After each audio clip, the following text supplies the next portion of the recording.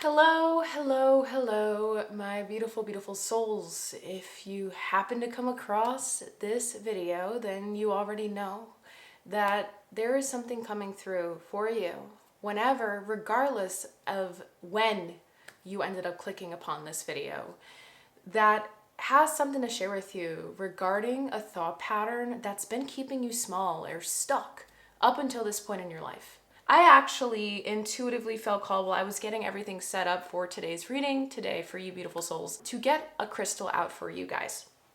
And I have a display case filled with a bunch of different crystals. And in this video for this topic, for this reading's theme and overall energy for all three piles, we have received Peter's sight for being the stone for you guys today.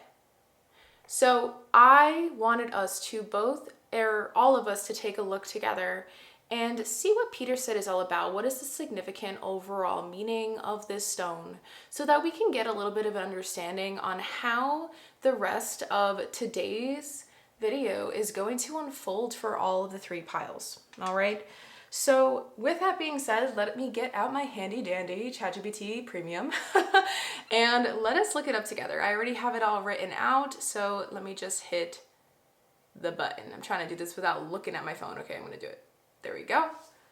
And let us read it together. It is a serious powerhouse. The most significant meaning of Peter's sight: the Tempest Stone, a crystal of transformation, spiritual activation, and storm-like interchange. Peter's sight is known for its... I should have shut off my phone, sorry.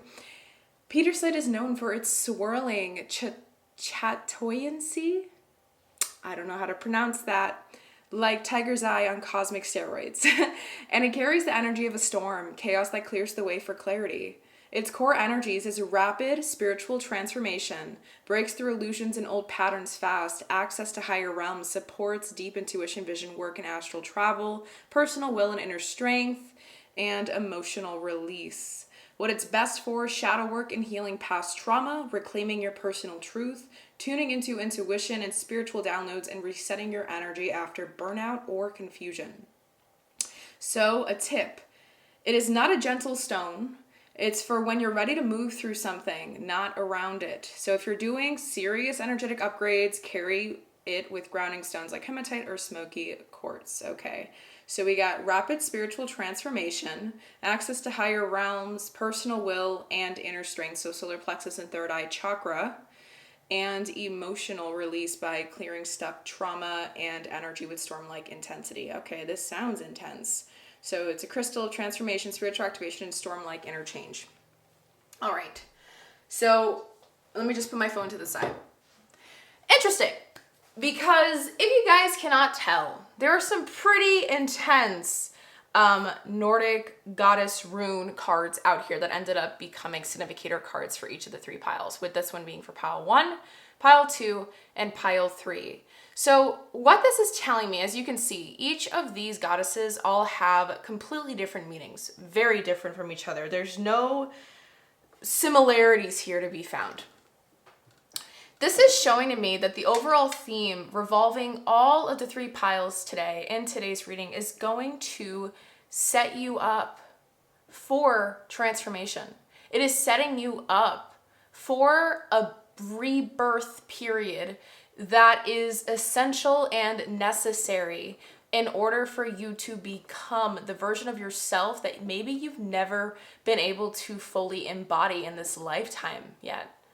Because I feel like, or have a gut feeling that what we are about to unravel together today, whenever you end up, or to the, when we go to the pile that you felt drawn towards and we dive into it all, I really have a big feeling that for all of you guys listening to this, what you are about to find out when it comes to the thought pattern that's been keeping you stuck in small, my beautiful soul, this is going to be a thought pattern that, or this reading is going to help you get a clue or get like a key to help you unlock something within you. And once we open that door of, or open up that can of worms together, it's gonna give you an opportunity to continue the unraveling on your own after this reading is complete and after you finish the video and everything, and you get to download and process it in your own time.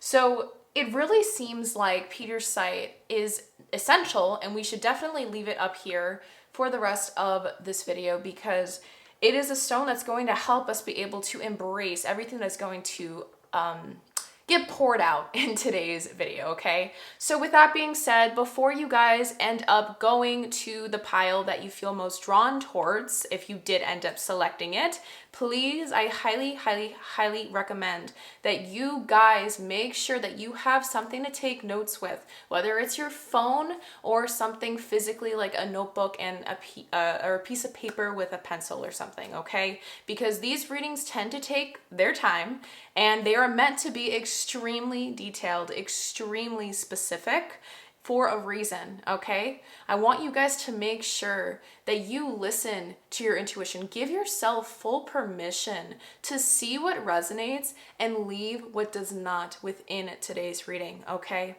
And with that being said, right before we begin, I wanted to just give you guys a little bit of a rundown on what to expect in today's reading, just so I don't have to explain it 3 freaking times throughout today's video. This is just easier for me, okay? And that way we can just get straight into it, and you guys don't have to hear me rambling on it when we go to your reading. So today we're going to be diving into what the exact thought pattern is that's been keeping you small, that's been keeping you stuck, obviously. Secondly, we're going to be looking at why this thought pattern has developed in the first place. So maybe we're going to get its origin story. Maybe we're going to get the blockages that happened, that got created or put in front of you, that started developing this spiraling within you in the first place. And then thirdly, what is possible for you? What becomes a reality for you after you overcome this thought pattern? And then obviously we got to check out how you can start shifting it today. How can you start shifting this thought pattern? How can you start breaking this thought pattern that's been keeping you small for far too long? So we're going to do all of that today, and I'm very, very, very excited, okay? So now I'm done rambling. I am very excited. Again, this is pile 1, pile 2, and pile 3. And if you guys do need a moment to still figure it all out and really dive in and center yourself, taking a couple deep breaths and just making sure that you're really following or leading yourself today from a place of peace or calm rather than anxiety, because sometimes anxiety will make us second guess the energy or where our energy is feeling most drawn towards when it comes to cards, okay? So just really continue to ask yourself the question that we have here, which is, what is the thought pattern that is keeping me small? Gaze over these cards, taking your breaths and taking your time, allowing your energy to get pulled towards 1 or 2 or maybe even all of them, okay? There's no right or wrong answer here. So just presence and absolutely no pressure. Take your time, and whenever you are ready, I will meet you in your selected pile. Hello, my beautiful, beautiful souls, and also my pile number 1s. So if I literally messed up my words the second I started. Let me start over. Okay, there's a lot of retrogrades going on as I'm filming this, including Mercury, which is right around the corner, and I'm feeling the shadow effects. Okay, my bad. If this is the card that allowed you to select this pile, the beautiful Aunt Sue's Nordic goddess and also rune for vulva, which says communication, wisdom, and message, then you already know that this is what you are meant to hear in regards to the thought pattern that is keeping you small or maybe even just holding you back entirely in life. We're going to be diving into a lot of beautiful things today, especially when it comes to, in a way, cutthroat things, brutally honest things, because, well, let's face it, who wants to feel like they're being called out? And this video, this pick a card, is what it's gonna be about. We're calling it out, and we're gonna make it as loving and emotionally held as possible, because I want you guys to know, okay? I have a heart. And when I do these types of readings, they're not to make you feel smaller or inferior. They are to bring a light into an area or facet of what makes you you that may have been hard to shine or flash if it was just you trying to look at yourself in the mirror and do the reflecting on your own, okay? So when it comes to this card, as well as the stone that I felt very drawn towards, the Petersite stone for the theme, the overall theme of this reading, regardless of what pile you did select. Petersite is a stone that doesn't play, okay? It's a stone that's very cutthroat, and it's no BS here. Because Petersite is the type of stone that you would want to have with you if you were in a moment in life where you are facing confusion, where you are feeling like you're kind of stuck in a circle or cycle, and you feel like you're going round and round, and you need something to just stop you in the middle of it, aggressively in a way, and kind of shake you and say, look, this is what's going on, and this is why you feel like you can't stop spinning in circles, because this is it. This is the truth, okay? You take what you can with it, but here, I'm telling you the truth. And it's funny how I felt so energetically drawn to it. We didn't really know the meaning until we looked at it together in the beginning of this video, right? And so it's very exciting. But at the same time, I am sensing energetically, just by looking at your card as well, there's this feeling of anxiety. I feel like when I'm looking, I don't even know if you guys can see it from this far, but her third eye is blue and then her other two eyes are green. You already know, I believe, this thought pattern that's keeping you small, pile number one. But you haven't been 110% transparent with yourself regarding how it's been affecting you up until this point. I believe that there may have been friends or just people that have told you it already, but they haven't said it in a way where it'll fully land with you, or kind of download within you in a way where it actually makes you want to do something about it fully this time around. And the fact that your significator card is the Ansuz rune, there is a lot of beauty to this, I'm hearing the origin of how this thought pattern got developed in the first place. Like, it didn't come from a bad, I don't know how to explain this. The way this thought pattern developed didn't come from bad intentions towards yourself. Like, you weren't trying to self-sabotage at the time. It was very unintentional. This doesn't necessarily, at least energetically, feel like you were hating on yourself when this thought pattern got developed. And we are going to take a look, before we start looking at the rest of the cards here together, at the storyline of this goddess Volva. I know what I'm saying, guys, I know. But I'm just trying to pronounce it. There's some accent with the O here. I'm so sorry if you guys are hearing me say the other word, because that's not what I'm saying, okay? But we're going to be reading the storyline and then the divinatory meaning of this rune a little bit further, because I'm still in the process of learning runes. I really have always felt drawn to Nordic mythology and just their culture overall. So hopefully these cards help me learn them in time, because I have these really cool rune stones I want to use in my future videos down the road.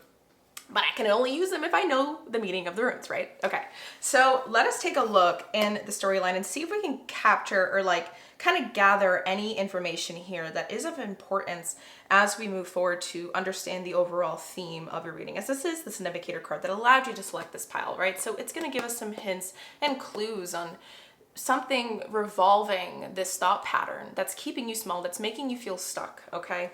So let us take a look at that together with the number 7. So there is some sort of, I forgot to mention that, yeah, the number 7, there is some sort of growth period. This is a cycle you're in the middle of. And I'm not saying cycle in terms of the thought pattern itself, but maybe a phase in your life, a chapter in your life that has some type of significance right now. Where the timing you're reading, listening to this reading, there's something like that happening, okay? So let me get to the page and we will start reading it together. Okay. I hate that I'm gonna probably pronounce it wrong, Volva. My power is great. Odin seeks my counsel to learn of his fate. Sayer, I practice, or satyr. My words speak true. May Ansuz bring wisdom and guidance to you. Vova, the name given to a Norse seeress who practices Seder. Vova prophesies the fates of men and gods using her shamanic power to traverse the boundaries between realms. Vova traveling the roots and branches of Yggdrasil to access wisdom before relaying the messages back. I'm so sorry, by the way, if anyone's really into this and I'm butchering the words, I'm so sorry. But let us continue. I'm trying my best, okay? The Volva, I know I'm probably pronouncing it wrong, spent many years perfecting her craft, often working in solitude and traveling from village to village, assisting those who require her services, and was paid well for her wisdom. Archaeological evidence has shown women believed to be Volur were found with expensive jewelry, staffs and seeds, perhaps used for hallucinogenic purposes.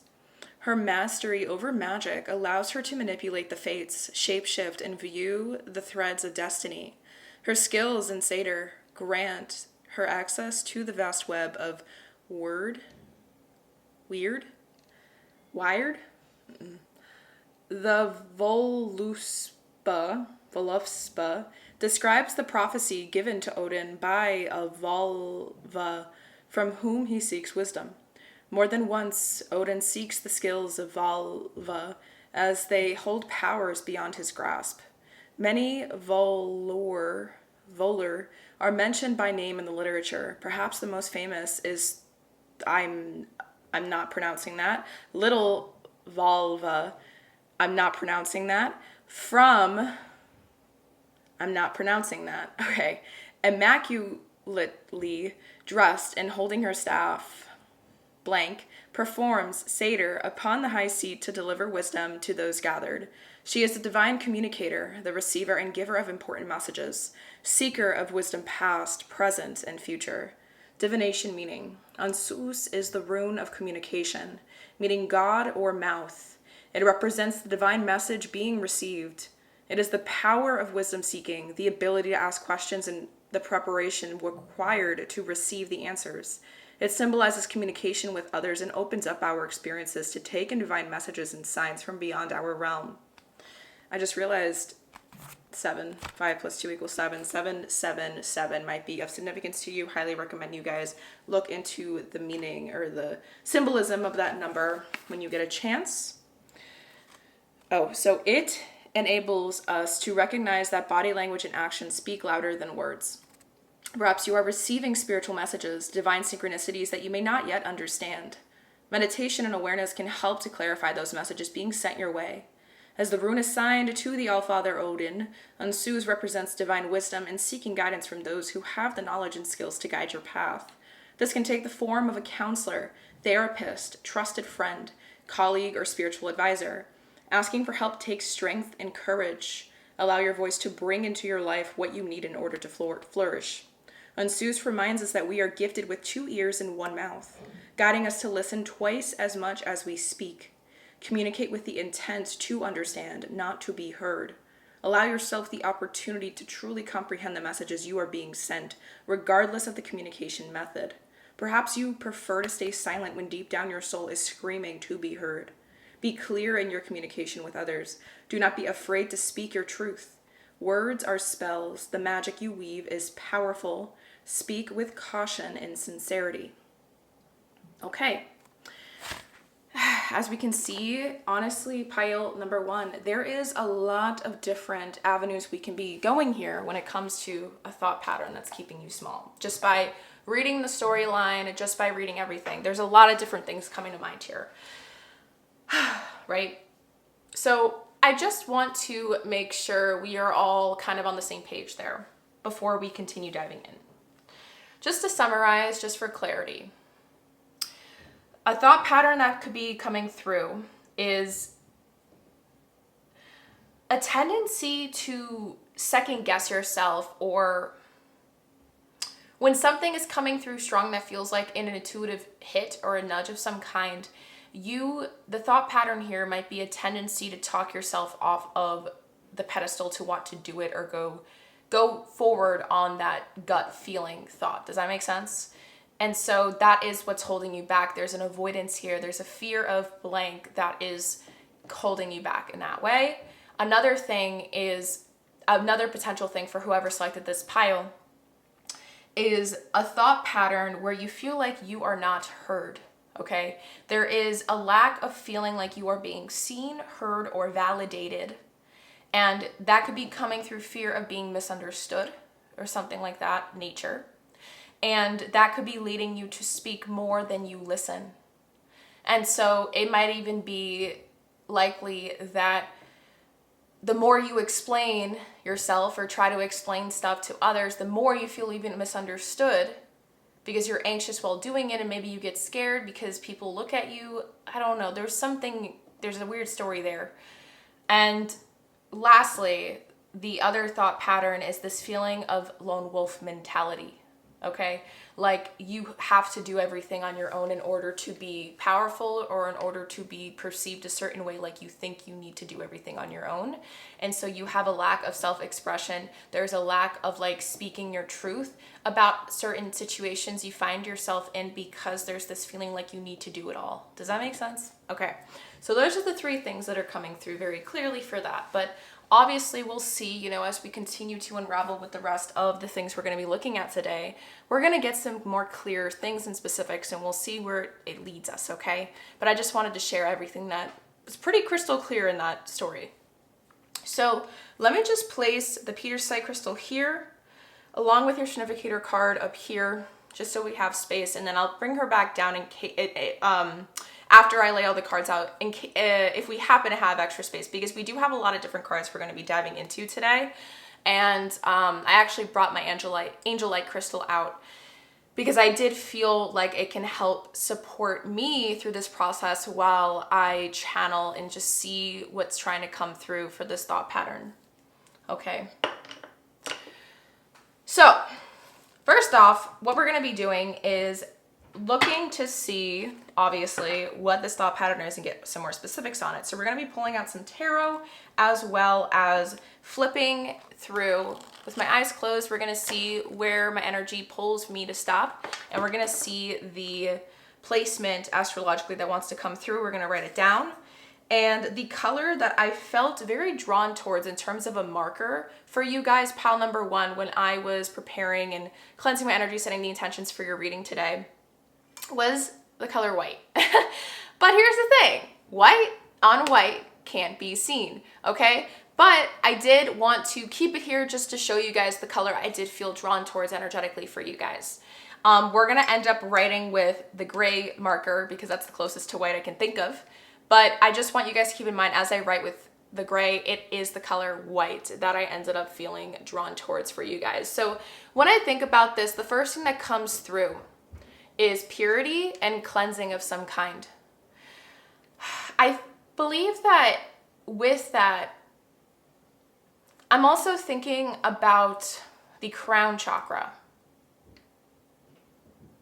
divinity, connection to things of the unseen, and a desire for inner peace. You want to feel more in harmony in your inner world, pile number 1. There's a lack of that. Maybe it feels as if on the inside there's too much noise going on and it gets overwhelming a lot of the time, so you just shut down. There's a lot of different things coming through because it really does feel like you're naturally very intuitive and psychic in nature. I believe that we all have the ability to get there and develop those skills. But for you guys, pile number 1, it comes a little bit more naturally than most people. Even when you're not trying to, even when you're not practicing it. And maybe you even feel as if you have wisdom that you don't really understand how it got there. You just know what's not good to do versus what is good to do. And I don't know how to explain that because I don't believe in labels. I believe our mind puts labels on things for what's good and what's bad in life. But there's this feeling of like, maybe you're very discerning in nature, or maybe you think before you do things, or perhaps it is the complete opposite of what I am saying, okay? There's this feeling though of wanting to be free. I'm picturing someone who's taking a nice deep breath and really letting their shoulders melt to the ground and just feeling like they can untense their body and just feel at peace. And there's a really deep desire for that right now. But this thought pattern is what's keeping you from being able to kind of access that fully, or at least it's a key to that whole lack of that in your life. So let us take a look and see what placement wants to come through here and give us some understanding on what this thought pattern is that's keeping you small right now whenever you come across this video. So what is the thought pattern that is keeping pile 1 small? What is the thought pattern that is keeping pile number 1 small? Okay, I have my eyes closed, by the way, guys. What wants which page? This one. Okay. Oh, interesting. I don't know if you guys can see it from this far. Let me check. Semi. I'll zoom in for you guys to see it. So we have the 5th house, Mars, the suit of action, with egotism being the key word. Mars in Leo. Leo rules the sun. You know, we revolve around the sun, or orbit around the sun. Mars is about action. Leo is creative, self-expression. Here is the little bit of a summary regarding this imagery here for the card. A strange bird, half cockerel, half man, crowned, stands proudly for all to see. Above is the Leo sun and a royal Egyptian scarab to show the eminent position of the cockerel. Mars in Leo. What is a scarab? I don't know what that is. Give me a moment because I feel like that's important here. So give me a second to look that up. Okay, let me see. Okay, I understand now. So with the scarab, it's one of the most powerful and enduring symbols from ancient Egypt, loaded with deep spiritual, magical, and protective meanings. And the thing that's sticking out to me in terms of all the meanings that I'm seeing here is the manifestation through willpower, protection during transformation, breaking old cycles, and spiritual awakening. Okay, like transformation and personal power. The evolution of the soul and overcoming adversity. Now I'm understanding. Okay, that makes sense why it would be with the Mars in Leo card in the 5th house, and I will explain. But let me just write this down so we don't have to hold this page open. The number 88 is where, the page 88 is where this card is. So maybe 888 has significance here with what I'm about to share. So I would highly recommend that you guys look up the meaning of 88 in your own time, like what it means, the symbolism, the message.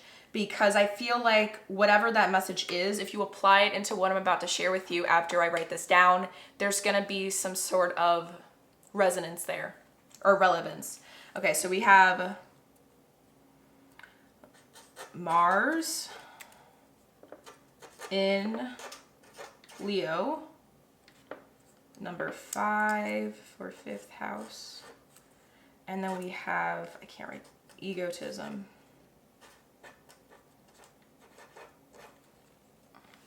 The suit of action, creative, self-expression. All right.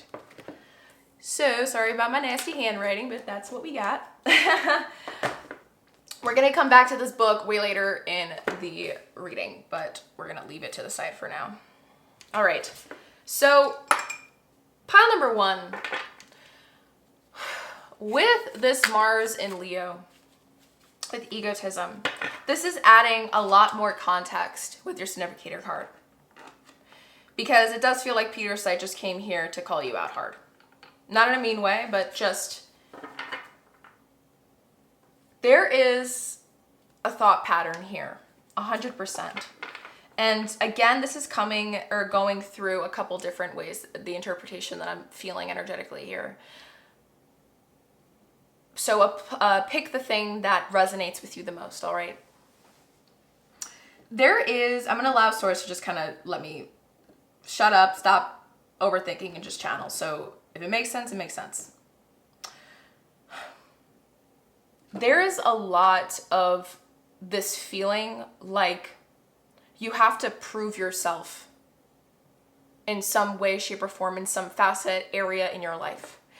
And it has impacted you to the point where you do feel like you have to do everything on your own, because there's a couple different things. There feels like there's a lack of trust here, a need to be rigid and control for some reason. And you have been able to endure a lot up until this point in your life, wherever you're watching this, through this thought pattern. But at the same time, it's holding you back because there's a lot of things in life that we can't do on our own 100% to get to where we're trying to be in life. And in any area, whether it's love, career, a friendship, like you trying to be a good partner, you know what I mean? Like there's so many different areas that you can apply this to, what I'm sharing, by the way. And this thought pattern prevents you from being able to fully let go with mistakes you may make or may have made in the past. There's this feeling of like, you can goof around with others, but it's hard for people to goof around with you to a certain point because of this feeling of being attacked. There's a little bit of a victim mentality here. I'm not gonna lie. Kind of associated with this thought pattern. And you really do feel like the world is trying to come at you for some reason.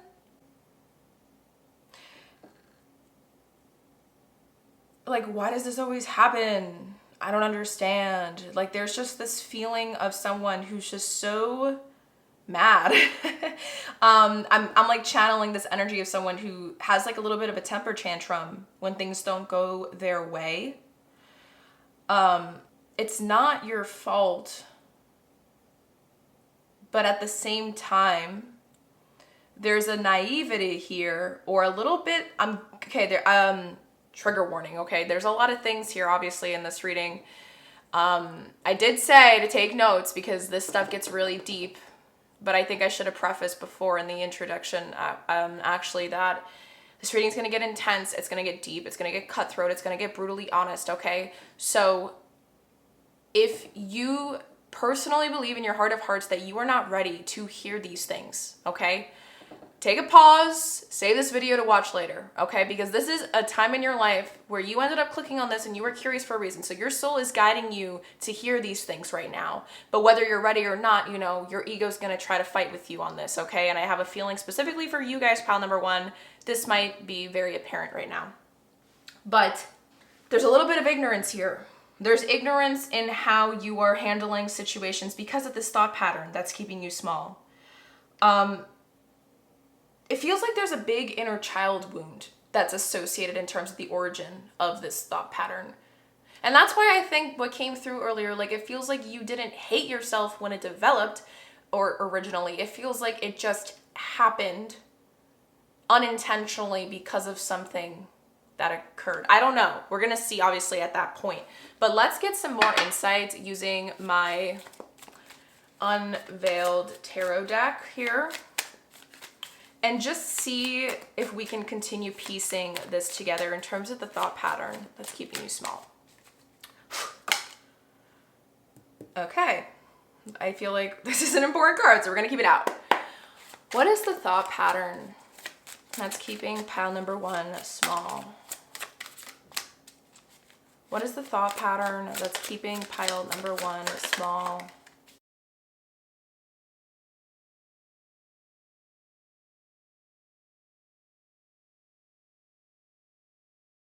All right. Back of the deck, this card wants to come like this. Trust. It just, energetically, I feel called to do this, actually. I'm letting Source take the lead here. Sorry, I'm trying to make sure it doesn't look too aesthetically unpleasing to the eye for you guys. All right. Back of the deck, we have the Puppeteer, which is a unique card originally, oh my god, I can't talk, originally for this deck of tarot. The Puppeteer. This is so unintentional. I really feel like you guys don't realize what you're doing. Damn. Okay.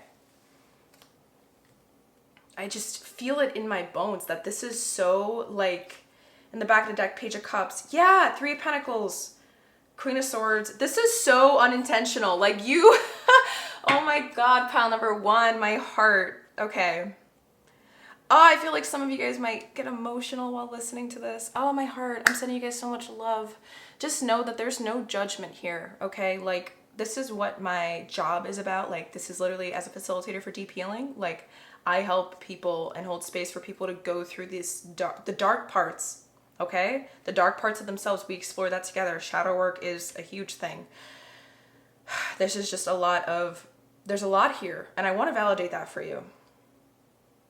Now I can kind of understand why there's this feeling of victim mentality here, but it's not your fault. I really feel like it's not your fault. But in a way, like, because it happened for this long, there's been a feeling of ignorance coming in because you know it's been there, eating at you and affecting you and people around you in some way.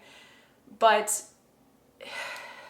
there's just that there's just nothing that's kind of, yeah. Okay.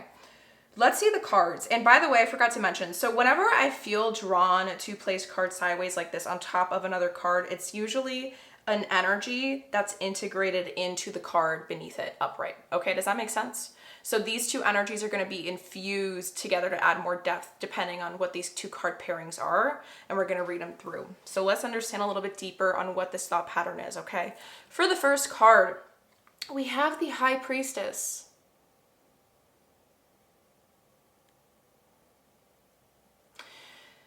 Okay, there's a big thing coming through. This is crazy. And it is feeding into what we were talking about earlier. But I'm going to keep thoughts to myself. We're going to put all the cards out first and reveal before I share.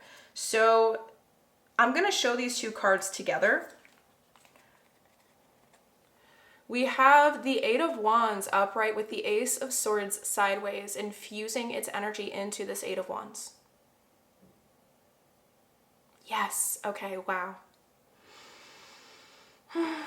I can like relate to this in like my personal experience in my like grow up when I was growing up, my household, family dynamics and stuff, but let's continue.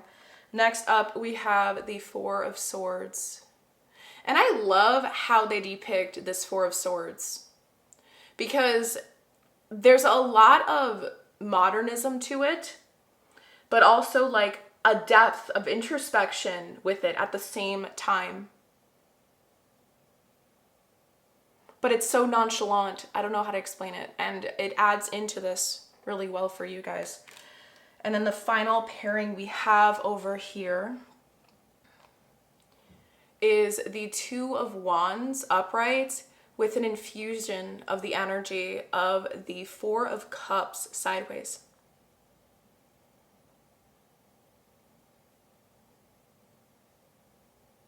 Okay. Yeah. You really feel like you're doing life alone. You feel like you don't have a choice. You feel like you can't trust anyone. There's this, and there's a lot of pressure. A lot of pressure. Pile number one. You put so much freaking pressure on yourself. Holy moly. Jeez. Like I want to cry because you are so hard on yourself. But it wasn't like that when this developed. Like the origin of this thought pattern, it didn't develop to be hard on you. Like it was a protection mechanism you did to protect yourself from something. But now you are so hard on yourself for doing it. Like there's this feeling of shame. But the shame doesn't overwire or overpower the dissociative state you put yourself in when this thought pattern starts to happen in real time in the middle of certain situations or circumstances you find yourself in. And it's like I said, you know what you're doing. You know what's happening. You can, like, there's a little bit of a feeling of self-awareness here. Like, 20% of you is self-aware of what's happening while you do it.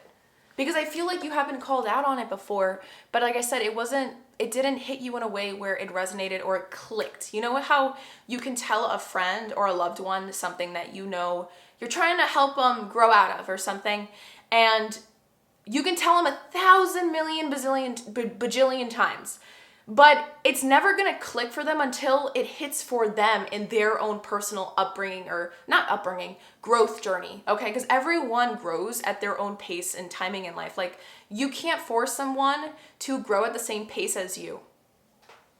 It just doesn't work like that. And I'm talking from personal experience.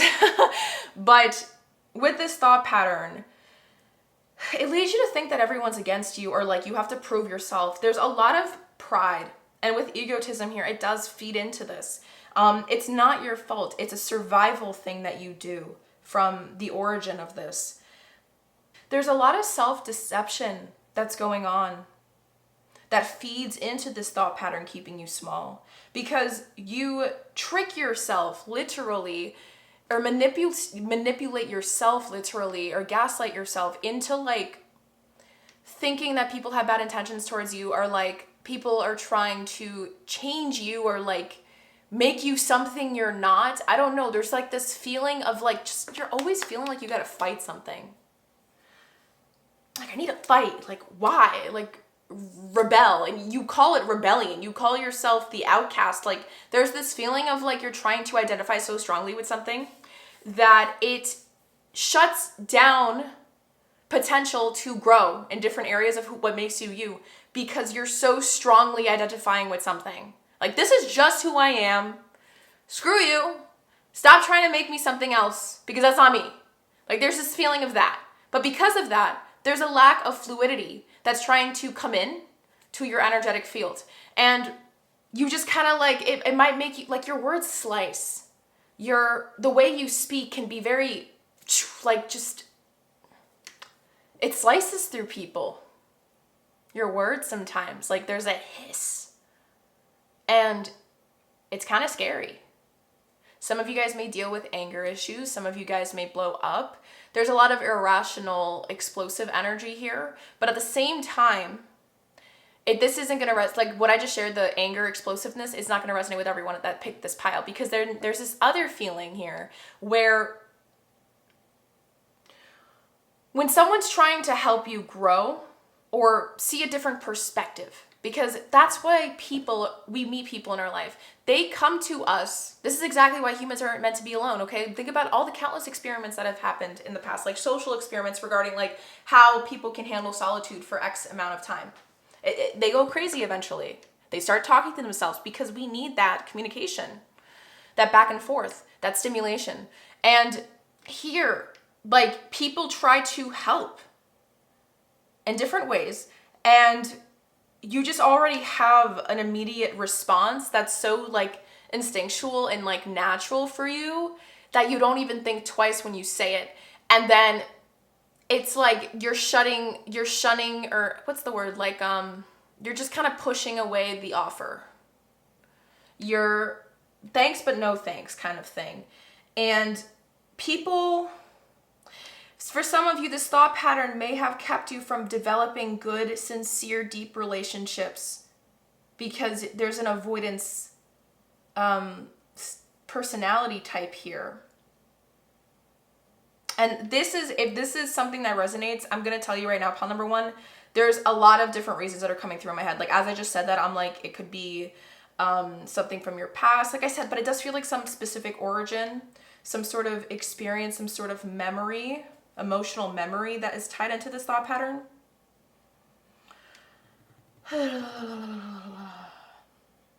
Okay, I think I shared everything that has come through up until this point. Now let us keep putting the pieces together and see, like, moving forward, why this thought pattern has developed, because I really want to understand like the origin story here, because I think it will help us continue to feed into it. And the thing here though is that you do have I just want to make this clear before I move forward. Pile number one, I can't stop like mentioning this because I told you, like, I feel like some of you guys are gonna get emotional. Like, you guys have such big hearts. but it's so hard for you to show that to people. Like, people really deeply misinterpret your first impression or something. Like, they don't realize who they're really talking to. Like, they don't realize that the person they're talking to in front of them actually has a heart made of pure freaking gold. But it's so hard for you to show that. It is so flipping hard. And I feel like there is a part of you that really wants to be that or like show that, and you hide it. You act so nonchalant on the surface. And it really just holds you back from a lot of different opportunities because of it. Opportunities that can help you grow. Opportunities that can help you get the things that you desire. Because maybe that's why you're so hard on yourself now, and there's this feeling of shame, and you kind of just accepted it. But this isn't the way to be right now, love. Like, this isn't... No. Okay, let's continue.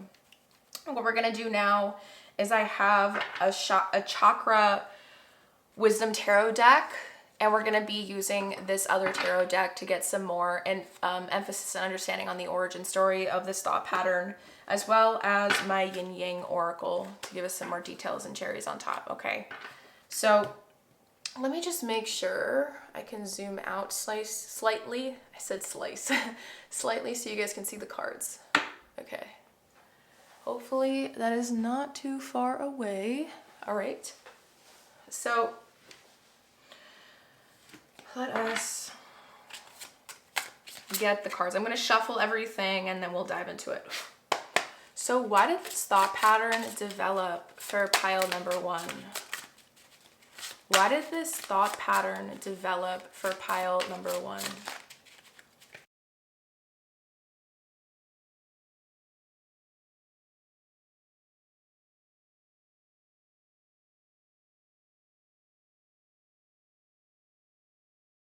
Okay, I got a lot of cards and I wasn't expecting to.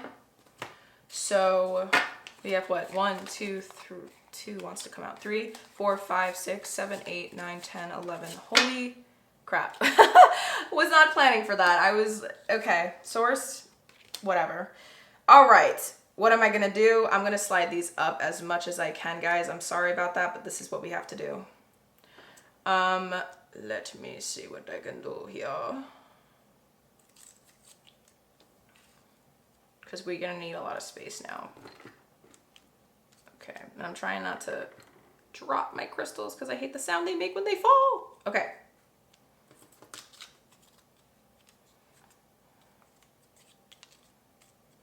Ace of Swords. I want you guys to be able to like see the words for reference. Okay. Puppeteer. There we go. This one wants to come out. What is it? Where I want to put it though? We'll see. We'll figure it out. Oh my god, that looks terrible. I hate when like I look up and I'm like, dude, like what did you just do to this setup? This is all tilted. Oh my god, I'm so sorry, guys. For anyone that has like OCD, this probably stresses you out like so hard.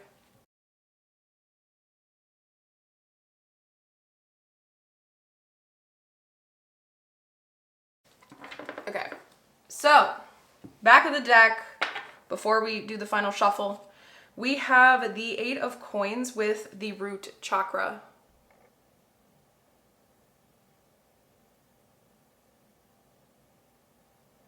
There's this feeling again like you had to do things on your own. But from a young age, because the root chakra reminds me of like our roots. Okay. There's a lack of trust because of it. All right, so why did this thought pattern develop for pile number 1? Okay. Why did this thought pattern develop for pile number 1? Why did this thought pattern develop for pile number 1? Okay. Let me just place this to the side. This was in reverse. Huh. Okay. I'm going to keep it in reverse. Normally these cards aren't meant to be in reverse, but it flew literally upside down and landed upside down. So I'm going to go with it. We have North Node, Cosmic, and Purpose. And then we have in reverse, Fire, Ace, with Leo, Aries, and Sagittarius. So maybe these placements might be of significance. North Node in your chart might be of significance. Highly recommend you guys look it up and understand the meaning there if you guys know how to do that. Or you can share with me in the comments down below and I'll help you. Give you guys a little bit of information on that with what I can. You would have to tell me your house placement with your North Node and the sign though, okay? So someone shut something down and you feel like you need to rebel or revolt against something. Like there's a revolution inside your inner world that you feel like you have to keep fighting for. Like there's a cause you're trying to keep fighting for yourself. And it's led you to feeling like everyone's trying to fight that, like fight against that revolution. Does that make sense? Like they're against it for some reason. All right. So before we start diving into these other 10 cards, let's look at the significator energy that wanted to come through. So we have the Knight of Cups with the throat chakra coming through. Pursuing something that was heart-led, and that's why I think now you are on such defense mode, because this is something that you really deeply care about, that you feel like you have to fight for. Something you really seriously, deeply care about. Okay, let's begin. This one wants to come through. This one wants to go on top of it, so, okay. Oh, funny. So this is the same color, yeah, with the throat chakra. Let me just make sure. Okay, yeah, sorry. I just wanted to make sure it was the right color because sometimes this can be a third eye color. So with the throat chakra, we have, oh, the Knight of Coins. Oh my God, what the heck? All the knights, I just realized. We have, well, we're missing the swords, but we have the Knight of Pentacles. Beautiful card. This is such a pretty card. And then we have the Knight of Wands sideways, infusing its energy on the Knight of Coins. Yeah, like this was something you had to fight for, the origin, for such a long time. This is really like confirming to me though, how all these knights literally compiled together here at the very beginning. It's like, the reason why the thought pattern has stayed here to this day within you is because you still feel like I don't know if this is a certain group of people in your life when it comes to this origin story that haven't given you something you wanted. And so your ego, your soul, it's your ego, survival. It's constantly trying to get this feeling or understanding from everyone else around it, but it tackles it the wrong way because there's this feeling of the way that you speak to others or handle others in different situations. You don't have to communicate with them or react to them in the way that you did with this person or these people from your past where I developed this thought pattern in the first place. And so there's a lot of misunderstandings. Like there's a lot of, I just keep picturing like a lot of arguing, like a lot of quarrels and just feeling disappointed all the time. This feeling of disappointment. I don't know if it's from the person that you'll try to talk to or if it's you being disappointed about the outcome of it yourself. Next up, we have the Five of Swords. Again, a lot of throat chakra energy. And again, this also confirms the Ansus room coming out for your significator card. It's about communication, wisdom, and message. So we have the Five of Swords. Yeah, like you fight yourself on it and you fight, like these are people walking away. I actually love how this deck portrays it, actually. I just realized. So, I don't know if you guys can see it fully. Okay. This woman, she's turning her back. Like it's showing the motion of her turning. This is the same person, just their back is turned. And this person has their guard up. That's egotism. That's Mars and Leo energy. And no one can get through it. When I see this hand in front of him, it reminds me of someone trying to protect what is rightfully theirs. They feel like it's rightfully theirs. And the fact that it's placed right in that womb space area, yeah, right underneath the belly button, the groin area, like that's the reproductive area. That's the area of the sacral chakra. And that's about passion, that's about emotions, and that's the place of vulnerability. So the fact that that's coming through like this is something that you protect with all your might. And if anyone threatens it in any way with this thought pattern, if anyone threatens it, the thing you're trying to protect, you go full like ham on them in different ways, depending on who you are while listening to this. Next up, we have the Queen of Coins, also known as the Queen of Pentacles. Oh, interesting. Sorry, I'm looking at this card and I realize there's like a lion here. I've never seen a Queen of Pentacles with a lion depiction here. And this is the third eye chakra. She knows her worth. The Queen of Pentacles is a queen that knows her worth. She knows her craft. She doesn't need anyone. Like, she doesn't second guess her abilities or skill. She's very grounded in who she is. But here's the downside, what intrigues me here. And what's funny is we're going to continue like layering it up for clarity, right? So I find it interesting that this ends the first row here for you. With the Queen of Coins coming up like this, and we literally just have throat chakra everywhere and then third eye to end. With this lion, she knows her worth. The downside to this, because of the origin, is that she has so much trouble getting feedback or constructive criticism. She has trouble swallowing. She has trouble hearing it. She has trouble accepting it when it's in its wounded state, because she thinks that she's good as she is on her own. I'm hearing, okay, very specific. Some of you guys who chose this pile might be in a good financial position in life right now. And because you got in that good financial position, like maybe you studied really hard to get to where you're, I don't know, like a good job, secure, something. You think that that's like what life is about, like having this power in some way, success of some kind. And so you don't think you need to change. Like, you don't think you need to be anything else than what you are, or the version of yourself that led you to this success. Like, there's this feeling of like pride, like you're proud of where you've come. Like, your self-worth is strong, but it bites you in the booty, because when there's a opportunity to do some more personal transformation work, it doesn't, because you felt so alone for a good chunk of your life doing this, getting to your success on your own, because you did, in some way, an area, you did a lot of things on your own that you're really proud of. It has led you to feeling like you don't need to do anything else. Like, people should just accept you exactly as you are. And I don't know, it just, the feeling of like having trouble with like, relationships keeps coming through here. And that's something that keeps getting in your way. Like, when it comes to this thought pattern that's keeping you small, like maybe that's an area that keeps coming through.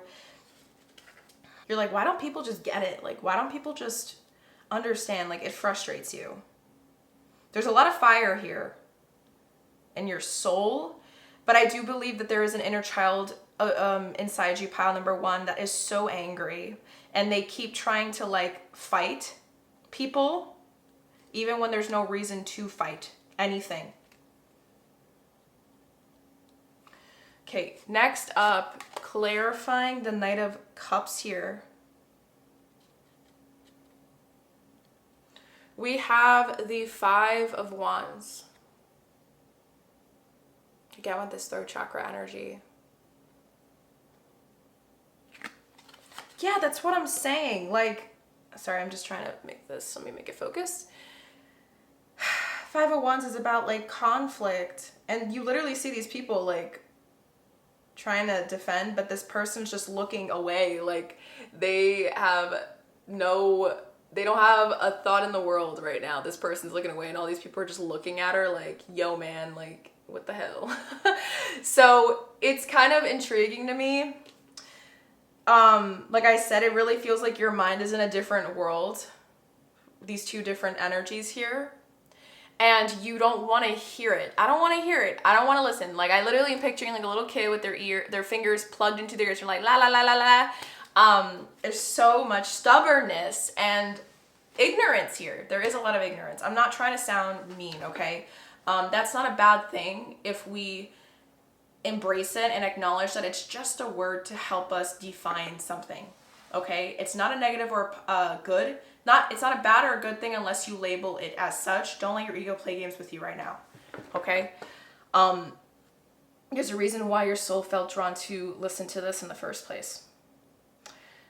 This means here, clarifying this Knight of Cups, this is showing to me how you still feel like you need to fight for something, fight for a cause, fight for something that makes you you, but you don't mean to. Like, you are, it's like while you fight others, you're fighting yourself on the inside at the same time because you don't mean to do it. That keeps coming through. I know I said that earlier, but the origin here, it was a journey. It was a journey of you having to always fend for yourself that led you to having this thought pattern. That's why it said, like, you didn't hate yourself when you, like, I don't think, hate is a very strong word, okay? Like, I don't even use it in my vocabulary. But when I'm saying that, I mean how people can develop something like they're like, I'm so bad. Like, maybe they have a thought pattern revolved around guilt. For you guys, like, this thought pattern was really a defense mechanism trying to protect yourself. Like, you cared about yourself enough to develop it. Does that make sense? I hope it makes sense. Oh, this is upside down, but this wants to come out anyways. All right. We have the Seven of Pentacles coming through. Oh. Is this the crown chakra? Let me make sure, because I believe it is. It has to be. Give me a second, guys. I need to make sure that I'm not mixing these up.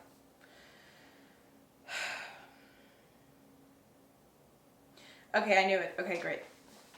I was right. Okay, this is the crown chakra. This is the third eye chakra. Just trying to make sure.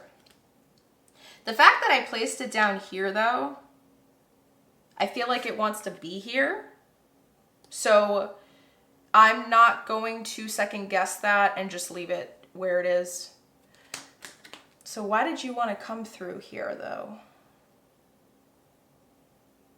I think this is further emphasizing this duo next to each other with the Queen of Pentacles and the Seven of Coins.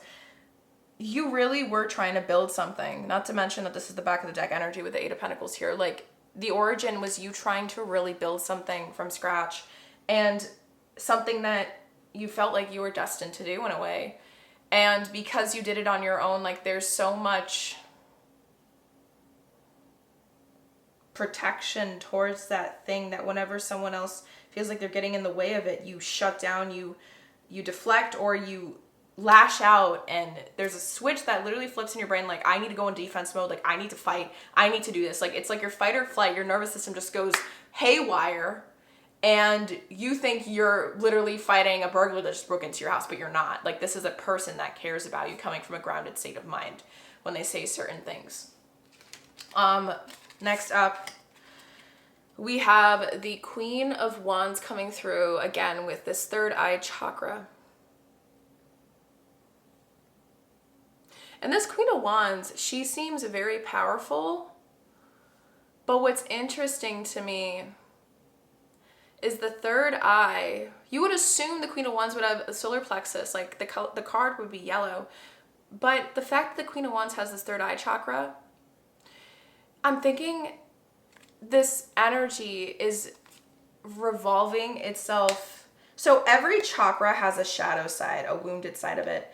And the third eye is about illusion. Like, when there is illusion happening. And this is giving me like a feeling of somebody who, when they fight this origin, you kept thinking you had to do it alone, but I think maybe you just also had trouble asking for help. You had trouble being vulnerable. You had trouble, like, you thought asking was weak, or you thought something was weak. I don't know, something that you didn't want to do, you refused to do during this journey, you thought was a weak action to take or try or something. And so you never did it. And it's like you kind of built a huge story line in your head that needs to slowly become re-unraveled now, because this thought pattern that developed from it has led you to having a lack of something in a certain area of your life, even though you have some other area of your life that's good now because of this story, the origin story. Does this make sense? I hope this is making sense, pile number one. But it was all built on like a self-deceptive thing. Like you kept thinking people were against you or like trying to attack you, but they would just ask questions, or like they weren't trying to really like get in your face and judge you and like make fun of you. But it was hard to not see it that way, is what I'm hearing too. Like it, like there's probably other people like you would talk to about this, maybe in your immediate circle, I don't know, and in the past, and then they would like be like, yeah, like I would feel the same way as you. And so it would keep affirming to you this perspective, and then the origin continued to get built. Does this make sense? Next up, again, we have a crown chakra energy, and it's crazy. The Seven of Swords comes out directly in the middle, right underneath the Five of Swords. To clarify, that's crazy. Seven of Swords here. I'm trying to make this focus, guys. Sorry. That's crazy. And with the full moon in the back, it's like you have fully embraced something. You have fully understood, like, I feel like this origin story also shows you the completion. Like, you just believe that you have to fend for yourself. Everyone's against you. Me against the world type of energy. Lone wolfing it up. And then after that, this need for self-worth, strong, overly active ego has become developed, and then the thought pattern was born. Last two cards we have here is the Six of Coins, again with this third eye chakra energy.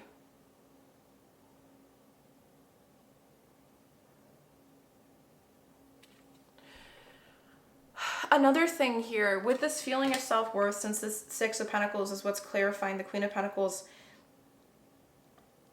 you really think you know it all in a certain field.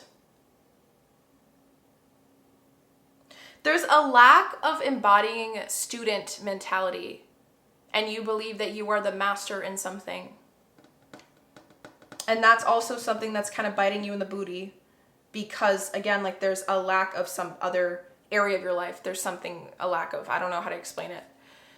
Next up, lastly, we have the one and only root chakra card, and then the back, that's crazy.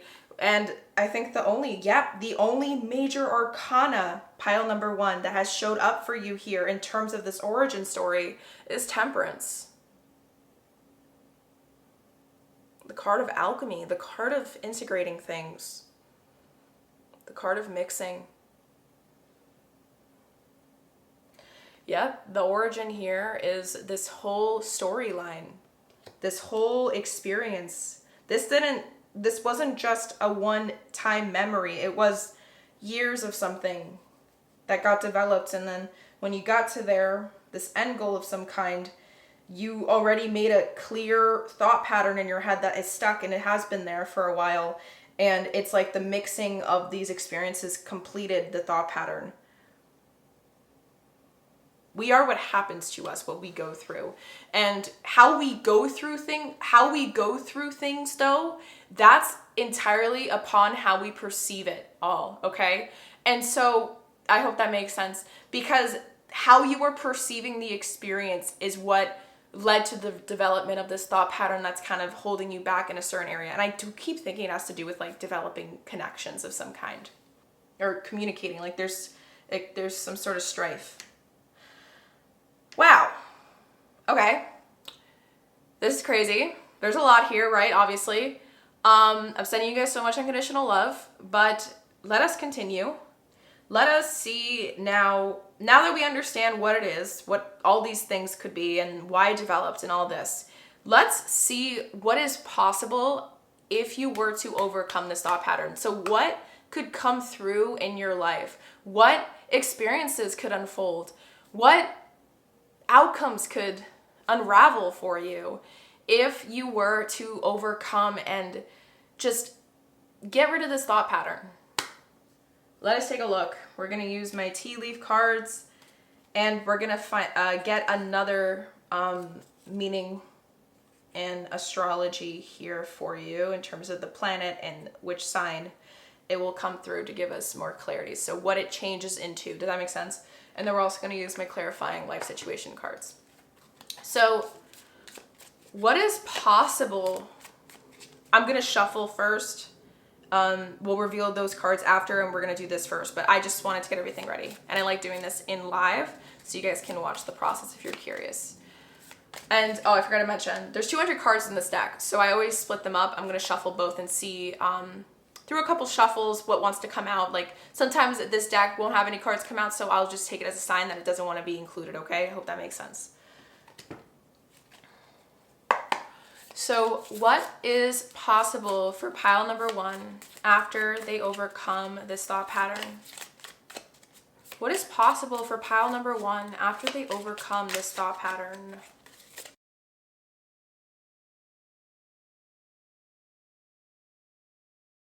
Okay, nothing wanted to come through, but I do feel called to show the back of the deck energy. We're going to show that actually. Anything to do with back of the decks, I always reveal in the process. So back of the deck, ooh, wow. We have needle and thread. A sincere wish will be granted. And I think with the needle and thread, it's showing me that it's through you going through the process, doing something differently this time, how you work with this needle and the thread. This is how the sincere wish will be granted. But let's continue. Let me shuffle the other set of the tea leaf cards. I'm going to place this on top. Okay. What is possible for pile number 1 after they overcome this thought pattern? What is possible for pile number 1 after they overcome this thought pattern?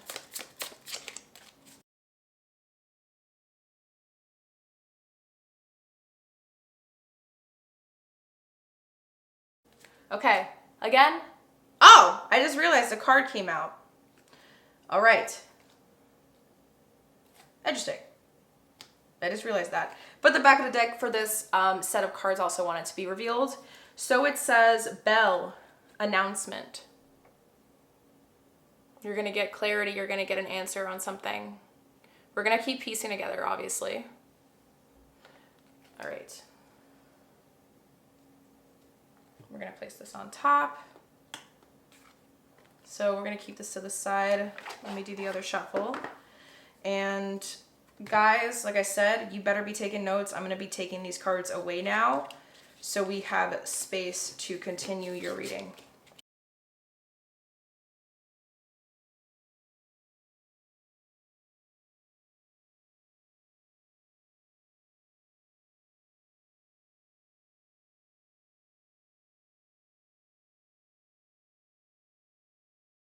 So we have this, and also because I was going to shuffle this. I have to shuffle it the fancy way because there's meanings on both sides. We're going to see what comes through. So what is possible for pile number 1? What becomes possible after they overcome this thought pattern?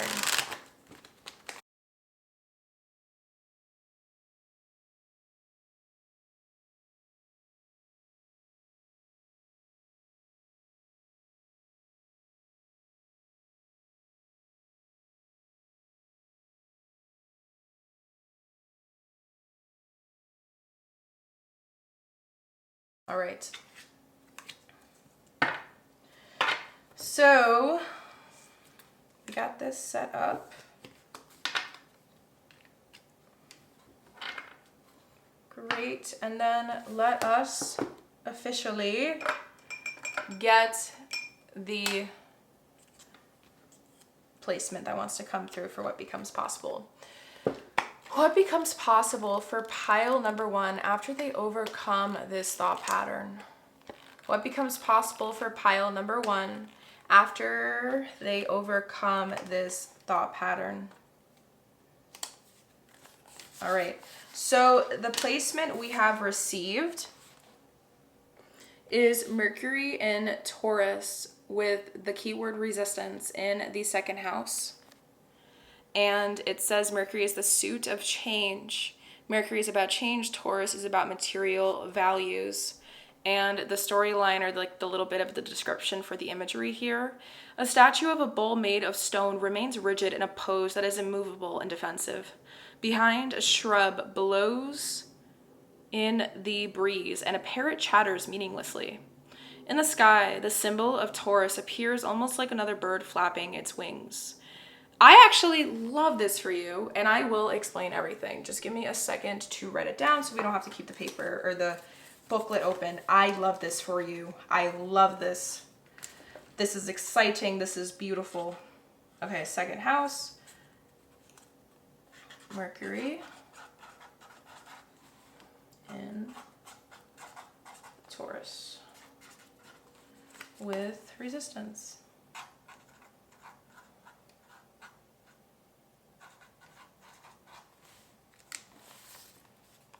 And before I can say anything, I want to reveal the rest of the cards. Okay. So we have a sincere wish will be granted an announcement, but for the rest of your cards, we're only going to read the meanings that are upright. We have Cavern of Secrets. Unveil the, let me make sure you can focus. Unveil the hidden wonders within the shadowy depths of enigmatic secrets and concealed wisdom. Unveil the hidden wonders within the shadowy depths of enigmatic secrets and concealed wisdom. Cavern of Secrets. Okay. Interesting. Some of you guys might be in a relationship while listening to this reading. One that you care about deeply. That just came through. Some of you guys, not everyone, obviously. Next up, we have Hear What's Unsaid. Finally, tune into the silence for truths that words cannot express. Listen deeply. Hear what's unsaid. Tune into the silence for truths that words cannot express. Listen deeply. Do you guys not notice the pattern here? There's a lot of communication cards coming through. And lastly, for clarifying life situation cards, we have Take Great Care. Nurture yourself, prioritize well-being, and tread gently on your journey ahead. Take great care. Nurture yourself, prioritize well-being, and tread gently on your journey ahead. And lastly, we have Cobweb. Yes! Yes! Beautiful. This adds clarity. We have Cobweb. Protected from negative forces beyond your control. Protected from negative forces beyond your control. Yes, yes, yes. Yes, pile number one. I love this for you. This is telling me a clear thing that is possible for you. Finally, if you were to overcome this negative thought pattern, which we're going to dive into, we're going to understand how you can start shifting it, okay? Don't worry about that. I'm not just going to leave you here. With Mercury and Taurus. Wow, this is great. I'm happy. I'm very happy with this.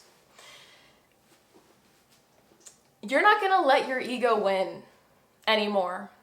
After you overcome this thought pattern, pile number one, you are going to be able to start finally listening to people and what they have been trying to tell you all along in a way where there's self-awareness and there's an ability to sit through the uncomfortable things they may say, but with ears wide open and a heart open to kind of absorb any feedback that is critical for some type of situations. Like whenever you find yourself in things that are like, these are essential conversations to have, where it'll help the dynamic of something better or change. Like it just feels like you're going to be able to stop listening to this storyline.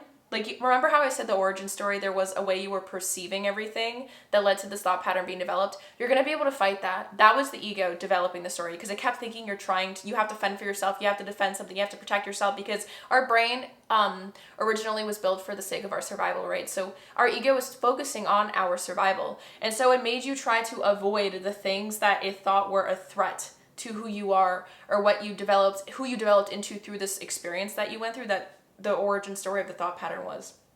And if you were to overcome this thought pattern, you're going to finally be able to not listen to that voice that nags at you and says, oh, this person's trying to attack you right now. Oh, this person, they're doubting your character.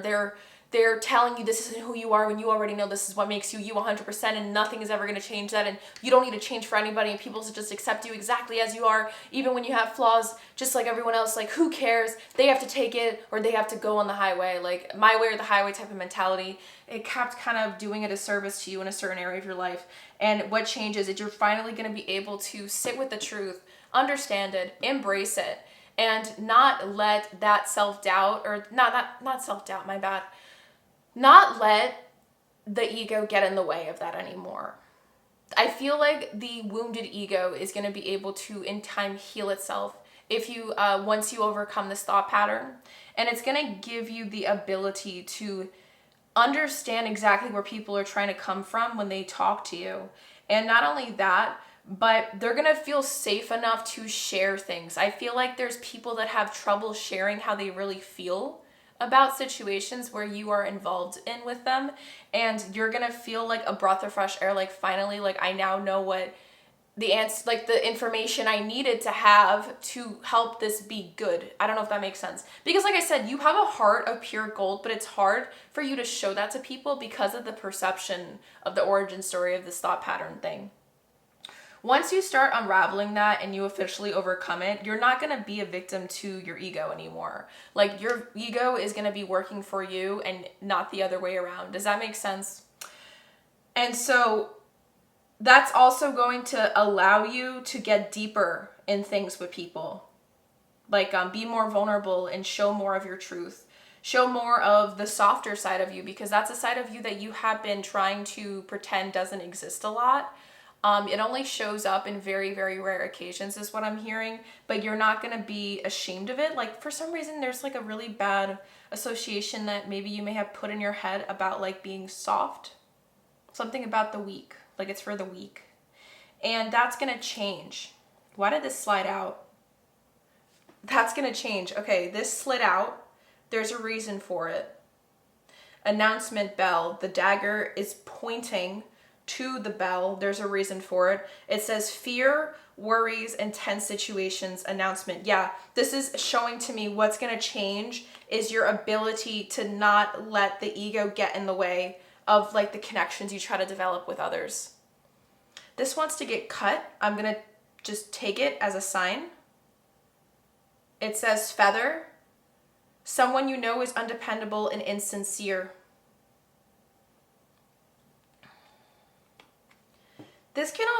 This is making sense now too. This can also be you feeling like you can't tell the truth. Like,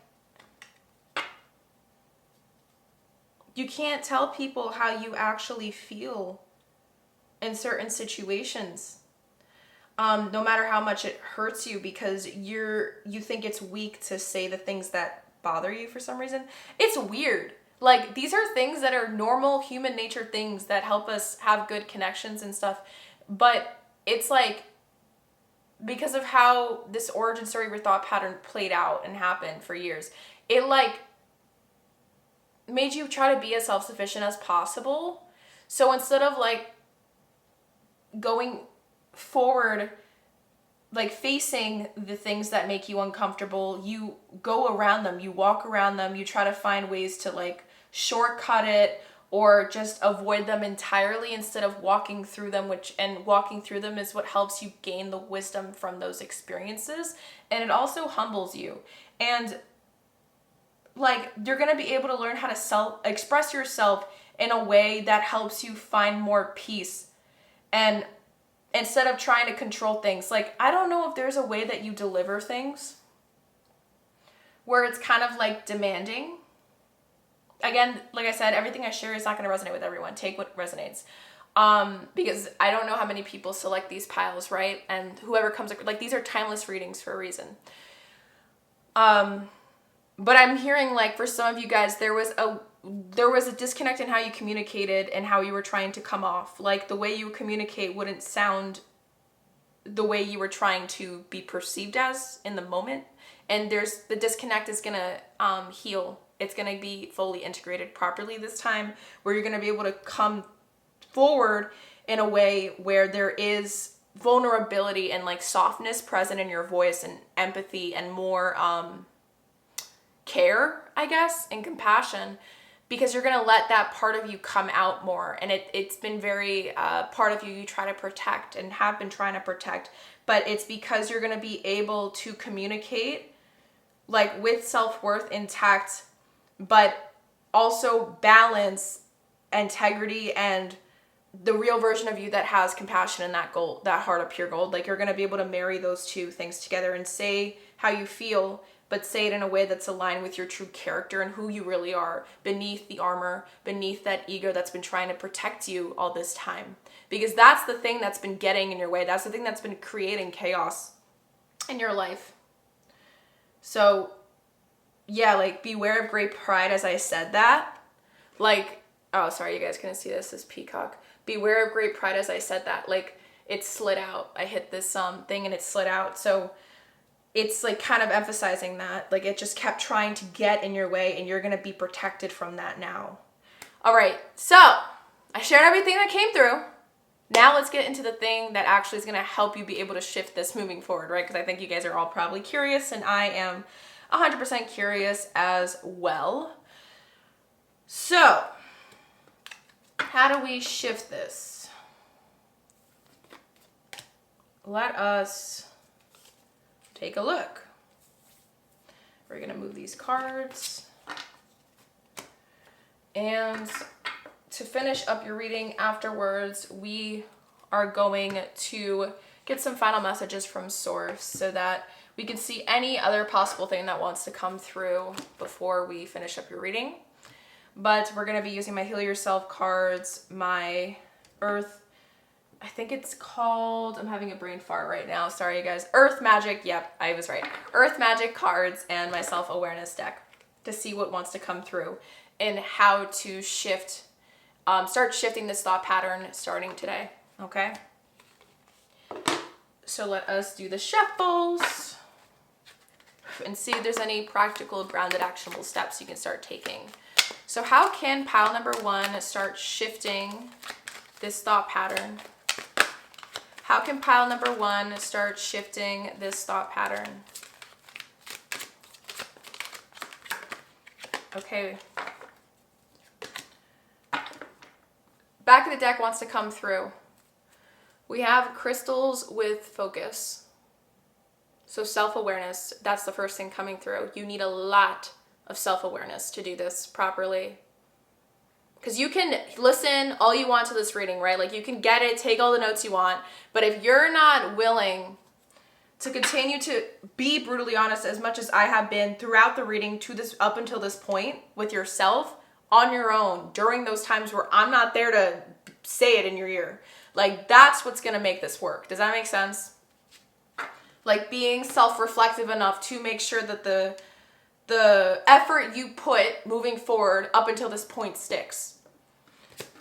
Let's continue shuffling. How can pile number one start shifting this thought pattern within them?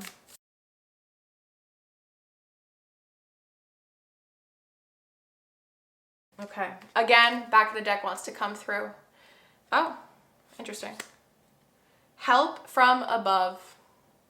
We have help from above. Yes, I like this. I'll explain. And I think this has to do with the Petersite crystal that was the crystal that I felt called for this whole energy of the meaning of this whole reading, this pick a card video. So I find that very, very beautiful. We have focus and help from above. So I feel like you're going to have, there might be little slip ups that you're probably worried about. Like, you know, you can't be perfect during this journey. Like no one can. And I do think that your feeling of trying to be perfect, the amount of pressure you put on yourself, pile number one is going to be your biggest enemy when it comes to, or setback, that's a better word, because I don't want to say enemy, that's so harsh. Your biggest setback in terms of trying to make this work, because you're To do this properly, this whole experience that you're going to embark on while shifting this thought pattern is going to be one of the self-knowledge, the more knowledge you gain about who you are and how you do things. Like, it seems like you're going to be embarking on a self-discovery journey while doing this. And so you might actually learn things about yourself that you wouldn't have ever been able to kind of gain knowledge of if you weren't to listen to this reading prior.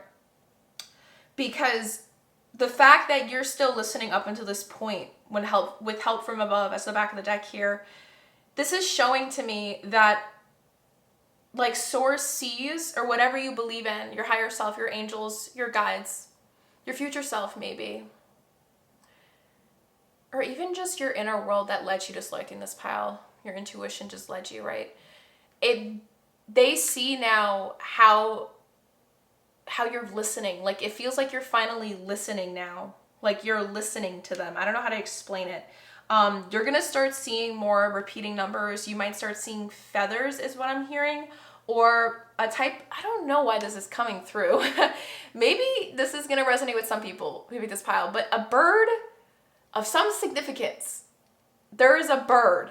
I don't know what that means. Could be a dove. Could be a pigeon.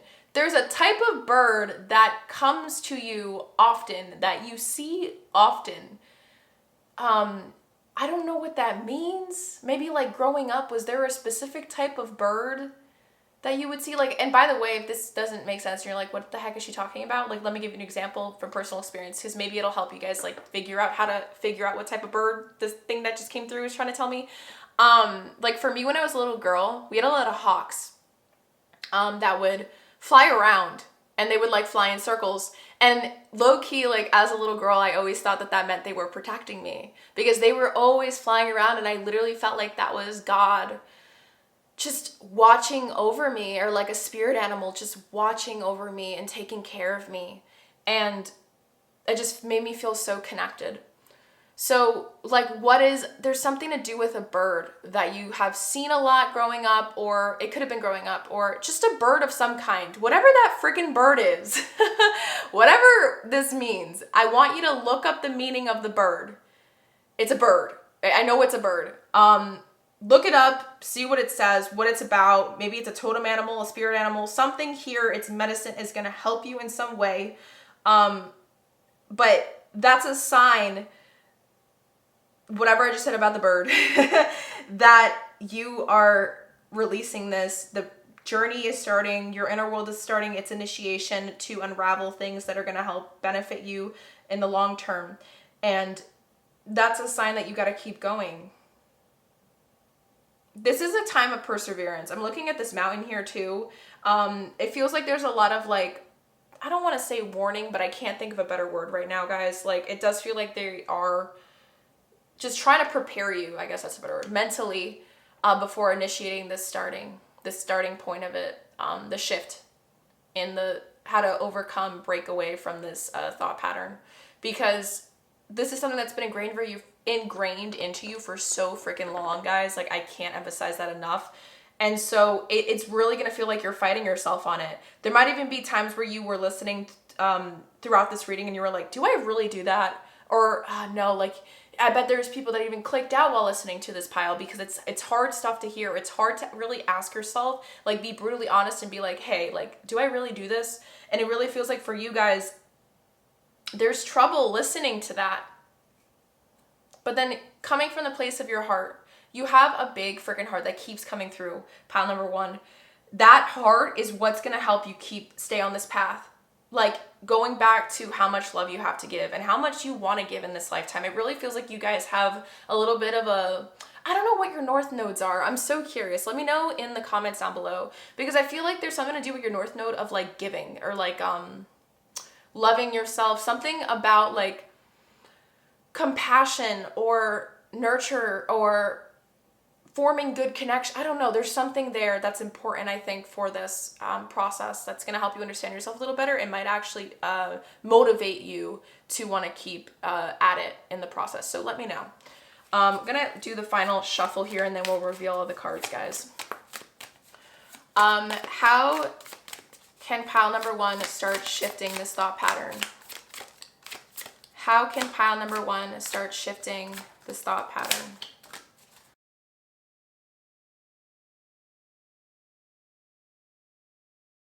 Okay.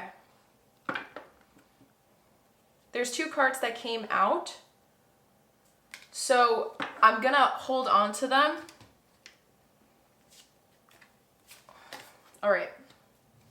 So these are cards that are very introspective. They're for self-reflective purposes. This is something you can journal about in your own timing once this video is complete, or you can just really sit with the question as we dive into it and read the back of the card together. I'm gonna reveal these. Do I want to reveal them now? Let's look at these first because I don't want this to get in the middle of this other stuff. Does that make sense? Okay, because these can be very like deep and self-analytical. So the first card we have here with Earth Magic is music and harmony. And the strings like playing. And then this person is playing another thing with strings. And then it says help from above. And they're 2 different decks. I'm getting ideas. Okay, last card we have here is dreams with the number 3.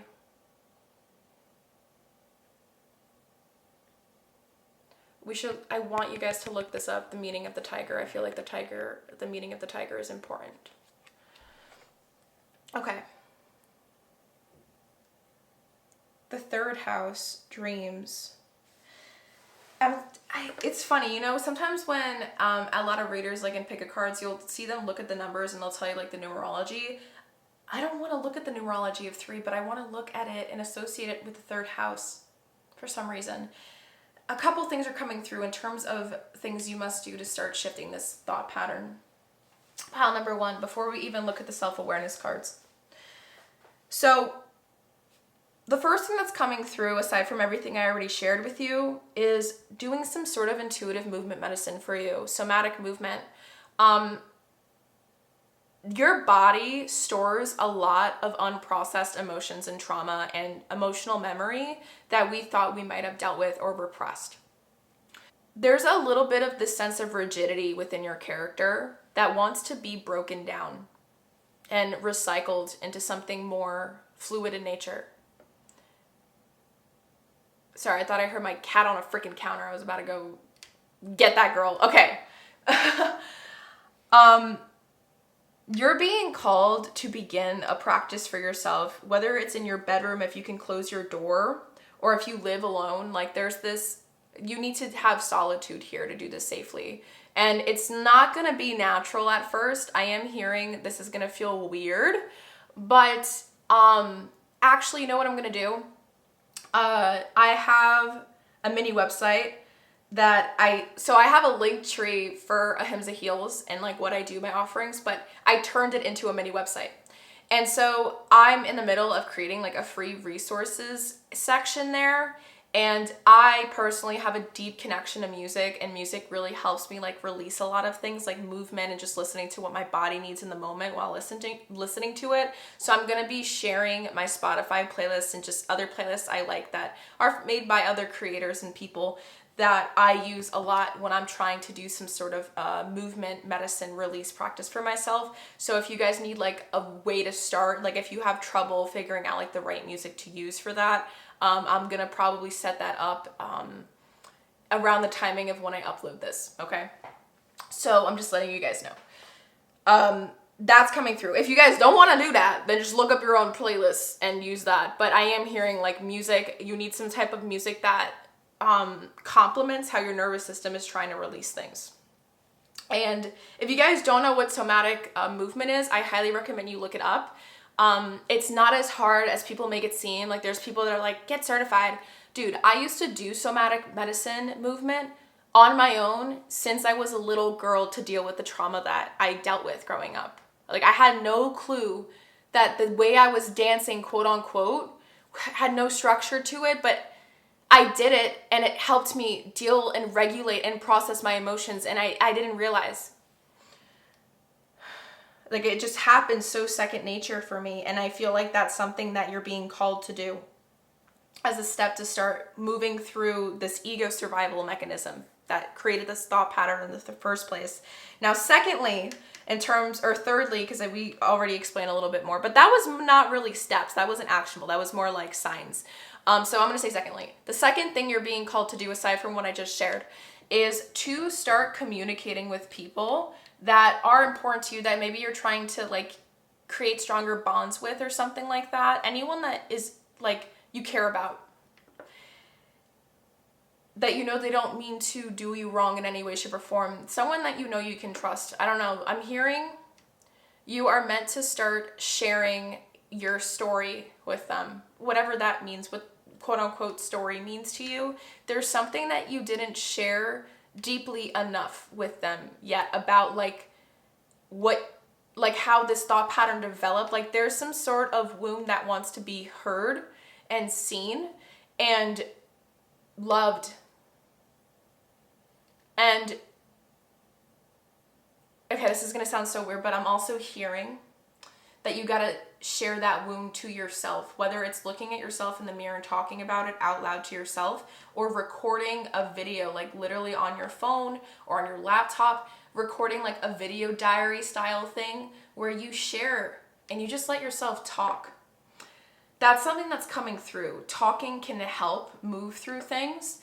If talking is something that you're like, I don't really know, then writing is probably another thing that wants to come through. There's something about like expressing it, because this whole journey that you went through, that was the origin story of this thought pattern, had to do with a dream or a goal or endeavor, something you were trying to fulfill for yourself. And so there is a heart connection to it.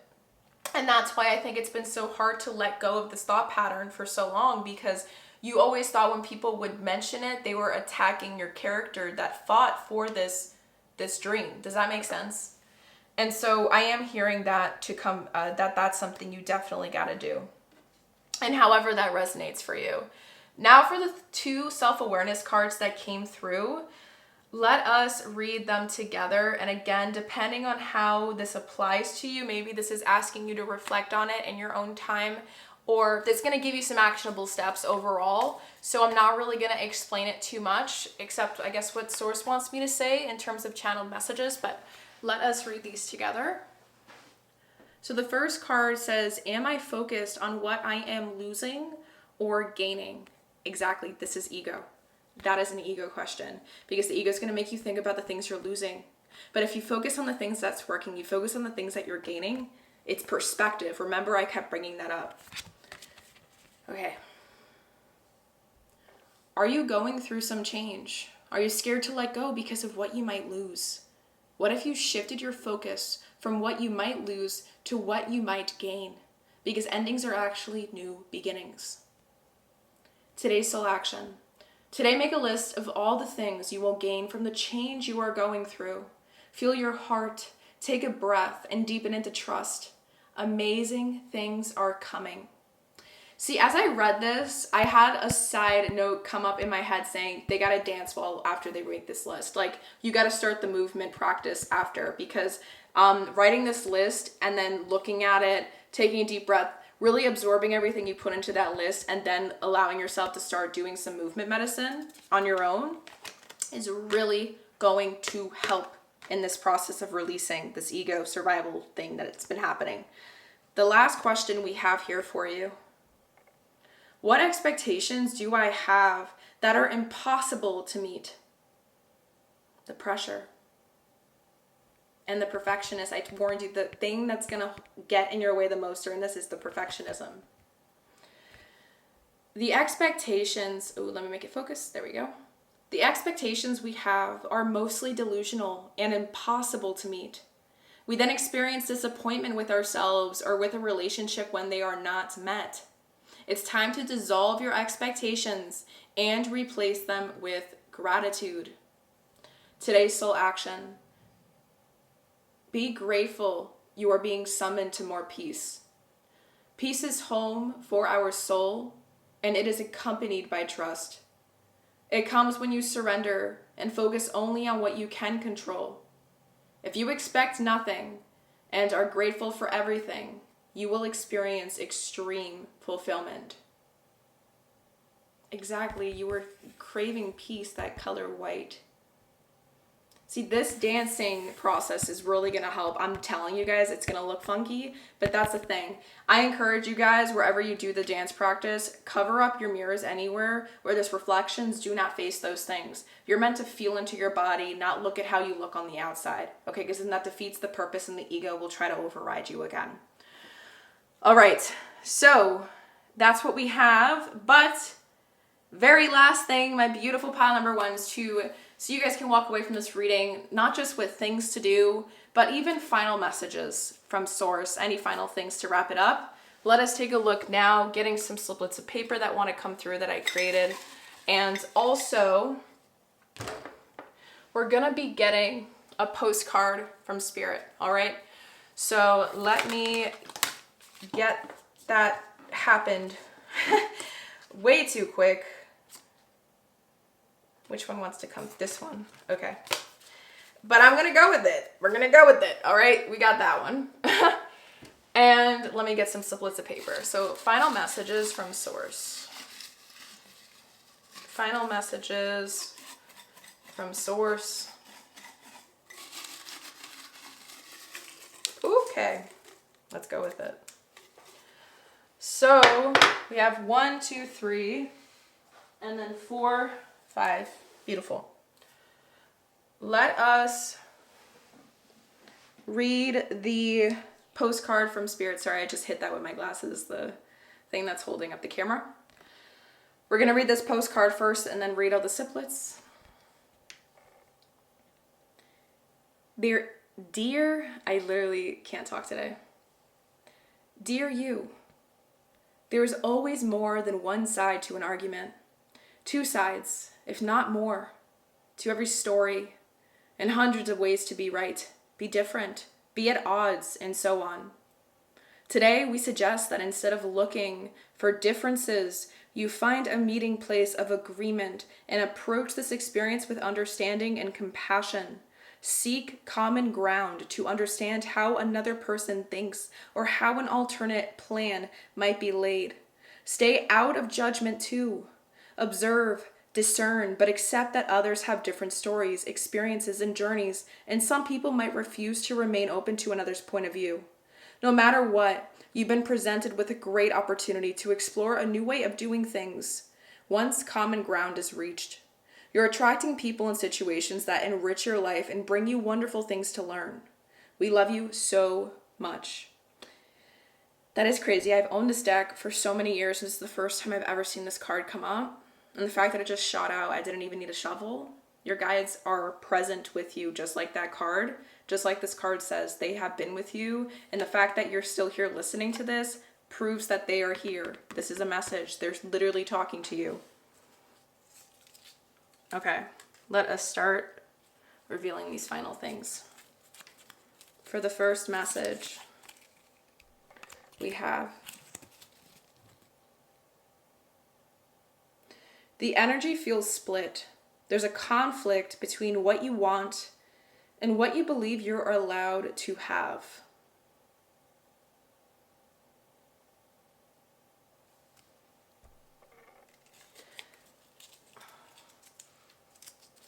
Next up,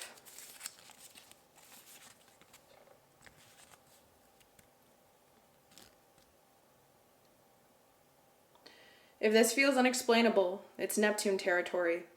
Don't try to name it. Just notice what part of you wants to escape. Self-awareness. Remember I said there was this part of you that might try to avoid, try to shut down, dissociate when something comes up. Don't try to explain it. Don't try to name it. Just notice it. And it's going to lead you to the wound, the core wound, the root source of why that feeling to shut down happens in the first place. Oh, this one's big. Okay. Ooh, I love this because this is a personal experience that I made this sliplet for. If you catch yourself obsessing over someone who hurt you, or you're stuck in anger, maybe it's road rage or disrespect, pause, breathe, and say silently to yourself or out loud, "From my heart to your heart, I wish you well." Then let go. That's it. Continue to say it until the feeling goes. I do this to this day, and I have been doing it for several years.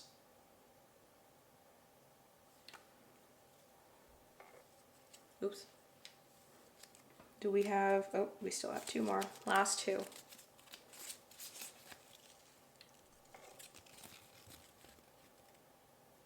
Every time you say, "I don't know," follow it with, "But if I did know, what would the next brave step be?"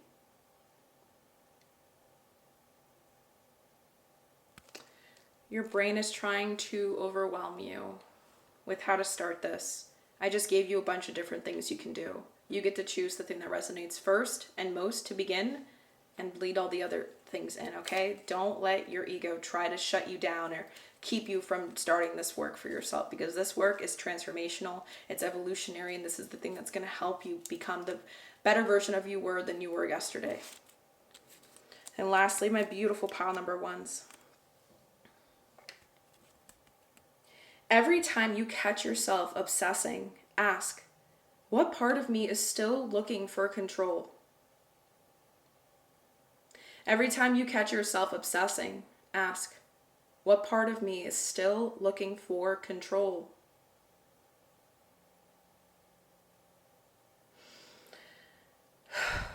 Self-awareness, self-awareness, self-awareness, pile number one. My God, I can't. This reading was crazy, intense, detailed, and just things were confirmation after confirmation after confirmation in terms of the clarity on how crystal clear everything was for you today. And I want you to know, pile number one, if you can't tell by now, a lot of the soul bliss that came out was guidance and like little reassuring things and supportive tactics you can do on your journey. So it really does feel like whatever's coming through as the love and support right now from help from above, they're really trying to do everything in their power to help you go through this, because they can see how much it has led you to suffer quietly behind the scenes. It has led to some sort of internalized struggle that you don't really show on the outside. Everyone sees you as like successful, but it's like, I think your definition of success might be changing or something, because there's still an area of your life that there's lack in, instead of it's not full. And so with that being said, I really, really hope that this reading resonated with you. And I do feel called to share with you guys. I have just recently started my Instagram journey again to share my self-growth, to share what a Hymns of Heals is all about, and to talk about self-sabotage and the conversations, I guess that you can say, that most people have trouble hearing. I do highly recommend that anyone that's liked this pile to check out my Instagram, hit the follow button. I will follow you right back, my love, because I really feel like the things that I upload once a week, is going to help you stay in like that reflective state of mind to keep you on the journey, because I do share a lot about my own struggles and what I'm going through, and it's going to help you feel like you're not alone, because you're not. You know, at the end of the day, everything that I do on this channel, everything I'm creating for what a Hymns of Heals is, the whole package of it, I guess you can say, is something that I wish I had when I was going through the crap of what healing's about, because I felt so flipping alone. You know, the fact that I'm 25 years old, I'm still a baby in people's eyes. And my spiritual awakening journey started at an extremely young age of 18 to 19 years old, okay? So this stuff isn't new to me, but I know that because I'm still young, I will never be a master. I am forever in student mentality, because I think no matter what age you are, you need to stay in student mentality to keep growing. That's the whole point of what the definition of freaking evolution is. So I want you to keep in mind, I'm not perfect, and I'm not asking you to be either. You can't be perfect. Perfect doesn't exist. But what you can try to do is show up to always be better and the most healed version of yourself you can possibly become. That's why people show up in our lives, because they're there to show us things and areas and facets of who we are that we wouldn't have been able to see without them showing it to us by putting a mirror in our face and reflecting it back. Okay? So I just want to let you know, from my heart to your heart, genuinely, pile number one, that you don't have to go through this journey alone. I'm right here with you. I'm supporting you till the very end of it, and I believe in you. There's a reason why you clicked on this video. If this feels too scary, if this feels like maybe too much, you can break it up into little steps, okay? Just like it took you the amount of freaking years it might have taken you to get to one end goal for yourself at one point in your life, you can do the same with this. It doesn't need to happen all at once. Don't be too hard on yourself to the point where you end up giving up because you're trying to be an extremist starting off right off the bat. Does that make sense? So, with all of that said, thank you so much for joining me today. Thank you so much for showing up for yourself today by being here. And hit the subscribe button if you feel called to join the community of like-minded individuals that are here, always trying to better themselves, always trying to level up. If you feel called to continue to receive notices whenever I end up uploading self-reflective and self-growth and deep shadow work focused pick a cards like this, as well as any intuitive, unedited, raw downloads I get from source or realizations I have in my own journey through life that you might feel called to receive. You know, check out my link tree if you feel called to. I said that I'm going to have the free resources thing uploaded there for Spotify if you ever need a playlist to start this dance or this movement medicine journey for yourself as well. And honestly, just have a beautiful experience through this. I wish you so much good fortune through this experience. I wish you so much unconditional love, and just know that you are not alone, okay? I'm sending you so much love. And hopefully, I will see you in my other pick a cards to come. Bye. Hello, hello, hello, my beautiful pile number twos. And this is the card that allows you to select your pile, which is known as the rune Berkana Merkstav with the number 29 and the goddess, the goddess. Nordic goddess, I don't know if I'm going to pronounce her name correctly, Ellie, with the keywords crone, stagnation, and lack of growth. And you already know that we're going to be diving into the thought pattern that is keeping you small or stuck in any way, shape, and form. So I know this card, kind of the depiction, the imagery here is pretty intense, okay? So this kind of makes a couple things stand out to me in terms of what we're going to be diving into with the specific thought pattern and everything, okay? The only thing I want to preface before we begin, my beautiful pile number twos, whoever ended up selecting this pile, I just want you guys to keep in mind that everything we're going to be diving into might have some intensity to it. There's going to be some harsh truths that are going to be coming to the surface. And the reason why I say this isn't just because of the intensity of the depiction of this card, but also the stone that I felt so energetically drawn towards, the Petersite crystal, when I was setting up the table to do this video for the entire pick a card theme. So Petersite, like I said in the intro, it's a stone that's pretty cutthroat, okay? It usually shows up, or it's a really good stone to have during times in your life where you need to be brutally honest and need something to help kind of reveal some truths in areas that maybe were a little bit blurry or foggy or unclear for you. The fact that this is the stone that I felt drawn towards for the entire pick a card topic for today's video, and the fact that this is the significator card that allows you to select your pile, this is giving me a couple of things to keep in mind for you. Pile number two, I feel like your reading is going to be a very intense one, okay? So just make sure that when you're listening that you have a place where you feel safe, where you can hold space for yourself, and you are 100,000% taking notes. Pause this video at any point if you feel like there's too much that you're hearing, that it's a little bit too much to swallow all at once. My readings are always long because they are meant to be detailed and they are meant to really help you grow, okay? I don't sugarcoat in my readings. I'm very honest, but I'm coming from a place of love, unconditional love for you and your self-growth and evolution journey. And that's exactly why I talk the way I do when I hold space for these types of readings, okay? So just keep that in mind before moving forward. And you can always pause this video and come back to it when you are ready, okay? You could take notes slowly. You could just listen to it and absorb each of parts of the video piece by piece. But however you end up doing it, I just wanted you guys to have that full disclosure before we begin, okay?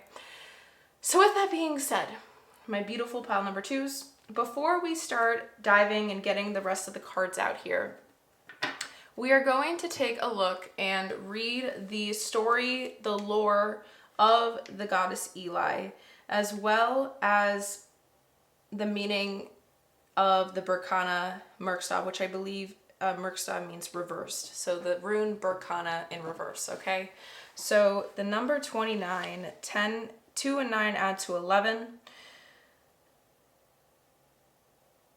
For some reason, I'm thinking about the number 11, a numerology, which is obviously about a big major cycle coming to a completion for a new beginning to take effect. But this is also reminding me of the 11th house, number 11 for the 11th house in astrology, which might have to do with innovation, technology, or a big dream that feels like it's so unreachable because of how far into the future it feels like you need to be to have it in your grasp, or something to do with community or friendship. We'll have to see where it takes us, but let us read the story here to get some insight on significator card and the thought pattern that is keeping you small.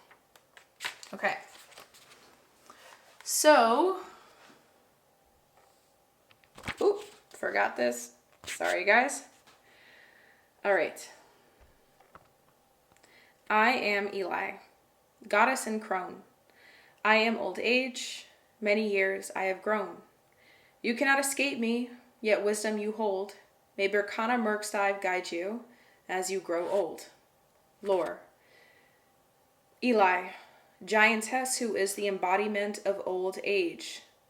Eli, wise crone who defeats poor or boar. I don't know what that, I'm gonna say blank if I can't pronounce it, okay? Just out of respect for the lore and the storyline and just Norse mythology. Okay, I'm gonna repeat that.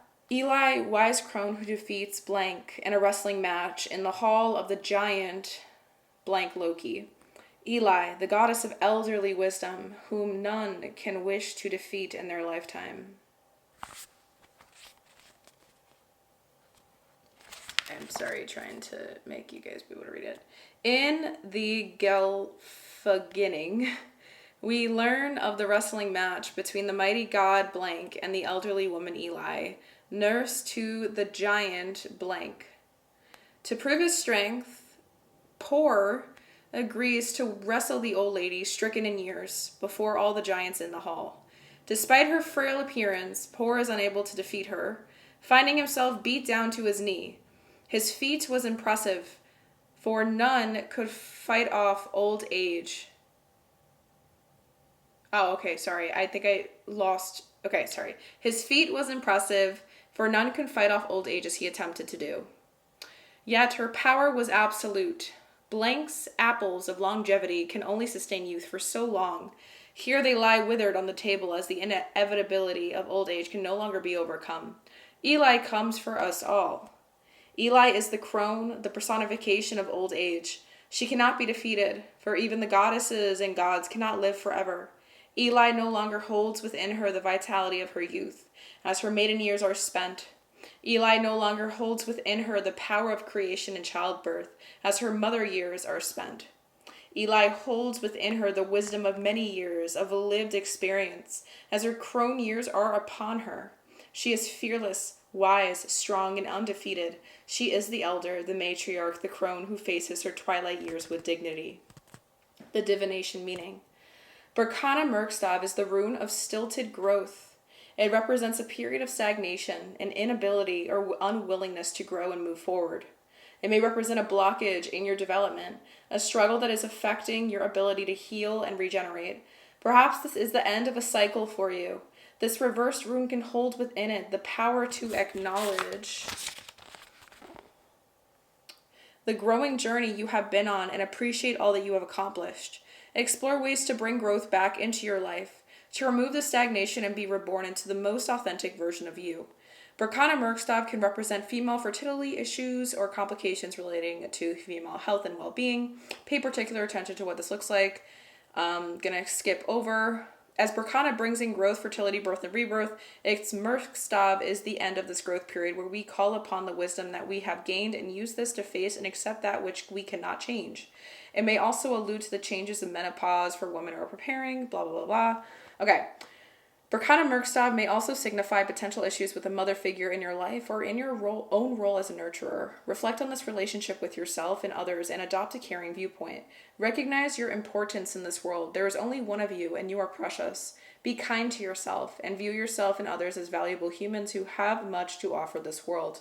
Acknowledge the power of the wise crone within. Okay, so pile number 2. A couple interesting things are coming through in my head. For you guys, in terms of this thought pattern that's keeping you small and holding you back, there's definitely a lack of acceptance here, and this thought pattern feels as if it has developed because of something not working out for you, or like,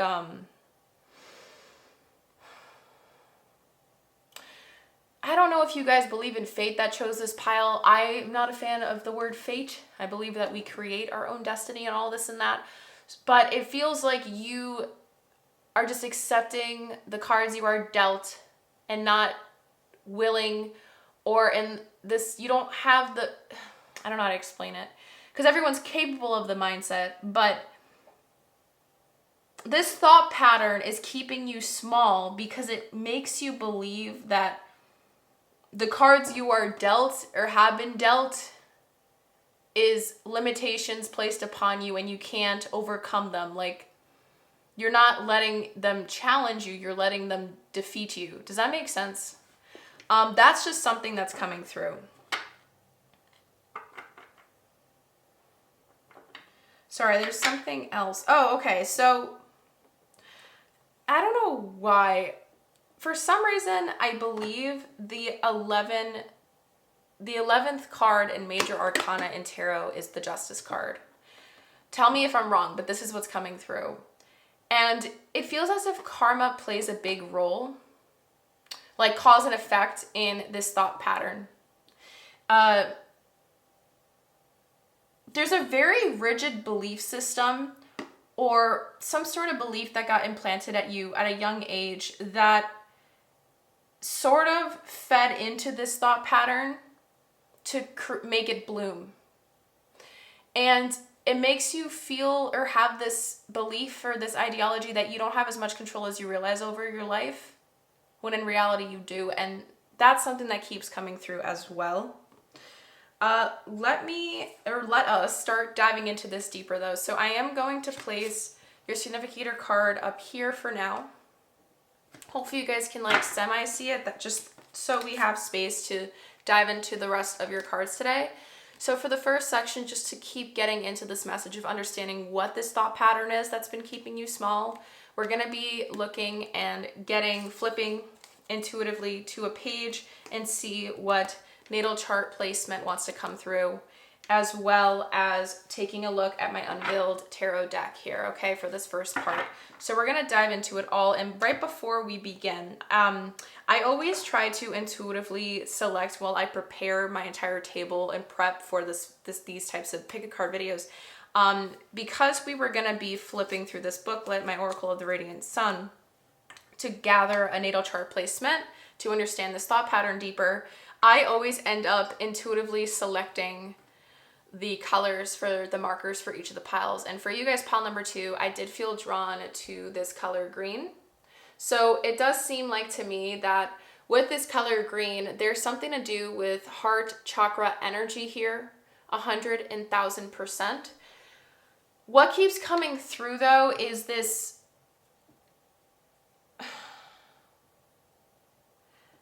there's something that needs to be grieved. Or like, so there's something that needs to be grieved. That's one thing coming through. And then another thing that's coming through is this feeling of like, I don't know, but I'm not even at this part yet. We were going to look into why this thought pattern developed and maybe its origin story after we look at the thought pattern. But I feel like for some of you guys, like there was a person who had a very strong impact in your life that influenced your belief around something very hard, like really put something in your head, planted something in your head that led to this thought pattern developing over time. And because you love this person so deeply, or they loved you so deeply, they thought that they were doing you a benefit by going so hard on you on this belief or feeding this narrative to you. But in reality, it just made you like scared to grow and like do more in life. I don't know if that's something that also came through, but let us take a look at everything now. Okay, so let us take a look and get some more insight here. Before we get the tarot, we're going to start with this natal chart placement that wants to come through. So what is the thought pattern that's been keeping pile number 2 small? What is the thought pattern that's been keeping pile number 2 small? What is the thought pattern here? Okay, so we have, interesting actually, we have Sun and Sagittarius with the keyword enthusiasm in the 9th house, with the Sun being the suit of fortune, and the Sun's about fortune, Sagittarius about optimism and adventure. Interesting, you know, like this is a very positive thing. For the depiction or the text describing the imagery for the card, it says a bright intelligence head haloed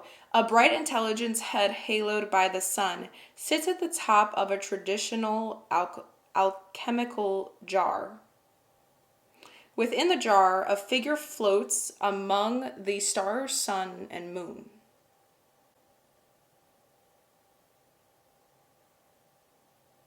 It's just like about expansion and adventure, yeah. Okay, interesting. I'm curious why this is a thought pattern that's keeping you small, right? But let us see as we continue to unravel. Let me just write this down. So Sun in Sagittarius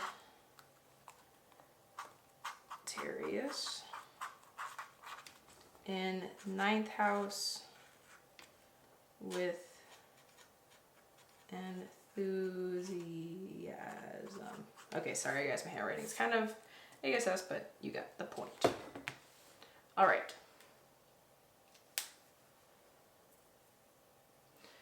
Interesting. I'm actually very intrigued now. Like this got my attention. All right, let us unravel the tarot that wants to come through and we'll kind of piece everything together. What is the thought pattern? Thank you. That is keeping pile number 2 stuck or keeping them small.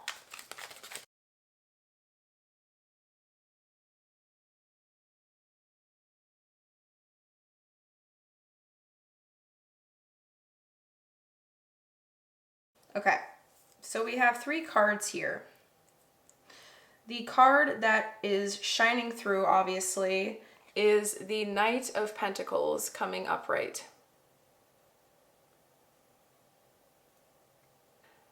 The Knight of the Pentacles is the slowest moving knight in the deck of tarot. What's intriguing me a lot right now is it feels like there is really bad stubbornness and avoidance here to challenge. For some reason, like, I don't know if you guys see it, but like there's these people in the card where they're like kind of like trying to piss off this person, but their stance is so unshakable in nature, like they don't care. Like they really could care less about what they does or people around them are doing to them. But because of this like really strong stance, it can also create stagnancy to avoid seeing things for what they are, like brutal truths or challenges. Like when something's trying to help you face it and it pokes at your buttons while doing so, it's the easier move to do is to turn around and walk away from it or avoid it altogether. Like there's some uncomfortable things in, I don't know, it feels like there's some unsolved things in your life right now, pile number 2, that is hard for you to face. So you give it the cold shoulder, and this thought pattern keeps you from wanting to explore those things and instead look at the positives. Like there's this feeling of, like, it's, I don't want to say toxic positivity, but there's a little bit too much lack of realism here. I don't know how to explain that. The back of the deck feels like it wants to be the first deck, like the first card in the front. So I'm going to vibe with that. We have the Hierophant coming through. This is super interesting to me because then again, the Knight of Pentacles is the Pentacles is the element of earth, earthly things. The Hierophant is ruled by the sign of Taurus, and they're about structure, they're about tradition, and they're about like deeper inner knowing and wisdom and following those things. But then it can also create a lot of rigidity. It can create a lot of like closed-mindedness, which is kind of being reflected in this Knight of Pentacles as well. I feel like doing this, so I'm going to listen to what my soul is asking of me and let us continue, because I feel like these two feed into each other a lot right now. This is reminding me of that belief, that ideology that you developed, and it has something to do with this thought pattern. Like you jump to conclusions very fast, and when that conclusion happens, you jump to it, you run away. There's this feeling of like, because the sun in Sagittarius, the sun is like what we identify as. The sun is like this energy of like how you shine to the world. When it's in Sagittarius, like, I love Sagittarius people. They're very explorative. They're very like no BS. They don't really care about what anyone thinks of them. That type of energy, like in the healed state. But in the wounded state, sometimes Sagittarius is, because they love knowledge and they love exploring, they can use that as an excuse to not, I guess you can say, face the things that are hard in life, like the challenges. I don't know how to explain it any other way than that. When people try to challenge this thought pattern or way of doing things that this thought pattern makes you do, it keeps you small by holding you back from exploring that other perspective that's being shared, or like this, it kind of makes you like turn, like give a cold shoulder towards it. Like you just think that this is right and they're wrong. Just, that's it. No second guessing it. No asking questions. No like doubt. It's just, that's it. Because it's something that was told prior. I don't know if that makes sense. That's what I'm picking up on so far though. Okay, the next card we have here is the Page of Cups. Yeah, like again, this is kind of, I love how the Unveiled Tarot like really shows these different depictions of the cards, because the Page of Cups is about like an opportunity, an offer, something that was loving. But what intrigues me here is all these different fishes, like they're free in the ocean, but this one fish isn't, but this person is offering it to them as like a gift, whoever receives this card. And energetically, like this is kind of like showing to me, and not to mention that the eyes are covered. I like this. Pile number 2, it feels like this thought pattern got developed or given to you, and it's keeping you small because it's keeping you from being able to be open-minded, and it's holding you back from learning from other people's perspectives and life experiences that don't align with your ideologies. Like, the second somebody has a belief of their own that doesn't match up with what yours is, you don't listen to them. You just think that everything they say is wrong, or like there's like this feeling of like they're not on my level, so I can't resonate at all. Even though at the end of the day, like no matter what anyone believes in, like you can still learn so freaking much from them. Like no matter the age, like no matter, like there's like this rigidity here in terms of this thought pattern that it's like, if they aren't like me, then I can't listen. And this in a way also leads you to feeling like an outcast in a way. So you don't listen to a lot of people because of it, because you feel like you're never going to be able to find anyone that thinks the way you do about certain things. That also is what's coming through with this thought pattern. So it keeps you small because you don't, like, what's the point of trying anymore? Like, I'm just going to keep focusing on what else the world can offer me. And you use that as like kind of like escapism in a way. That's some of the, like, again, take the things that resonate, leave what doesn't, because I know that I have no clue who's gonna pick this pile, right? And so I always try to like do these readings in a way where it's universal as possible, so you guys can really like plug in into your own specific situation what makes sense for you. Does that make sense? Okay. Final card we have here is the Nine of Pentacles. Yes, and it ends with the number 9. It's emphasizing this Sagittarius energy, and not only that, but self-sufficiency. Like, I don't like this. Okay. Because of this thought pattern, there's this feeling of righteousness, or I don't know if that's the right word. There's self-sufficiency here at play, but it's at play for the wrong reasons. I don't like what's coming through, but it feels like sometimes this thought pattern makes you feel like you're better than others because of this ideology you have that others don't have. So it's like, because they don't have it, it's like there's something wrong with them. You don't need to listen, even though, let's say there's a person, like, the only thing that's coming through right now as an example for this, if this isn't making sense right now, so hopefully like this example will help, is let's say you believe in a certain religion, because that's what keeps coming through in my head. You believe in a certain religion and you come across people where it's like, yeah, like you're having a cool conversation, but then the second you find out that they don't have the same religious beliefs as you, it's done. You put a mental wall. I'm not saying you do, like, I'm just saying you in general, guys. This is an example. It's an example. I'm not saying this happens to you. You put a mental wall up. This is the thought pattern. You put a mental wall up and you're like, nope, like everything they're saying can't make sense to me because they just don't get it now. Like, they're not in my world. So everything they say to me is useless. Like, I have to go on my own. So you kind of put this wall up before you can even get to know the person, even though they have so much potential and things to show you, because they don't match up with you 100,000%.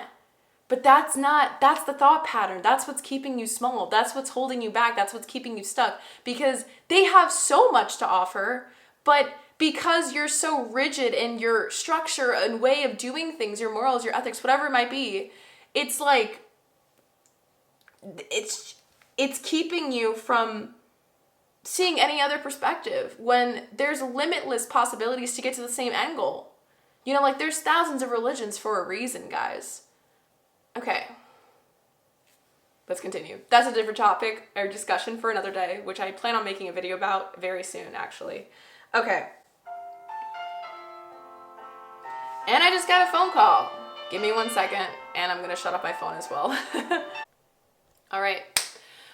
Sorry about that. I got a phone call and it was from a significant other that's going through shopping, so I had to answer because I'm the one that sends them the list. Okay. Continuing though, I do feel like there's a reason for that.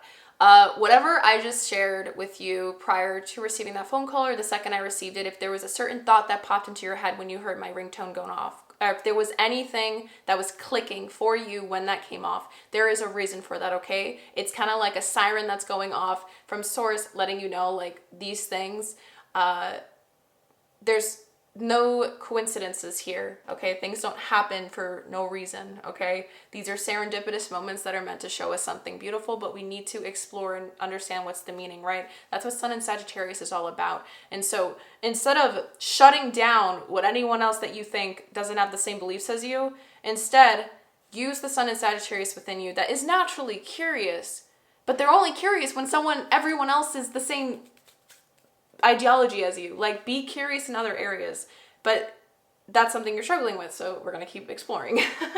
Okay, so we got the understanding here. Let us continue and understand why it has developed.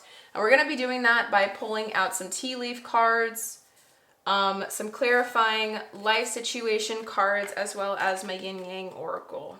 Okay. Oh, and then I forgot to mention my chakra wisdom tarot cards.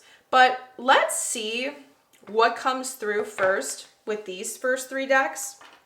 And depending on what comes out and what we're able to kind of unravel with these, we'll decide after whether or not we feel called to use my chakra wisdom tarot cards, all right, to explore further. But let us take a look and see what comes through. So why did this thought pattern develop in pile number 2? Why did this thought pattern develop for pile number 2? Oh. Why did this thought pattern develop for pile number 2? All right. So, back of the deck wants to come through. We have renewal and spark. Okay, I think with the back of the deck energy, it's kind of referring to me or showing to me how you're feeling right now. So I can definitely feel like what we're talking about is stinging, and there's probably some, it's hard to hear, okay? I want to clarify though that everything we're diving into isn't meant to make you feel like you're being attacked, guys.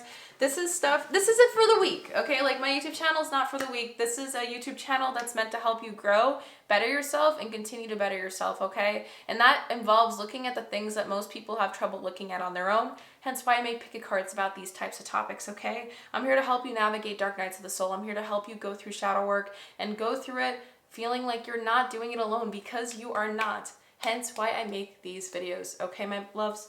So let us continue. So I have to do the fancy shuffle with these cards because there are upside down messages and upside up. So it depends on what comes through upright that wants to come through to give us clarity. So why did this thought pattern develop? And I'm sorry if it sounds loud while I shuffle, it's because I have a glass table. Why did this thought pattern develop for pile number 2?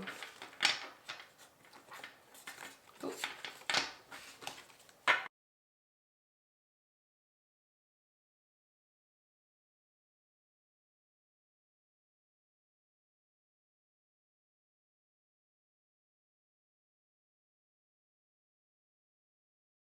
Okay, I got a couple of these clarifying life situation cards, but I did feel called to get all of them.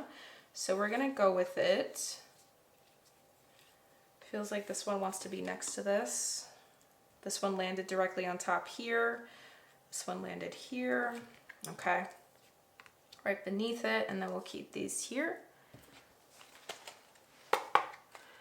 Why did this thought pattern develop for pile number 2? Oh, okay, great. And then let's shuffle the other half. Why did this thought pattern develop for pile number 2? Why did this thought pattern develop for pile number 2? Okay. The back of the deck for this half of the tea leaf cards want to be seen, so I am going to show it. For the back of the deck, we have chair filled, someone new is entering your life. Okay, because this is the back of the deck, this is giving me some insight. There has been people in your life, in terms of why this thought pattern developed, that are new, that are different, that stand out in a way. They're unique to the type of people that you maybe have grown up with or were surrounded by in your upbringing. And so they have a different flavor, a different edge to them. And there's a fear of like what they can bring to the table. That's the only thing that's coming through with this. We would have to expand upon that. So let's see what these cards have to say. And then again, like I said, depending on all of this, we'll see if we want to get more clarity pulling with the tarot here, okay? So for this card, in terms of why it developed, we have make a change, embrace growth, seek new paths, and welcome transformations with an open heart. Okay. Embrace growth. This is literally the opposite of the Berkana Merkstav rune card that we had as your significator. And it's right next to a new person entering your life. So that's, yeah. Okay. Interesting. Next up, we have going forward. Don't dwell on the past, but focus on creating a brighter future.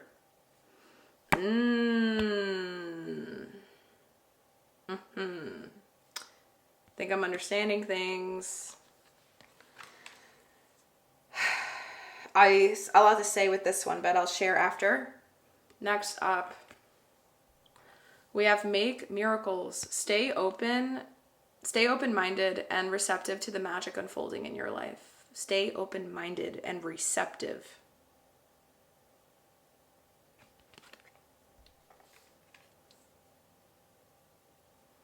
These 2 tea leaves. We have torch. Spiritual development, enlightenment, awareness, and understanding.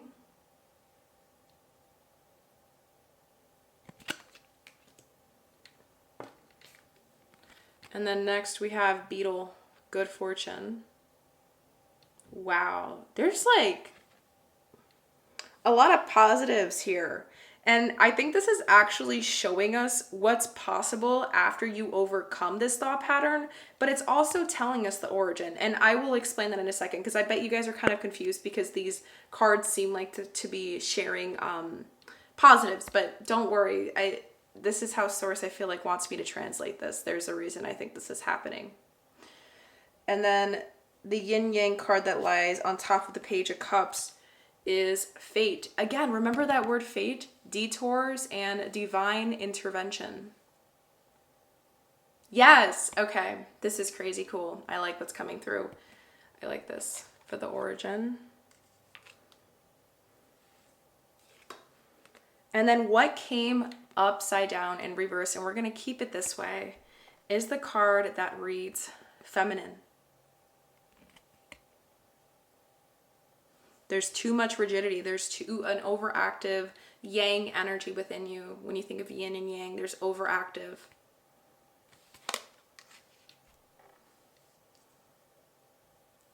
And then lastly, we have go your own way. Trust your intuition and embrace individuality, paving your path with courage and authenticity.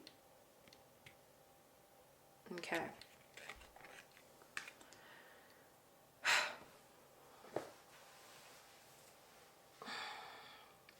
I think there's like 3 or 4 tarot cards that want to come through.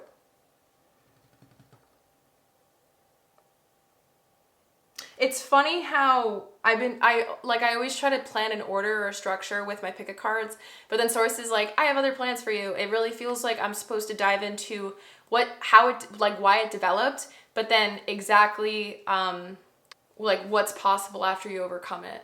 Because it doesn't feel like,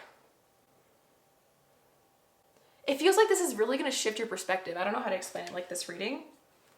But let me see the cards that want to come through here, because it does feel like this origin story it's very easy to understand, but I feel like there's like more depth to it that we're not receiving just yet.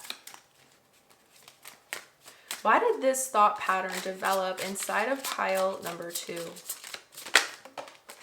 Okay, King of Wands. Wants to come like this.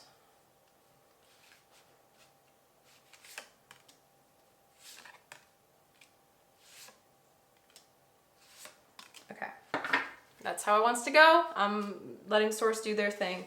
Back of the deck here is the Ace of Wands.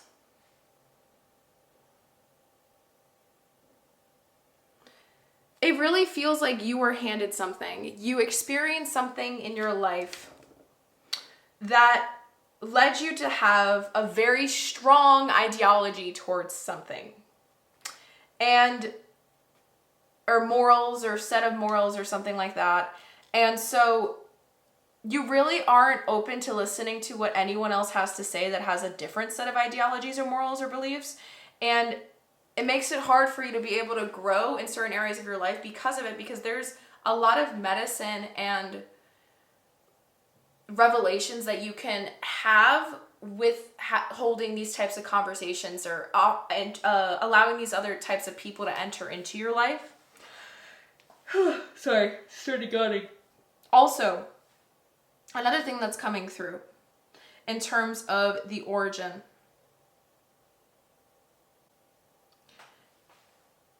Something you experienced in your past was so, I don't want to say traumatic, but I'm going to say it because I can't think of another word. It was impactful enough for you to remember it to this day. And this thing is what has shaped your belief system, or your belief system, because of how it got taken care of, or how it like unraveled before you over time. Like, it created some sort of belief system or ideology you have now, and you're very fixed on it. Like, you're very rigid in your thinking on this thing because of what happened, and or how you dealt with it. I don't know how to explain it. Because of that, for some reason, this is interesting to me, it really feels like you have to like protect your beliefs. And that's another reason why like it's hard for you to be open to hear other people's perspectives, because the origin of this is so impactful. It was so intense. It was such a heavy time. That it's like when people ask you like, hey, like, why do you believe in this? Or why do you have this ideology in this? Or why are your morals so like this? You always tell people like this, a similar story. Like, it's the origin of it. And your why, and why this thought pattern developed, is so potent that you really think it's what makes you who you are now, when in reality, oh, this is a crazy download that just came through. That experience was something you needed to have and develop. This thought pattern was essential. I'm hearing it was an essential thought pattern to have during this time in your life.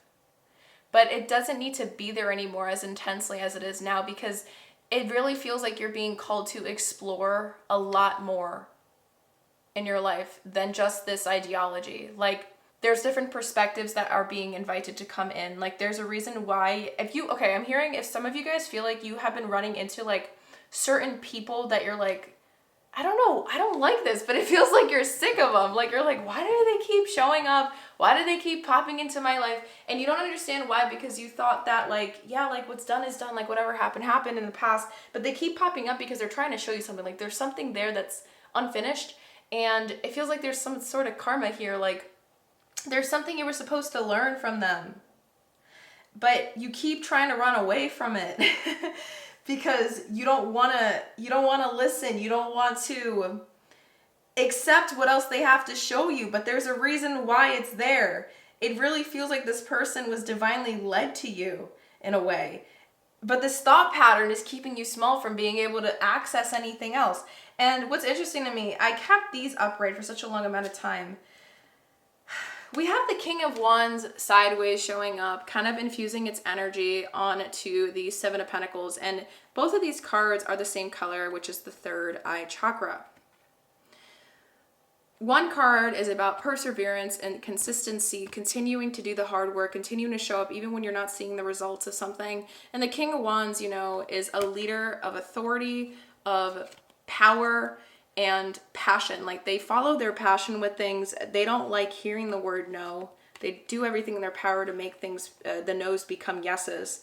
And they lead with where their heart's trying to guide them.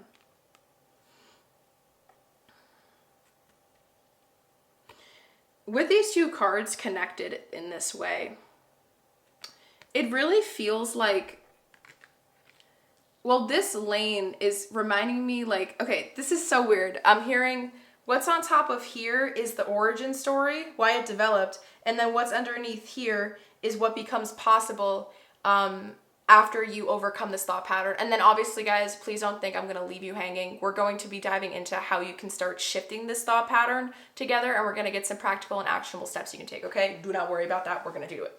But here, it's so interesting to me because it really feels as if what's coming through is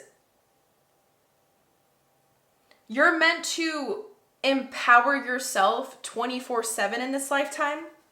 Or like everyone has a gift to show you, but it takes time for you to recognize that. And it is going to take time, but the only way you can is if you're open to it. You're open to the possibilities of what other people have to show you or help you discover in life that you would not have been able to unravel or understand or adventure through without them there, because they bring something to the table that you don't have experience in because of this rigidity or this thought pattern. I don't know if that makes sense. There's something here where there's like differences in these people versus you, and that's why you avoid them. Like, I don't know if that makes sense, guys. That's just what keeps coming through. Let us look at these top two cards so we can understand this origin a little bit better. So we have the Seven of Swords, again with the third eye chakra. There's like self-deception here, making up your mind with the full moon. It's funny, Pal 1 also got the Seven of Swords and the same Seven of Swords from the same deck, and it's just, it makes sense, you know, the thought pattern that's keeping you small. This is where we're diving into its origin story. It's just so interesting how our mind tries to, it can deceive us if we're not careful. If we forget that the world is evolving quicker than our own brain is right now, it's easy for us to become a victim to how our ego tries to keep us in survival mode 24/7. Because it can't evolve as quickly as the rest of the world, and the rest of the world is trying to push us to grow, so it can get scary. We're going to run away. We're going to try to stick to the things that we know. Rigidity in that aspect, and it feels like the origin story here is a lot of that. And then lastly, for the origin, why it developed, we have the Four of Wands with the heart chakra. Usually and normally, the Four of Wands is a card of celebration and completion of some kind, like a little milestone that you reach in your goals. It's like something worth celebrating. And that's why I'm saying, like, it feels like you, when people ask you, like, what led you to developing this certain way of seeing life, it had something to do with, like, a experience you went through that was very intense and profound and big enough to the point where, like, if other people don't see it that way, there's this feeling of superiority here. I don't like that feeling because no one is superior than another being in life.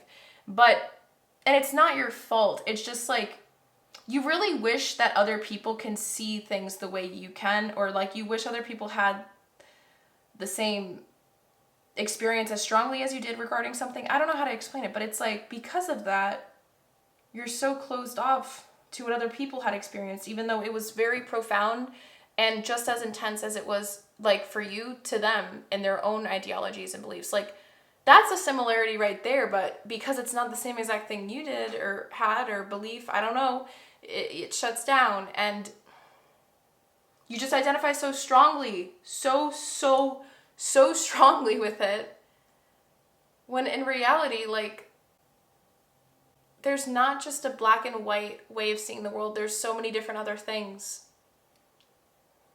Okay, so I hope that makes sense for the origin, guys, because we're going to continue in terms of what is possible after you overcome it, because I feel like I kind of was doing a little bit of both, but I want to dive a little bit deeper into this. It definitely feels like you're going to switch how you see things now.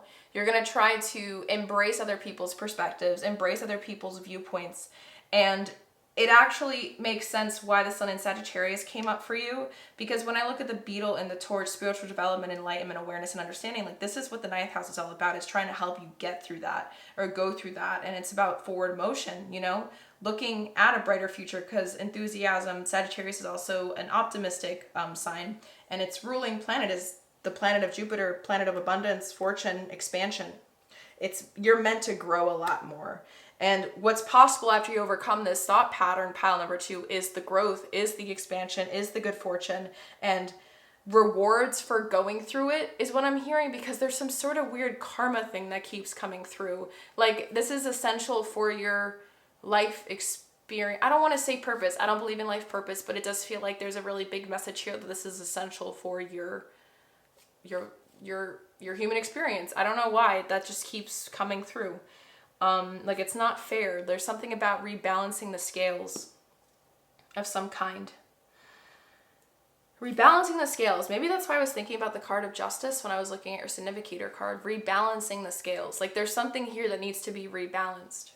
Okay, let's look at these last 2 cards. So we have temperance. Oh, with the root chakra. Interesting.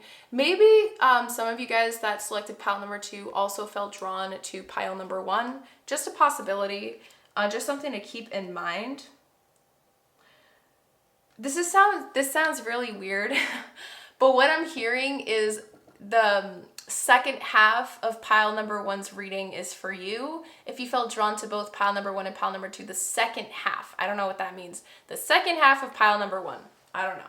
There's going to be stuff in there that's going to resonate, that's going to help you understand this even better. If you feel like you need more, I guess you can say, persuading to start this path of shifting this thought pattern, because it feels like some of you guys are very stubborn. But the fact that temperance is showing up here with the root chakra, what's possible after you overcome this thought pattern, pile number 2, is the ability to start to continue to build your own world, build your own beliefs, and have more of the information, have more of the facts, or have more of this ability to honor your truth and know that no one else is there to threaten it. They're just there to go through the human experience and life journey on planet Earth with you together. Does that make sense? I actually see you gaining different perspectives that are going to open your mind up, and it's going to shift your ideologies entirely. It's going to make you realize, like, oh wow, like, I was in a closed box and now I should start integrating these things. Like, you're going to have a better ability to really listen to what people have to say and look at it from a perspective of not judgment and criticism, but look at it from a perspective of, maybe they have a point. Like, maybe, like, why haven't I thought of that? Like, why haven't I thought of doing things this way? Or what do my beliefs keep me from doing that? I don't know if that makes sense. I'm hearing a channel message for some of you guys that you're going to meet somebody, or have already met this person that went through a similar experience. For this origin story, they went through something somewhat similar, but their ideologies differ from yours. They went through a similar thing, but their ideologies differ from yours. I don't know what that means, but they're gonna be impactful for you. Okay, and the last card we have here is the 5 of Pentacles with the throat chakra. Interesting. Oh, okay, I get this now, and I like how this ends up being the last card here. This is really showing to me, pile number 2, that you're gonna have a huge realization on what was lacking in your ideology ways. Like, what was lacking in your life, or why certain things weren't working out for you. Like, you're gonna have a realizations on, I don't know what it is that wasn't working out for you or hasn't been working out for you, but there's something here that's gonna start switching over, and you're gonna start benefiting in the areas that you feel like you have more lack of mentality, or you don't have enough of in certain areas of your life. Like, you're going to receive more of it by shifting this thought pattern, because this is the very thought pattern that was keeping you small in those areas of your life where you felt there was a lack of something. Okay? Does that make sense? I'm trying to see if there's anything else that wants to be extracted.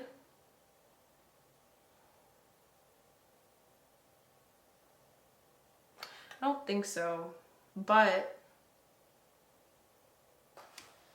I really feel called, before we look at to how to start shifting it, I want to use my karma cards and give you a final outcome of what is possible. What is the outcome if you were to overcome this thought pattern?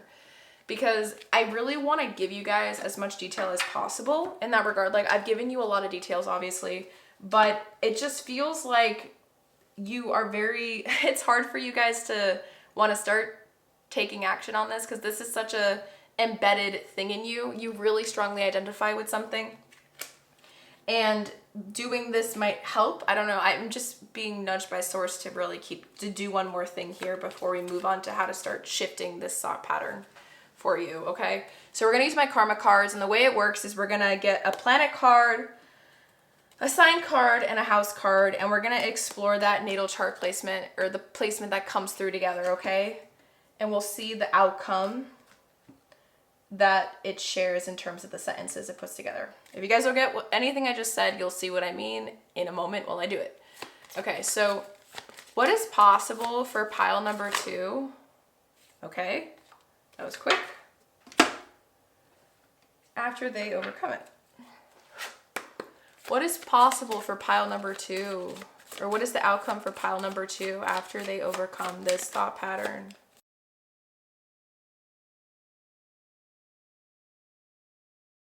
And this one really wanted to come out. And then the last card is the house cards.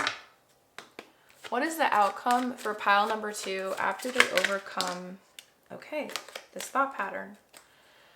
There was 2 cards that wanted to come out. I'm going to take those 2 actually.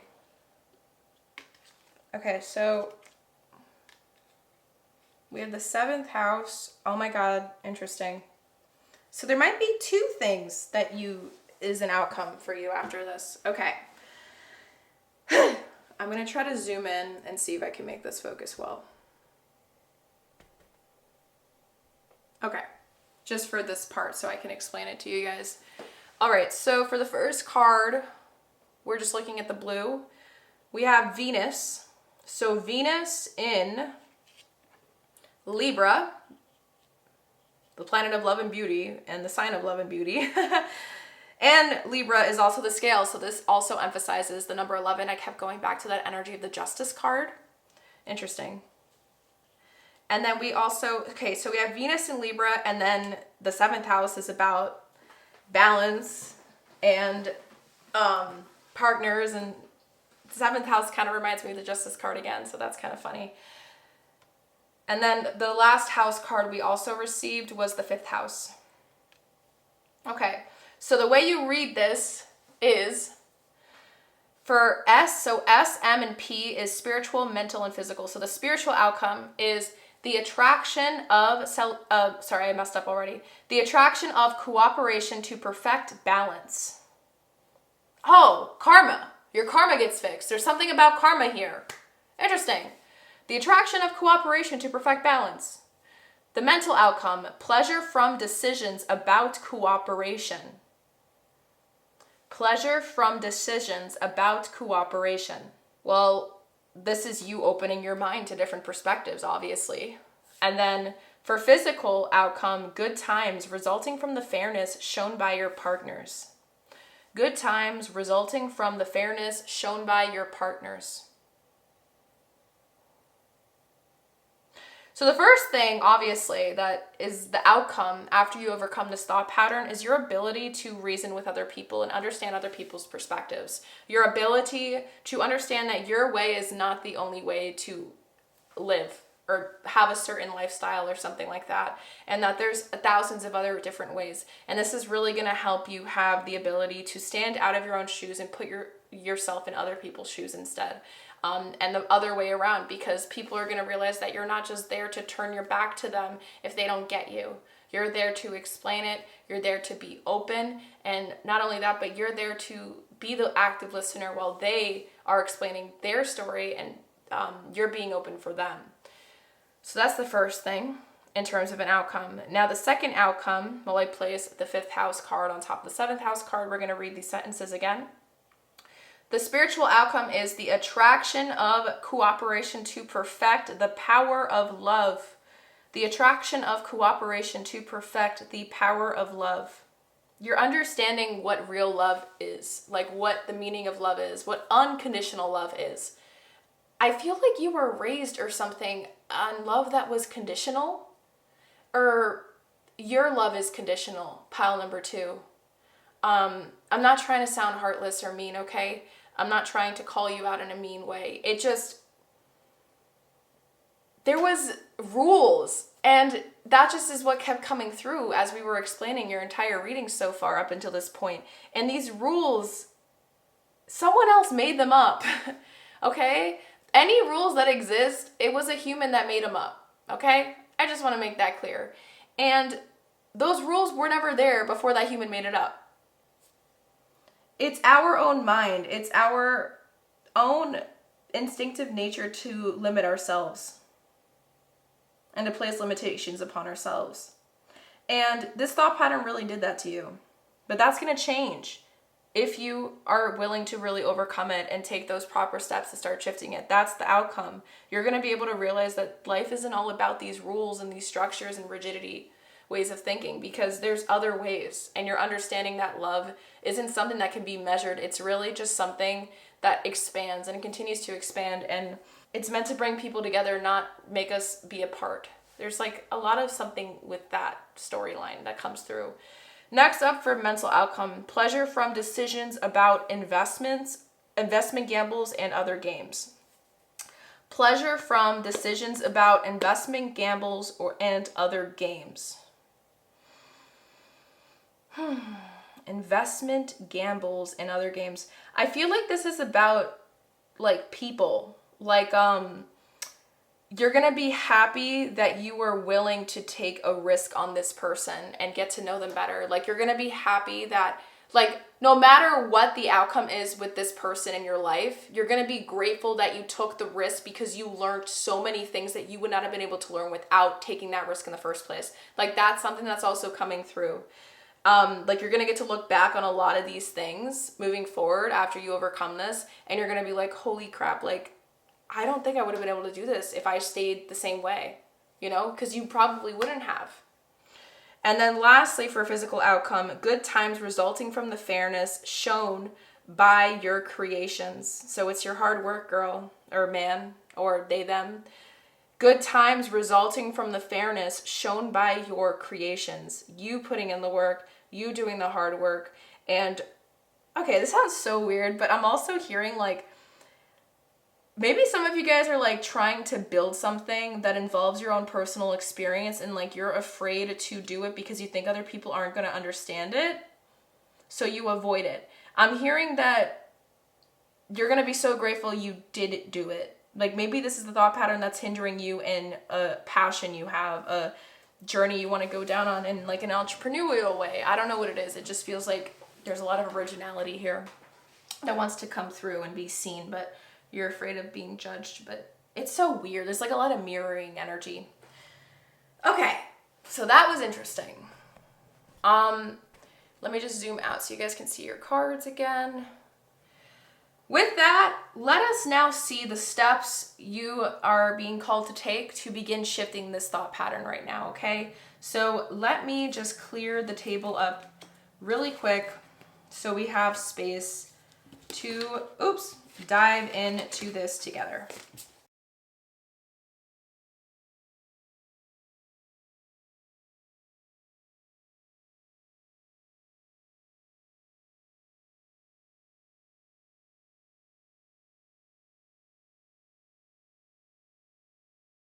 Okay, so while I was getting this table set up,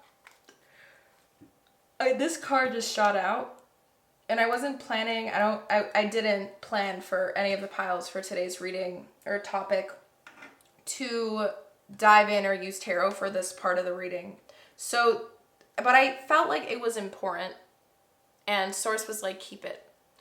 So for the first card, in terms of how to start shifting your this thought pattern that's been keeping you small and holding you back, is the Judgment card. And we have the third eye chakra. Be honest with yourself.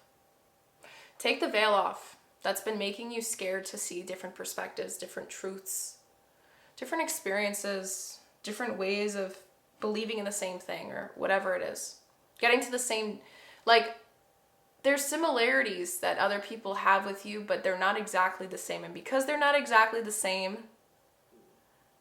it doesn't resonate. But in order to start shifting this, pile number 2, you're being called to understand that your way isn't the only way. Your beliefs aren't the only beliefs. Your ideology isn't the only way to be alive and be a good human. Or there wasn't just one side. There isn't just one side of looking at some sort of past experience you had that led you to developing this thought pattern. Like, there's different,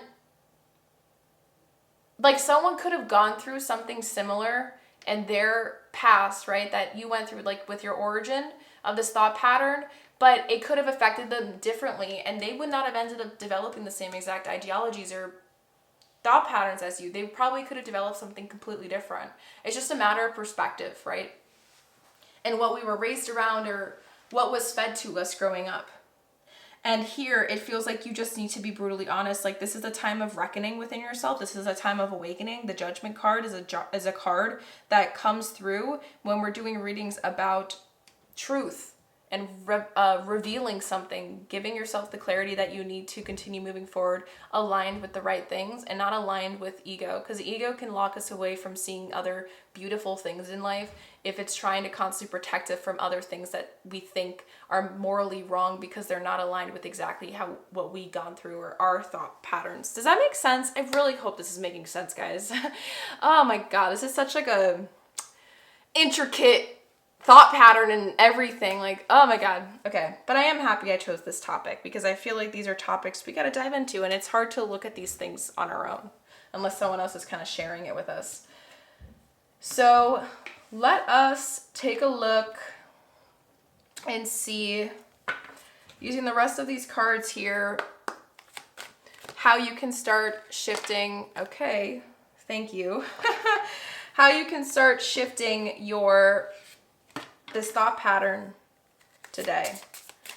So, thank you. Damn. I really feel like Source is like aggressively shooting these cards out, not just because, but just to be silly. Normally it takes me a while to shuffle and get these cards set up energetically, but it feels like Source is just here and like bam, bam, because that's what Judgment is about. Like, the energy of the Judgment card is here as I shuffle, and you're seeing the cards just go wham. Like, let me show her. And it's because, pile number 2, you're not doing this alone.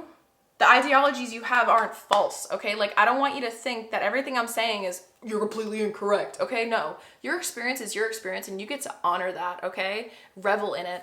But don't let it swallow the rest of your life experience whole, because of that one chunk of your life is not meant to define the rest of the chunks of your life you're going to experience down the road. Does that make sense?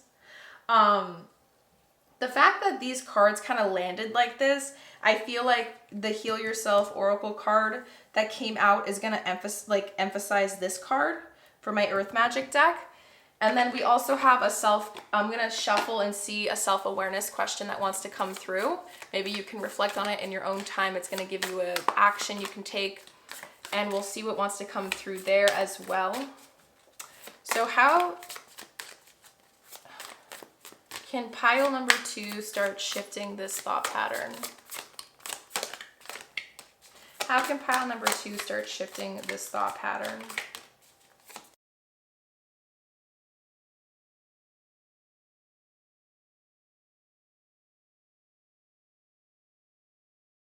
Okay. We're going to reveal these after. Hopefully you guys didn't skip and cheat and read this, but let's look at these 2 first, and we're going to reveal them together. So we have tree, grounding, and then we have the number 4 with sexuality. I don't know why I feel so much shame here, energy-wise. I don't think it's mine, but pile number 2. Are you like ashamed of something? Of desires, to have needs, did you feel like you couldn't express yourself fully growing up? with the tree of grounding like this. And then number 4, the 4 is numerology, is about foundation setting. So it's like a lot of grounding energy, root chakra energy coming up, upbringing energy, ancestry energy coming up, and past history. I don't know why this word's coming through, but the word evil, like, I don't know what made you identify flow or feeling what your body wants as evil.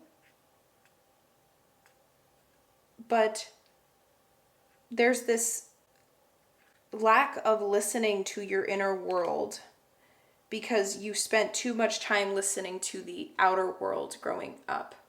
And Source is trying to help you begin shifting that perspective for yourself, to start listening more to your inner world instead of the outer world now, because you don't need to be influenced by anything else anymore except what your body and where your truth lies and what comes through your life. Like, there are reasons why things happen to us, okay? But they aren't meant to fully 100% define us or identify as who we are, our character. They help build who we are. They help us build skills and traits and stuff, but they aren't meant to be there 100% unless they benefit us in some way, shape, or form. There is a rigidity here that has left you being a little bit too uptight, pile number 2, and it has hid a lot of magic that you possess inside you because no one cared about that magic growing up, and you're being called to release that and let it shine now. And the only way you can do that is if you listen to your body now. That wants to come through huge. And now it makes sense because I did take a look and peek at this card, because the first self-awareness card you have is, when was the last time I danced freely? Dancing is medicine, somatic movement. Highly recommend, if you guys don't know what that is, look into it. If you want to, if you check out, I have it attached on the links in my YouTube channel. Like, if you go to the home page, I think it's called, for my YouTube channel. If you see the links, you're going to see my Linktree link, and you're also going to see my Instagram link. Go on my Instagram, and you're going to see a couple posts and videos. I talk about movement medicine. I talk about dance. Dance has been a very big part of my life when it comes to releasing things. And there's some sort of weight that wants to be released here that is holding you back in a lot of different ways to explore what else life has to offer you.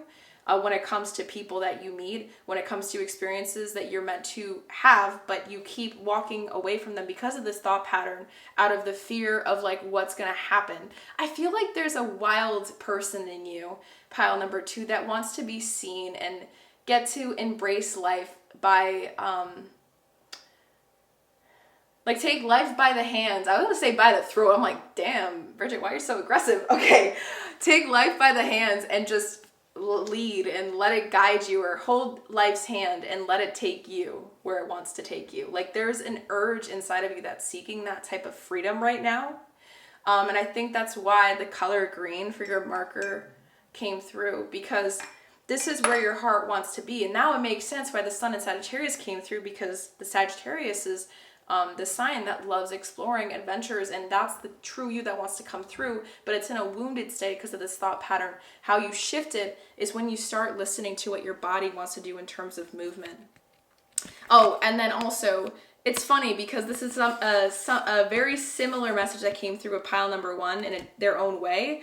I am in the process of updating my mini website, aka my Linktree, and I do plan on sharing my Spotify playlist that can help you move through these types of practices in your own time. So if you guys do need music to have or help you move through these types of things, highly recommend that you check it out. So let us read what it says. Dance, because it will shift you into a beautiful state, because it will get you out of your head and into your body and heart. Because fear lives in the head, along with anxiety, control, guilt, frustration, and impatience. In just a few minutes of dancing, you will make the shift. You will feel a charge of joy and confidence take over, and you will feel a soul reminder to live and lead from your heart.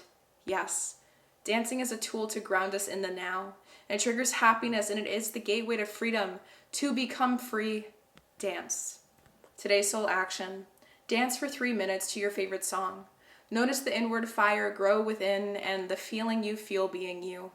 You are a wild, loving force. Express it with dance today. Beautiful. Lastly, for a self-awareness card, we have, how can I be more flexible right now? I literally was just talking about that. Am I tripping? Or before, didn't you have a feminine card that came out in reverse? Am I tripping? I just realized, because feminine energy is about flow. And I'm not talking about genders. I'm talking about sun and moon, yin and yang, light and dark energy. We all have a little bit of both inside of us. That is weak and it's trying to heal. Maybe there's wounded feminine energy. Okay. What are you trying to control? Maybe it's time to let go. Let love move through you today and trust the outcome will be for your highest good. Today's soul action. Remind yourself all day long that you are safe, that life is happening for you, and that you are not alone. Then do some yoga. Okay. How can I be more flexible right now? Neuroplasticity. This is a video I'm going to ask you guys to go check out when you get a chance if you feel called to. I made a video called The Steps I Took to Stop Negative Thinking, I think it's called. I really highly recommend that you guys check it out. I really think a lot of the things I share in that video is going to benefit you when it comes to taking control back over how your brain, how your thoughts want to be perceived and move through you, and which thoughts control you. Okay, because that's what you are in control of. Okay, it's not the other way around. And so remember, you have a lot more control than you realize. And there's a lot of things right now that I'm trying to think, because I also have a video too for dance. I just really think you guys need to check out my YouTube channel, guys. There's a lot of things in there that can really help you when it comes to reconnecting to this part of you, because this is really going to just help you start shifting this this thought pattern that's been keeping you small. Okay. With that, let us get some final messages from Source that wants to come through right now and see what else is in store or wants to be said before we finish up your reading for today. My beautiful pile number 2s. Okay, that's funny, that came out. And we also have an animal medicine card that I feel called to pull for you guys, and we're going to read the booklet out loud together to see the medicine that this card has for you that maybe you can walk away with and carry with you as you embark on this new journey to break out of this thought pattern. Okay, so let us shuffle the cards first and get everything set up. Final message for pile number 2. Final message for pile number 2. We have turkey. We have turkey with the number 31. I love turkey medicine, but I do not want to mess up the meaning. I just remember that I love it. I don't remember what it is. So we're going to read the booklet together. And we have 3 and 1 adding to 4. Again, the number 4 is coming through. You are so protected. You are so loved. You are so supported during this time. While listening, listening up all the way until this point. Pile number 2, if you're still here, still listening, there's a reason, okay? And Source, whatever you believe in, is extremely proud of you for getting to this point. Because this stuff is hard to hear. I need to keep making that very clear. All right, so let us read the medicine that this animal has together. With number 31. Okay.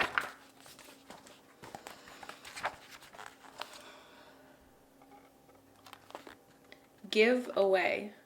Turkey is actually thought to be the giveaway eagle or south eagle of many native peoples. The philosophy of giveaway was practiced by many tribes. Simply stated, it is the deep and abiding recognition of the sacrifices of both self and others.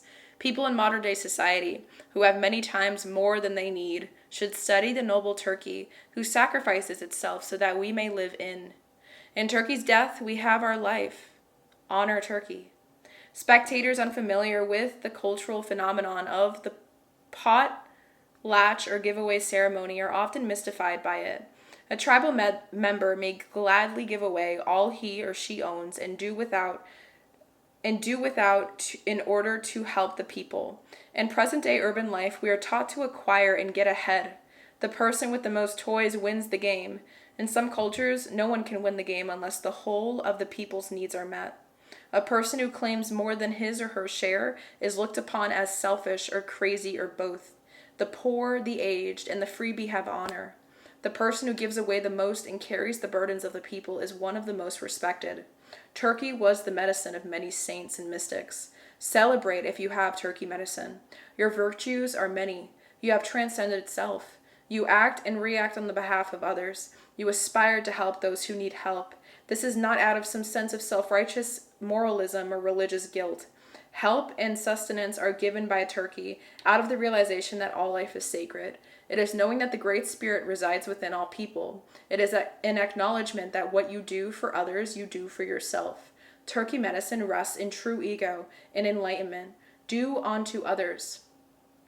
And feeding the people...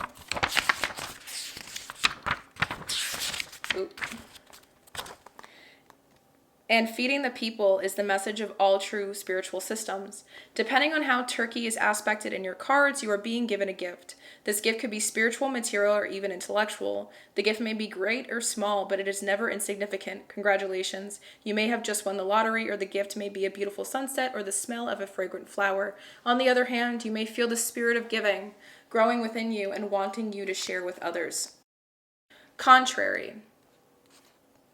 There are several aspects to pulling the gobbler card in the reverse position.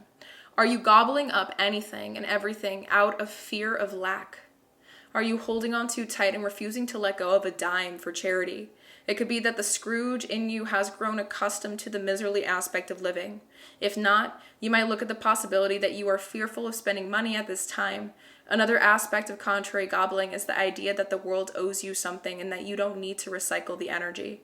The buck stops here may only mean that it stops in your bank account. On all levels of this contrary message, the key note is that generosity of spirit is being neglected. This can be toward self or toward others. Remember never to give to receive. That is manipulation. Giving is without regret and with a joyful heart, or the giveaway has lost its true meaning.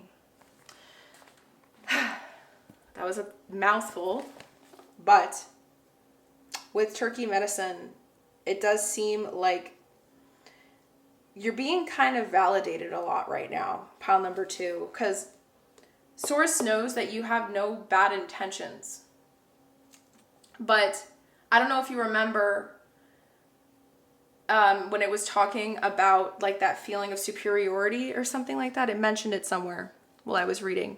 And I believe this is what Source is asking you to embody. And not to mention, turkey is associated with an embodied feminine archetype or energy. Like it's sacred, divine feminine energy is what turkey medicine is about. And so it's like asking you to embody more of that. And if you guys don't understand what that means, like when I talk about divine masculine, divine feminine energies, look up wounded feminine energy and see what it means and see if there's any of the things it lists out that resonate with you on a strong, at a scale. At what level does it resonate with you? And maybe you can journal on that. That's something that's coming through that's going to help you get more perspective on like why you are the way you are, because it does feel like there's still some unraveling to do for you guys. I don't know how to explain it. It feels like we didn't get everything. It feels like this is something that you're being called to explore on your own though, 100,000%. That's why I said, okay, I'm going to repeat it one more time because it feels like this is kind of important. You are being asked to kind of look into the meaning of divine feminine energy and divine masculine and looking into the wounded aspects of both of those energies, okay? Because it does feel like there is a lot of wounded feminine within you that was very repressed growing up. And I think that's why so many of your cards are asking you to free it. But the only way you can free it is if you understand why it got repressed in the first place, because then this is going to feel hard to do. All these things like dancing and all that is going to feel very hard to do. So this is a time where you need to be brutally honest with yourself as well in order to release this lack of growth mentality. Okay, now to finish up, very end, let's get some final messages from Spirit. For pile number 2, final messages for pile number 2.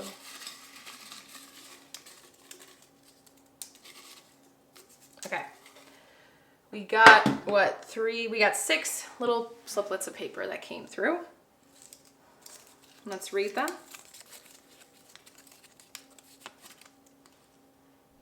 Okay, for the first one, you're not blocked. You're being redirected by the future version of you who already knows better. My God, that's crazy. You are not blocked. You're being redirected by the future version of you who already knows better. Exactly. You're learning something. It's like something about knowledge gaining. Okay. Next. Venus came through again. Interesting. Venus is asking, what do you actually like when no one else is watching? Venus is asking, what do you actually like when no one else is watching? See, like there is a person, a version of you inside your pile number 2 that wants to come out. And they want to feel free again, like wild and free. What's that song? Living young and wild and free. Like it feels like, or that song, We Are Young by Fun. We are young, so let's set the world on fire. We could go brighter than the sun. Okay, that is what I feel like for you guys. Like, there's a part of you that wants to feel young again, and like it can't feel young if you keep being so closed off to the idea of other possibilities of doing things or living life or something, and other people can show you that side, but you have to stop turning the cold shoulder towards it, and this feminine energy is really going to help you with that. Let's continue. Okay. There is Pisces energy present. Trust the dream, even if no one else sees it yet. Pisces energy present. Trust the dream, even if no one else sees it yet. I'm going to let that sit on its own and apply it into what resonates for you. Oh my God, I mentioned grief earlier. That's funny. Yes, you're changing, and that's why it feels like grief. Exactly, you weren't meant to be the same. Yes, you're changing, and that's why it feels like grief. Oh my God, I just got goosebumps shooting up my arms. That was beautiful. I'm so proud of you guys for being here till the end, because these are hard readings, guys. Come on. Second to last message you have. Your path doesn't need to be impressive. It needs to be real. Your path doesn't need to be impressive. It needs to be real.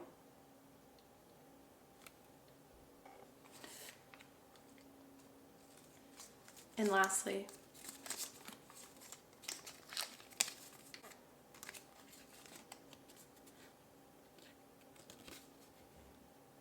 this season is about staying solid even when no one claps for you.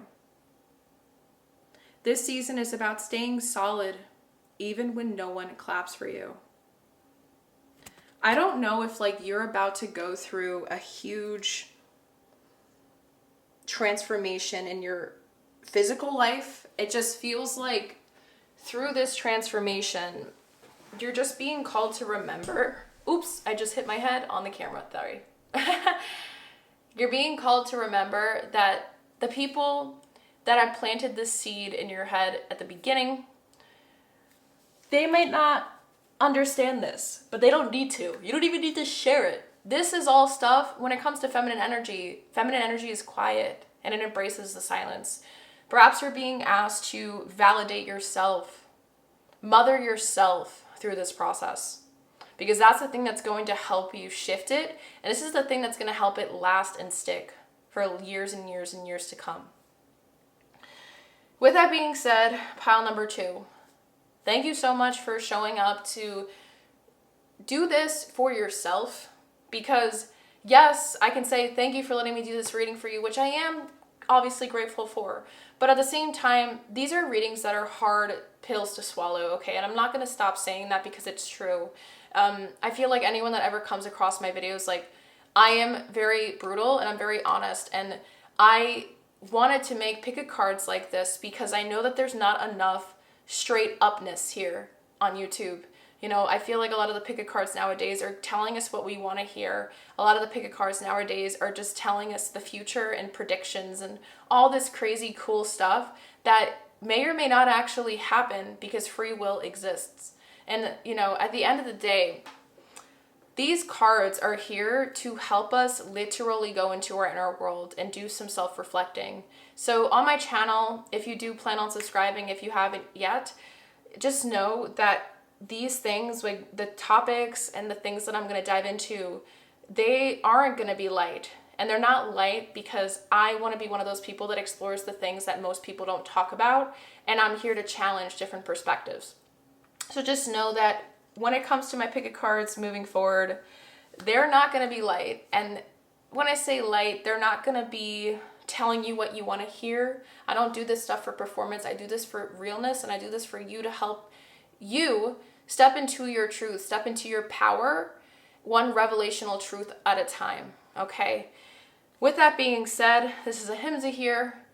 Thank you so much for showing up, and hopefully I will see you in my other pick a cards to come. Please hit that like button if this resonated for you, if you enjoyed this reading so far. I put a lot of work into the videos I create, especially my pick a cards. And just know that this feels like an energy reciprocation, give and take. When people hit the like button, for me, it really means the world. I'm sending you so much unconditional love. Have a beautiful rest of your day. Bye.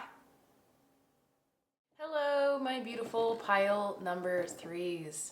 And if this is the card that helped you and aided you in selecting this pile, the beautiful Awaz Merkstav rune with the number 31, and the goddess, the Norse goddess to be specific, Var, hopefully I pronounced her name right, with keywords disloyalty, imbalance, and solitude, you already know that this is your reading. When it comes to diving into the thought pattern that is keeping you small, that's keeping you stuck, that may or may not actually be the very thing that is holding you back from something that maybe you've always wanted in your life. When it comes to self-growth, when it comes to something you may be even trying to attain, whether it be a relationship, whether it be a career, whether it be a personal endeavor, project, goal, whatever it is, most of the time, it has to do with our inner worlds, because our inner world is a reflection of our outer world. So if our inner world isn't good, if it's not aligned with what we are expecting to attain from the outside, what makes us think we're going to get it? You know what I mean? And interestingly enough, when it comes to the significator card that'll actually select this pile, pile number 3, the Awaz Merkstav rune is a rune that I still have. Well, Merkstav means reversed. The number 31 adds to 4. And what's funny is, while I'm filming this, it is the month of July. This is a timeless reading though, just want to make it clear. Whenever you're watching this is when you're meant to watch it. But my birthday is actually on July 31st, and for some reason that's standing out to me. So perhaps something, I feel like a lot of you guys that chose this pile are reaching a really big turning point or like checkpoint in your life, where, or like a moment of kind of like checking in with yourself before you take the next excursion. Like it's there's a lot of reflective energy here when I'm channeling your stuff. And Awaz, I think, is about like commitment to something greater, bigger than you, just you. But when it's in reverse, that's the opposite. There's an imbalance. Yeah, solitude. Okay. We're gonna obviously read the booklet and like kind of like the story, the lore here with this goddess to see if it helps us get more clues when it comes to the thought pattern that's keeping you small. And then obviously we're going to combine it with the Oracle of the Radiant Sun and my Unveiled Tarot to kind of get a full picture when it comes to really understanding the exact thought pattern that's keeping you small. And then we'll keep diving into the rest from there. I'm just trying to see if there's anything else that energetically wants to come through before I start. Okay, so Another thing that I'm channeling energetically is like you're not happy with something. You're not satisfied. You don't feel like something was on par with what you expected it to be or hoped it to be or hoped it would turn out. But I feel like it's onto yourself. Like you have high expectations. Okay, this is where we're going to start now because I think I'm just going into oblivion staring into this card. So let's go. All right, while I'm filming this, there is a lot of retrogrades going on right now. And I don't know if you guys are feeling it as hard as I am. Oh my gosh, guys, this retrograde season is insane. And it just happened right after Uranus has shifted itself into Gemini. So there's just a lot of crazy hecticness going on. Like false starts to things. And I feel like that's also some sort of pattern here. I don't know. We're going to have to see. Okay. I'm skipping steps. Let's just begin here. So, when it comes to the lore, Var, goddess who presides over sworn oaths and gives her blessing to unions between two lovers. Var, invoked to witness marriages and contracts with promises sworn on an oath ring before her. Var, punisher of oath breakers and those who do not uphold the sworn contracts they have pledged themselves to. In the blank, Var is listed as the ninth blank and the one who hearkens to the oaths and compacts made between men and women. Her name lends itself to the term vow, a promise sworn between lovers in marriage. For those who break their oath, Var takes vengeance upon them. Honor was an integral component of life in the Viking Age, represented clearly in Var's characteristics and the importance of her role. As the goddess overseeing oaths, she is present when promises are sworn on the sacred oath ring. Whether allegiance is promised to an earl, a family swears a pledge of fealty to a king, or two people enter into a contract and swear to abide by the stipulations of said agreement. Var is present to hear the promises made and hold people accountable for their oaths. Here she stands holding an arm ring, awaiting a sworn oath which she gives her blessing to. Behind her, weapons line the walls as a sign of her ferociousness in upholding trust, integrity, and honor at all costs. Disloyalty will be punished harshly, yet loyalty will be rewarded richly. The divination meaning. Ewa's Merkstav is the rune of disloyalty. It represents an imbalance in the exchange of energy between two people or within oneself, while Ewa's is the rune of companionship. Reversed, it shows a lack of partnership, often resulting in isolation or solitude. Perhaps there is some dishonesty in a relationship, perhaps selfishness or thoughtless acts have caused a once balanced partnership into a one-sided struggle. Ewa's Merkstav draws your attention to honor. Have you been acting honorably in your sworn oaths? Have others upheld their end of the bargain? Reflection is needed on the equity of energy exchange in your life. At times, one person may require more attention, love, and support than the other, and that is normal. However, the balance must shift back so both participants feel accepted, respected, and an equal partner in the relationship. Promises, oh my god, ew, I totally list it. Okay. Promises should not be made if they cannot be kept. Ewa's Merkstav holds the energy of being stagnant and inability to move forwards. Unlike Isa rune, which is a frozen blockage, this rune reversed is like having the capacity to drive, but the car is faulty. Dive deep into the exploration of what you need to move forward. What is hindering your momentum? What prevents you from taking those next steps towards your future? If you're entering into any contracts or agreements, be sure to check the underlying clauses and be sure that what you're signing up for is what you can truly commit to. If there's any doubts, take some time to really think and feel into the situation before taking the plunge. Again, it feels like there's like some weird reflecting thing at a checkpoint. Allow your intuition to guide you in interpreting the motivations in honor of those you may be entering into a contract with, and explore the possibilities for holding them accountable. Okay. I know. That was a mouthful, guys. I'm sorry. But we had to do it because I am still learning the runes, all right? Don't hate me on it. But eventually I will get there. And I hit it twice. I'm, again, sorry. It's gonna wobble a little while I sit back down. All right, so pile number 3. This is kind of confirming to me that energetic pull I was feeling, where there's a lot of like self-reflective energy right now that you might be in while watching this. Well, obviously you clicked on this because you felt self-reflective, but more than that, there's like this feeling of like disappointment and a little bit of guilt here. I am curious though, because some of it kind of, like some of this heavy emotions that are like lurking, heavy gunk really is what I want to say. It doesn't feel, some of it feels like false, like it's not accurate, like it's not the truth of the situation. And I don't know what specifically doesn't feel like the truth, but as I'm saying like the things that I'm channeling and I'm energetically feeling, it's like another part of me is like, nah, like that's not true. So,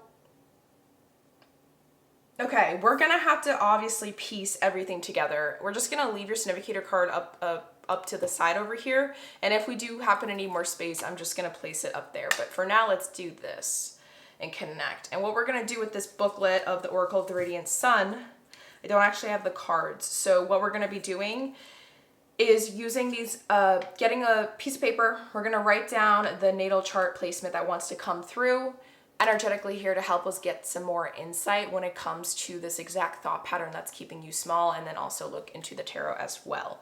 Also, when it came to me setting up the markers and colors for each individual pile, I did end up feeling like energetically called for you guys to have this beautiful color marker of purple. So what's intriguing me with this? This color has a softness to it. It's not full on dark violet. And so like this color over here. So for some reason that's standing out to me. Naturally, I do have metallic colored markers, so I wasn't expecting it to have any dark purples in my marker set. But for some reason, like that stands out to me. And I actually feel like this is because your third eye is, like when we think about the third eye chakra, we think about intuition, we think about connecting to our psyche, obviously the third eye, the pineal gland, and all that stuff. But every chakra in the chakra system, when it comes to like looking at it from a chakra psychological perspective, the shadow wound for the third eye is illusion. And because there's like this faded purple instead of like the full-on violet here, it genuinely feels as if energetically, pile number 3, there's something that you're not fully seeing in the whole grand scheme of things in front of you. Or the thought pattern that's keeping you small is the thing that's hindering your ability to see fully and clearly at this time. So let us take a look and dive in. So we're gonna get the natal chart placement out first, just because I don't wanna have to keep this booklet here and I can just write it down and then go straight into tarot. So what is the thought pattern that is keeping pile number 3 small? What is the thought pattern that is keeping pile number 3 small? I have my eyes closed, guys, sorry. Okay. We have Venus in Virgo with discrimination. And if you guys heard that crack, that was my knee. Oh my God, that was a loud crack. I wonder if my mic got that. Okay, sorry guys. So we have Venus in Virgo with the keyword discrimination in the 6th house. Venus is the suit of love. Venus is love. Virgo is perfection and service. And here is the imagery of the card if we happen to have had it. We're going to look at the description of the imagery here to see if there's any additional insight and clues. So let me make sure it focuses. Okay. A woman, her hair garlanded, walks barefoot in the neat countryside. She reaches out towards the many butterflies. A small fox barks, and Virgo cares for and rules smaller, more delicate creatures.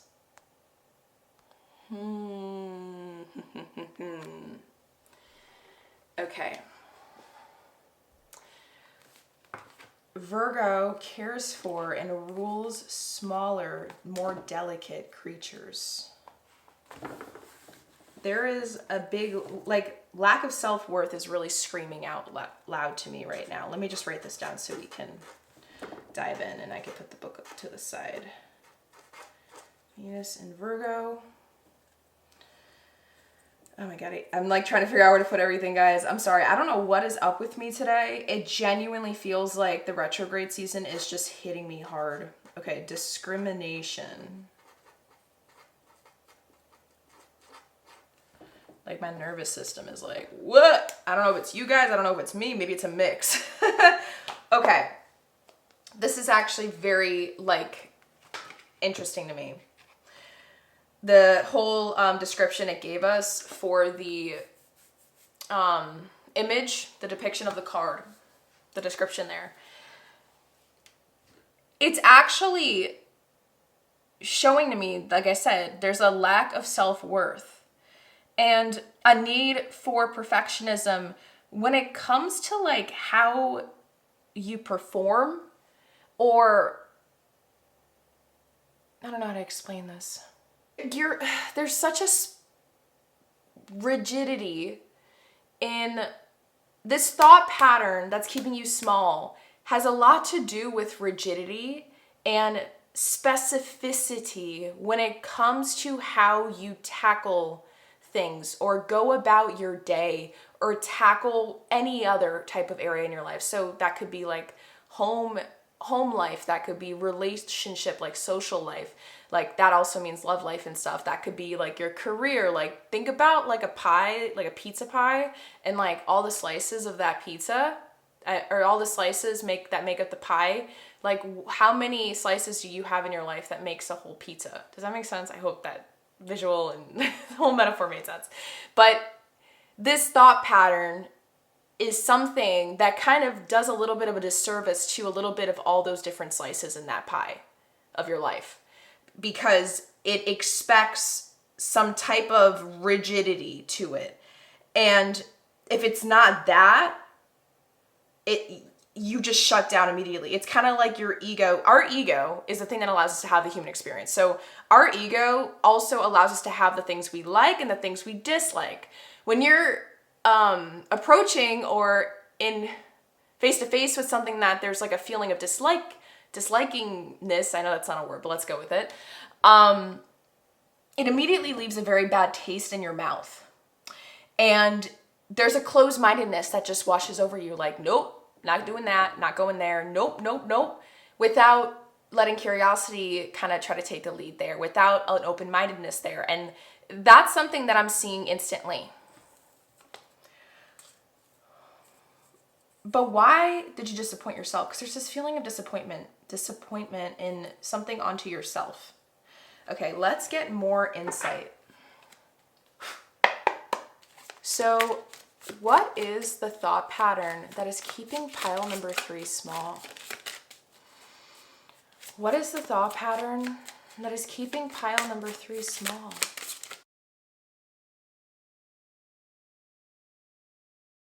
Okay, that card, it could have fell anywhere else, but it fell directly on top of this card. This is going to pair, but let's get some additionals.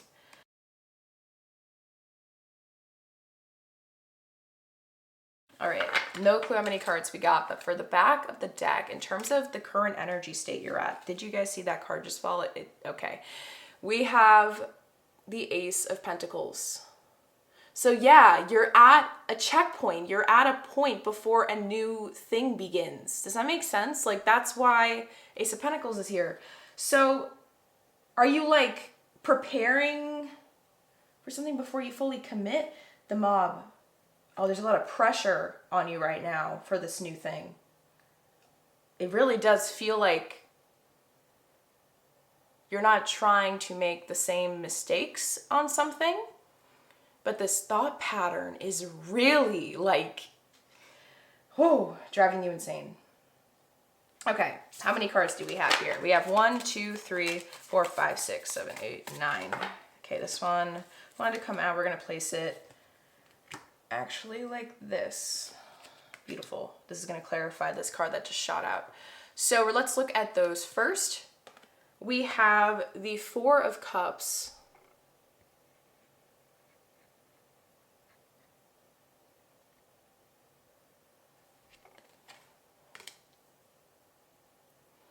And then clarifying the Four of Cups, we have the Strength card. Oh my God.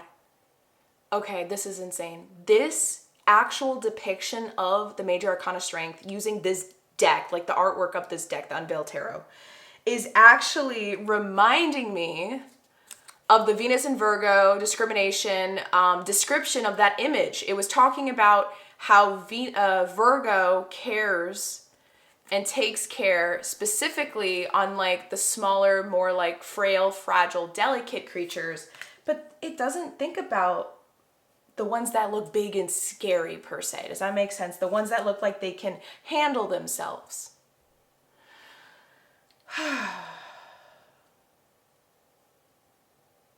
Maybe you're just like being way too hard on yourself right now. I just keep hearing, I could do it. I could do it. I could do it. I don't know why that's coming through. Okay, so let's keep unraveling here, because there's a lot coming up energetically, guys, and I want to get some laser focused stuff. Okay, first card we have here is the Hanged Man. This is like literally by far will forever be one of my most favorite tarot decks to use because of the art and the way it like really trips your brain out. Next up, we have the Knight of Swords. This is a very intense Knight of Swords. But what intrigues me a lot, I know the Knight of Swords is the fastest moving knight in tarot. But it has a gas mask on, like it's trying to detach itself from anything else happening around it at this moment, just to get over something or finish something or get something done. There's a lack of humanness. It's a little bit calculating. And again, it keeps bringing me back to this Venus and Virgo placement, because Venus and Virgos do have a tendency to be very calculating. Like their love language has a tendency to be more associated with being of service and doing like little things, trying to be practical in that way, make your life a little bit easier, doing those little things that not a lot of people notice, but are the little things that make your day a lot easier when they add up. And that's the beauty of Venus and Virgo.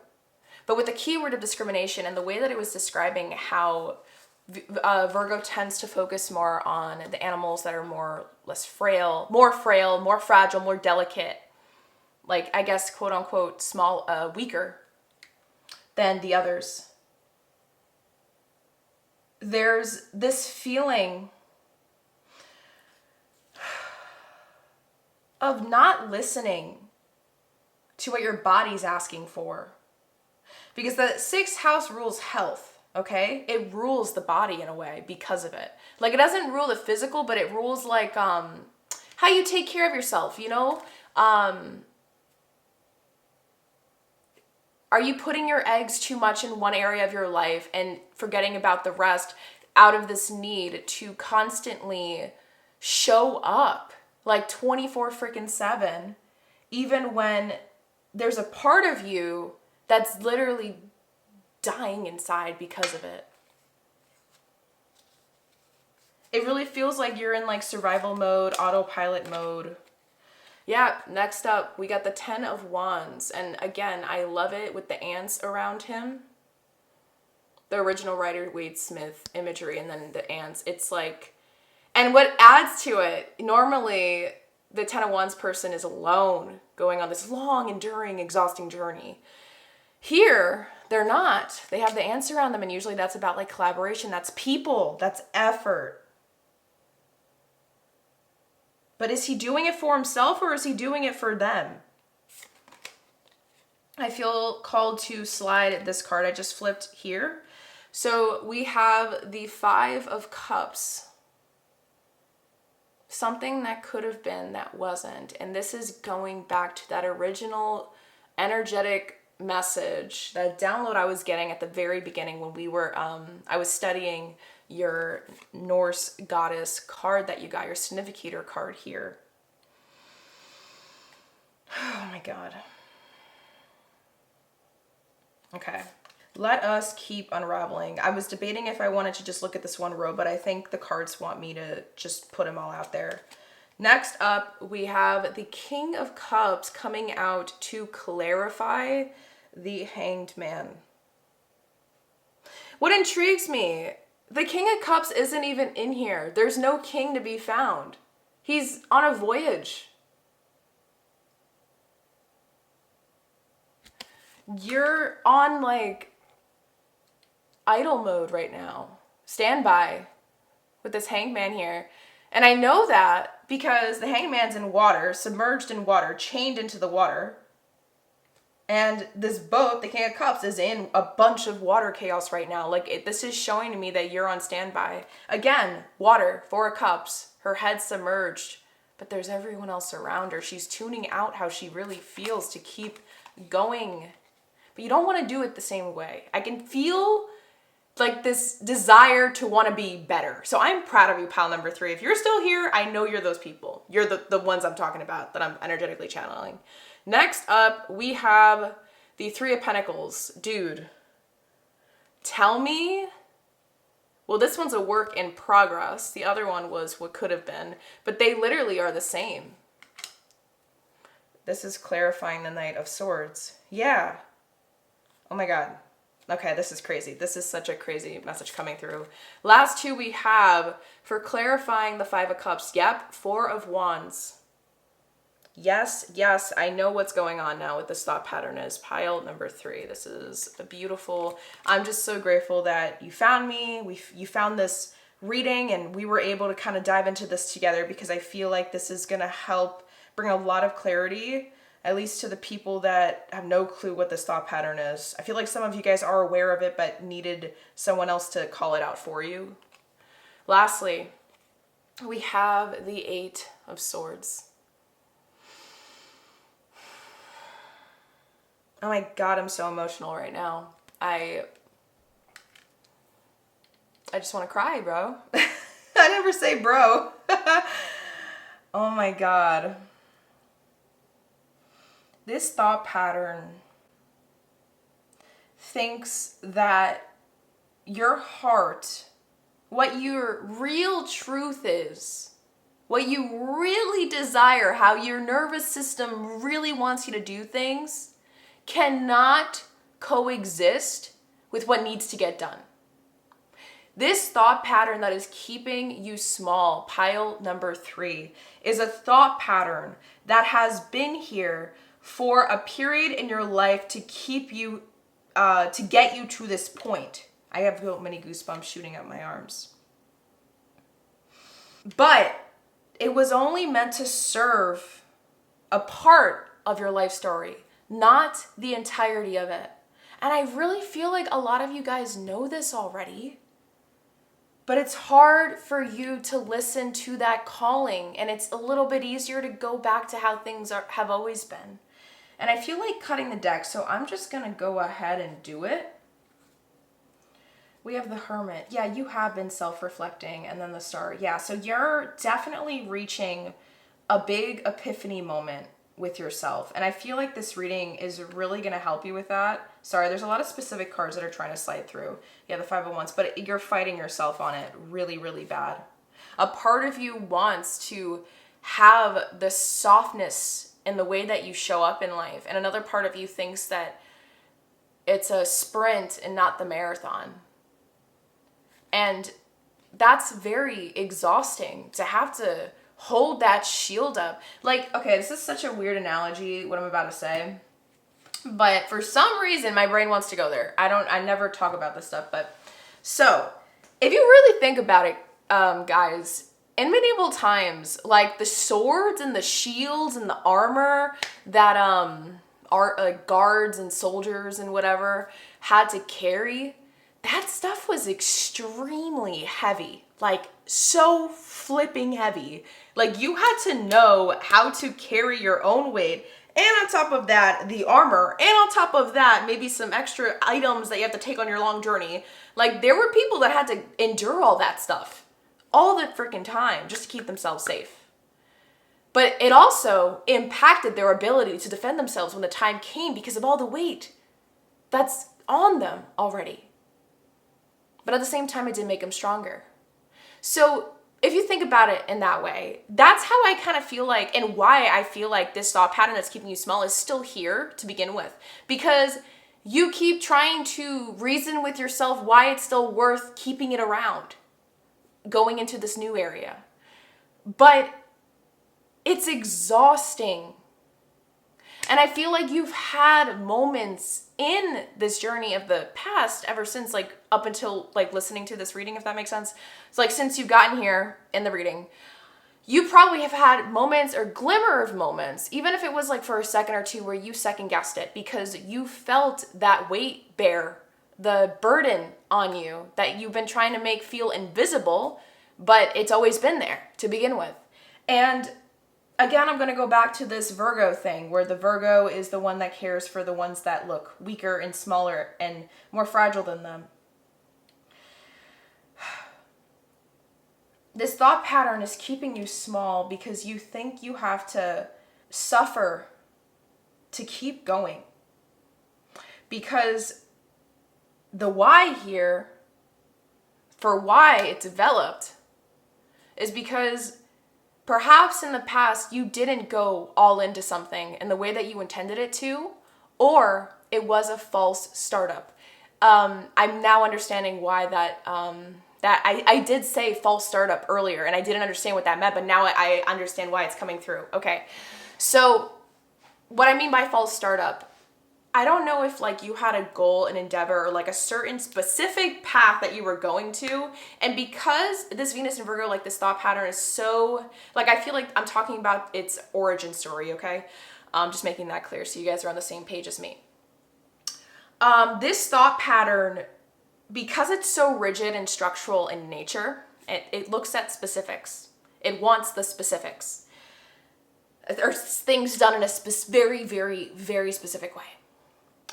Oh my God, my brain. I lost it, guys. Give me a second.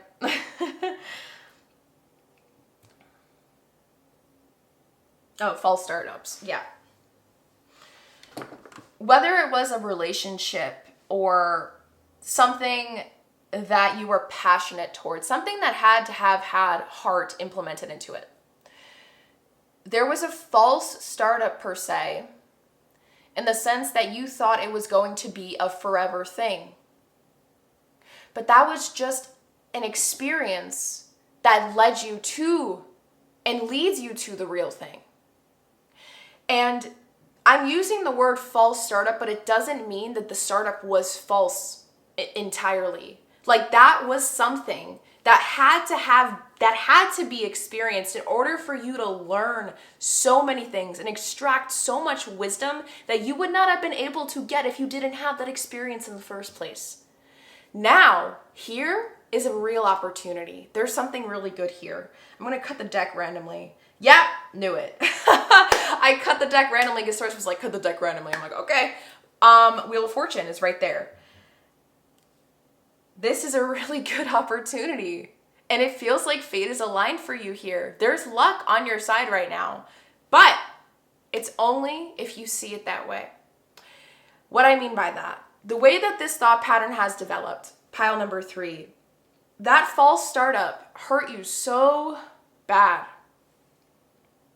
Maybe even created some trauma in your nervous system, in your body. Your body still carries the trauma of it, to the sense that you think you need to be fighting and being on the go like this, nonstop, 24/7. It's probably very hard for you to relax because of this thought pattern. And that's why it's keeping you small. Because in order to come at something better and be better, do better, and show up more authentically you and aligned with exactly what you're trying to do, you got to have moments of rest in between.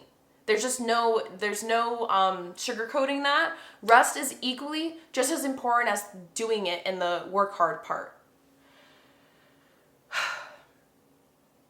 But you put so much pressure on yourself because of this false startup that you think, or this thought pattern that's keeping you small is trying to make you think, it's really trying to brainwash you hard right now, into believing that you need to keep doing things the same way or even harder than you did before because like you learned things from the false startup experience that you're trying to implement now, but you're doing it from a survival-based core, not a core aligned with ease and trust that things are going to work out and flowing with what your body's asking you to do in the moments. Like when you have energy, go do something X, Y, and Z. When you're feeling very tired, maybe you're meant to do a lighter load of certain types of work and do more here. You know, that's where you start connecting your authenticity and your truth and the wholeness of what makes you you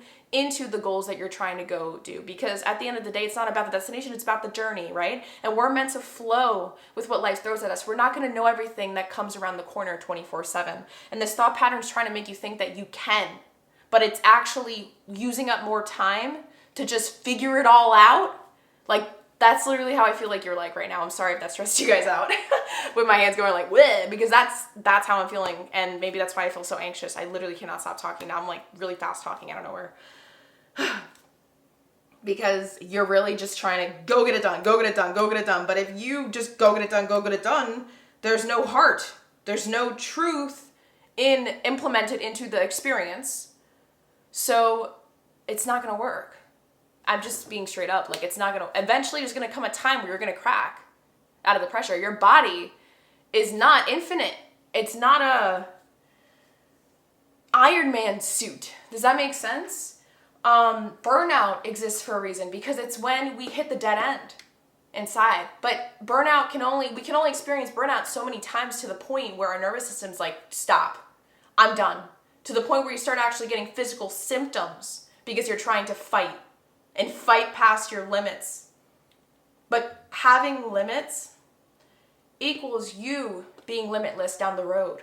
Because once you learn how to work with the limits doesn't need to be a bad thing. They're actually the thing that once you learn how to work with the things that make you you, pile number 3, that's when you'll know how to really grow. Grow past areas that you didn't think you'd ever be able to grow past because of how much this thought pattern was keeping you small, trying to make you rigid and be something you're not to appeal to what everyone else wanted you to be during that time. How do you want it to show up because you feel like you owe it to blank, blank, and blank when you're in a different timeline, or you're in a different time now, having a completely different experience, and it's just the past that's trying to rewrite your present when it's the other way around. The past doesn't exist anymore. You just have the lessons and the wisdom that you gained from the past, but now it's your time to call the shots and not the other way around. Your survival mode is here trying to overrun it. And in a way, you can also call it like your shadow self. Your shadow self is trying to take the wheel. It's jumping into the light, trying to be seen 24/7 because of how much this false startup, quote unquote, I'm just going to keep calling it that, but you guys know what I'm talking about if you pick this pile, wounded you, affected you moving forward. Let's get some more cards and see if we can continue to pull a little bit more on why this continued to develop. Okay. We're going to use my tea leaf card. So why did this thought pattern develop for pile number 3?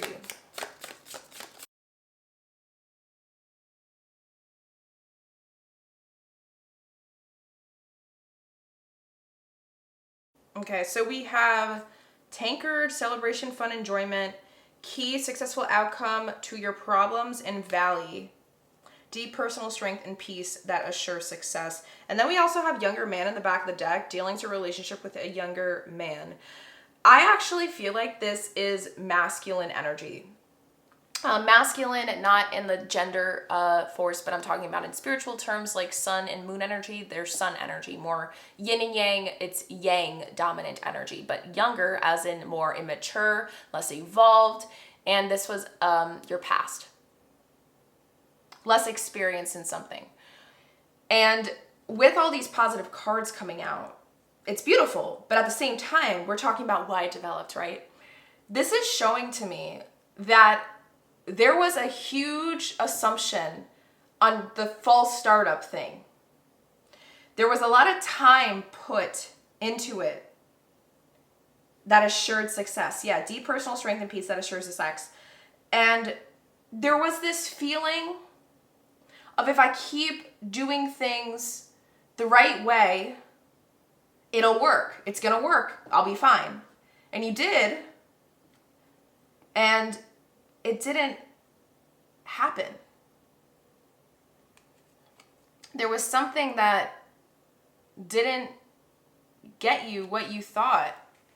And sorry, I'm just randomly pulling cards out, guys. It led to a wounded ego. And you carried that with you to this part or point in your life. Maybe you're a little bit of a slightly more serious person when it comes to the things that should have heart, because of how much that other time it didn't work out. I'm putting that in quotes because it really feels like you're associating with this false startup as something so negative, when it was something actually very beautiful, and it had its purpose. It served its purpose to be an experience for you. Like, it was meant to be an experience for you, and you had it. Like, don't hate on it for what it is or what it was. Embrace the lessons, but don't let it make you become someone that you're not. Because you and I both know, pile number 3, that there are bits and pieces of you that you are very much overshadowing with the anxiety and wounds right now. There is a lot of fear around you and this thought pattern, and it's because of the origin of it. And you keep wondering why things aren't working out yet, but it's because you're still repeating the same cycle, the same energy, the same essence. And I also, actually, what I am hearing too is that there has been a lack of integration of what you learned and what you gained from that experience, that you have tried to like bypass it by saying like, I'm okay or whatever. And then it became this thought pattern, like the survival mechanism, it shifted itself into a survival mechanism the second you stopped validating the part of you that got wounded at that time. And then it became a shadow instead. Does that make sense? So instead of like actually facing it, there was a lack of that. And so you just kind of turned your pain. You try to turn your pain into power in the wrong ways by trying to bypass the emotional aspect and just overrule it all with the logic.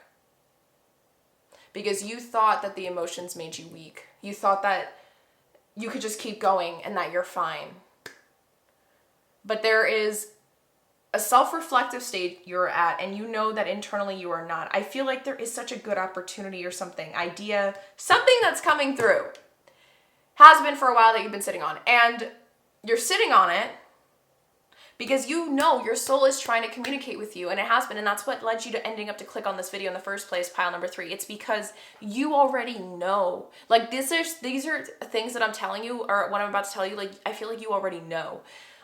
You already know that something isn't right internally for you. Not towards maybe the opportunity itself, but maybe like how you're evaluating it, or maybe how you want to handle it, like, or how it feels like one part of you's like, gotta do it. And another part's like, whoa, like slow down, like let's sit on it, let's take it easy, because I want to feel into it, not just do everything 24/7, because it's exhausting. Okay. Let us see what is possible after you overcome this thought pattern. And then we'll take a look and see how you can begin shifting it from this point and forward. Because I'm extremely curious to see what's going to come up. So we're going to be using my karma cards. And the way this works is we pull out one planet card, we pull out one sign card, and then we pull out one house card. And we're going to read the blue text, which is the outcome. So we're going to see the outcome of life if you were to overcome this thought pattern that's keeping you small, okay? So what is the outcome? I didn't even ask the question. What is the outcome for pile number 3 after they overcome this thought pattern? What is the outcome for pile number 3? Okay. I will show you guys the card after, or maybe you can see it. We got Jupiter. Next up. What is the outcome for pile number 3 after they overcome this thought pattern? What is the outcome for pile number 3 after they overcome this thought pattern?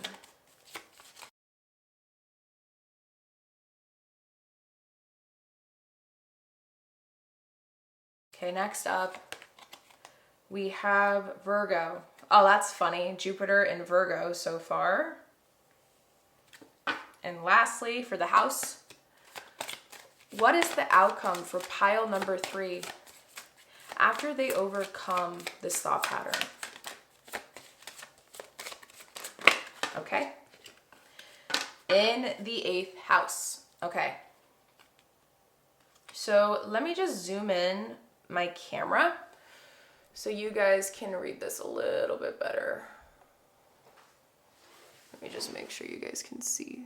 Okay. Let me just get the card.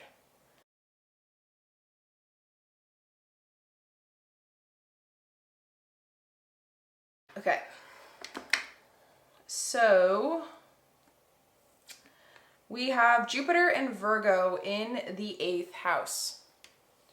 So there's an S, I don't know if you guys can see it, there's an S, an M, and a P. So this means spiritual outcome for S, M is mental outcome, and P is physical outcome. The sentence reads, the granting of methods for the healing power of personal power. Yes. Everything we were talking about, yes. Next up, that's the spiritual outcome. The mental outcome, blessings from the analyzing of the mysteries of life. Surrendering. The physical outcome, good fortune resulting from the perfectionism of a major change. Yes. Good fortune resulting from the perfectionism of a major change, because you're gonna do it. Like, this is basically telling you straight up, if you do this, you're gonna become a different person. Like, you're gonna level up in ways that you would not have been able to level up if you stayed in that same thought pattern moving forward into this new Ace of Pentacles opportunity. Okay? And so, sorry, I'm just trying to go back to regular. This is just telling us straight up. And so, let's see what you got to do to start shifting it. Okay. Let me move these cards out so we have space to start diving into that together now. Oops. Okay. All right. So, how do you start shifting it? We're going to use a couple decks here to look into that together now.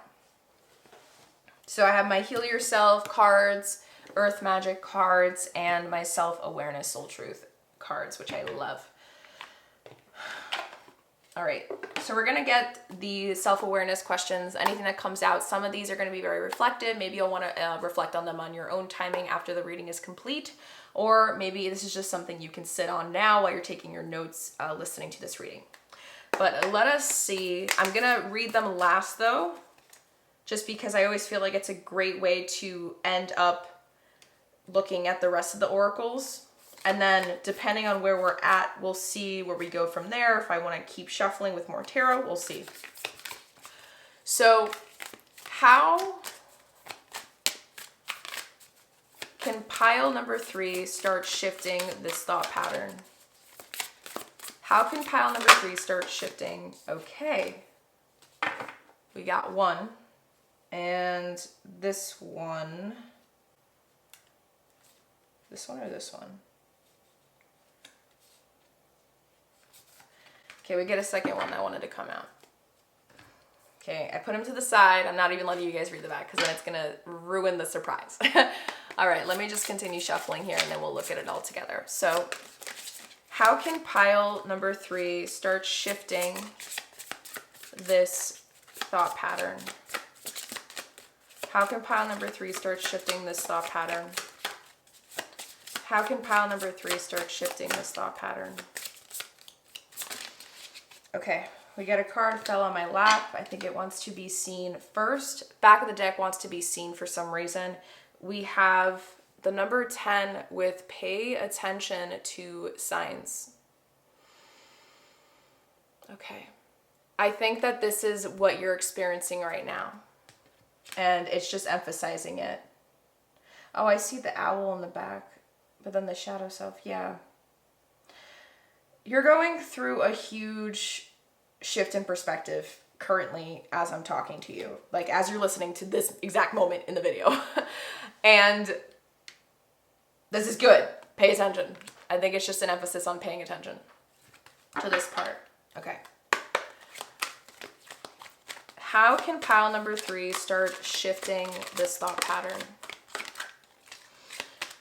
How can pile number 3 start shifting this thought pattern? Okay. Did you want to come out or not? We got 3 cards that wanted to come out. Oops, sorry. All right. So these 2 came upright, so we'll just share them along with this whole, actually no. Yeah, we'll do that. All right, let's share these first. So we have shaman with ancient healing wisdom and volcano with volatility. This is reminding me of anger as an emotion. And I do have a video in, I think, my playlist for Wisdom Nuggets on my YouTube channel where I talk about anger and how it can actually be your biggest superpower. Highly recommend that you guys check it out if you can resonate with anger. I believe that with this 8th house energy too, you're being called in terms of how to shift this thought pattern. The only way to shift it is to do the things that you tried to bypass originally from that false startup thing, the origin story of this thought pattern. You haven't fully integrated it. You haven't fully allowed it to stir inside you and be uncomfortable during the process. Because I'm going to be honest with you, pile number 3, you can't just avoid the uncomfortable parts and skip past it and get to what's next. Because if you do that, you carry it with you. You drag it behind you when it's nothing that was meant to be dragged along with you this entire time. And that's why you might feel like you've been stuck in some weird cycle of some kind that you haven't been able to get out of, because it's been there since, just like unnecessary baggage that needs to be looked at and figure out, like metaphorically, figure out in that baggage what wants to be donated and what you still want to keep.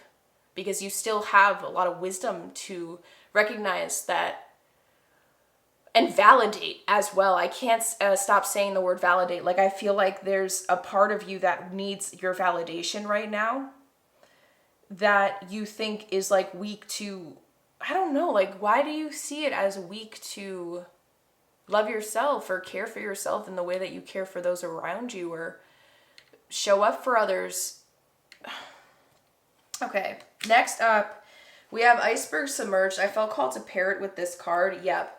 We have Iceberg Submerged with Entrapment with the number 34. The number 7 is about spiritual growth.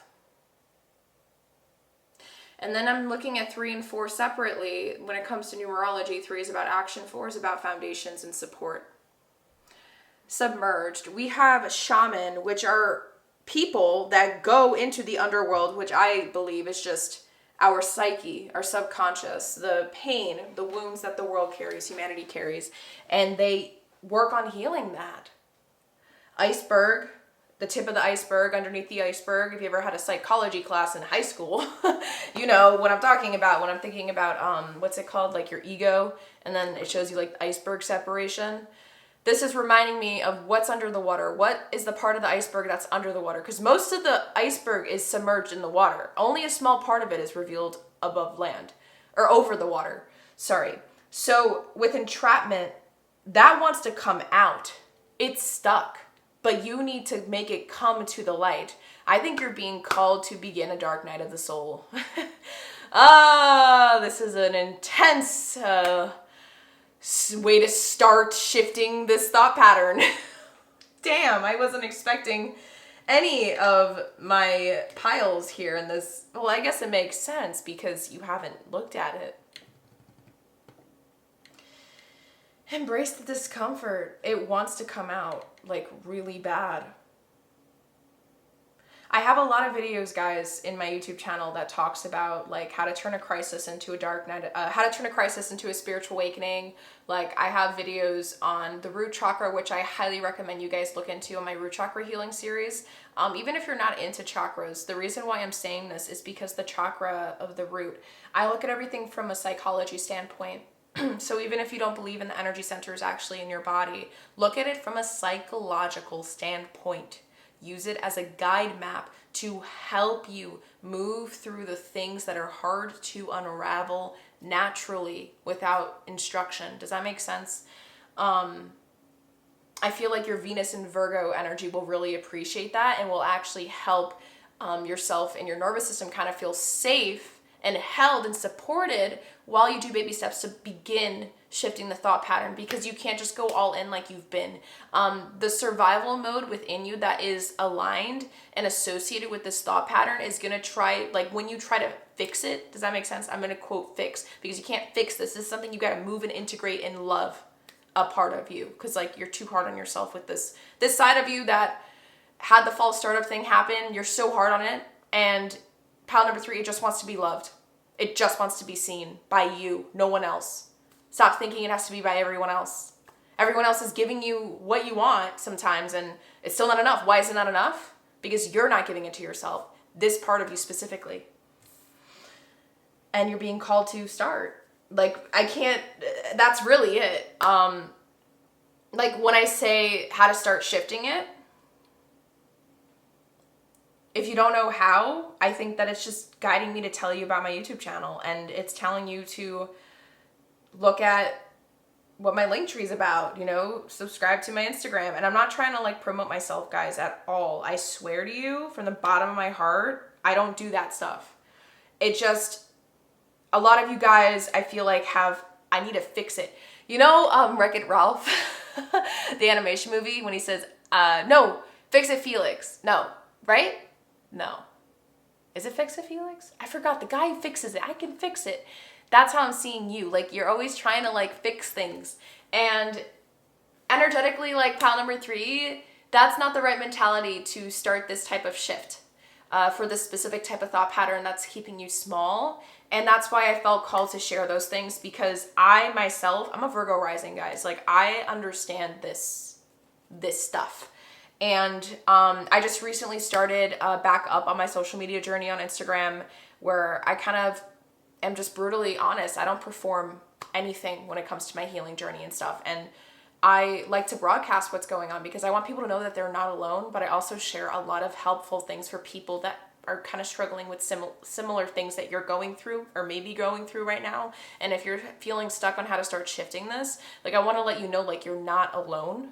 And there's people that are already have made it to the other end, like have made it to where the grass is greener, basically.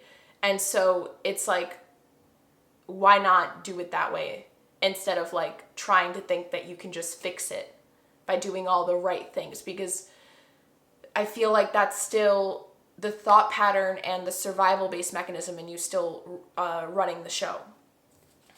Last two cards, the self-awareness cards here. We have, oh wow, okay, these are deep questions and it makes sense. Exactly. Am I focused on what I want most? Because this is the thing that's trying to fight you on this shift right now. Let's read. One reason so few of us achieve what we truly want is that we never direct our focus. I literally was just talking about this. We never concentrate our power.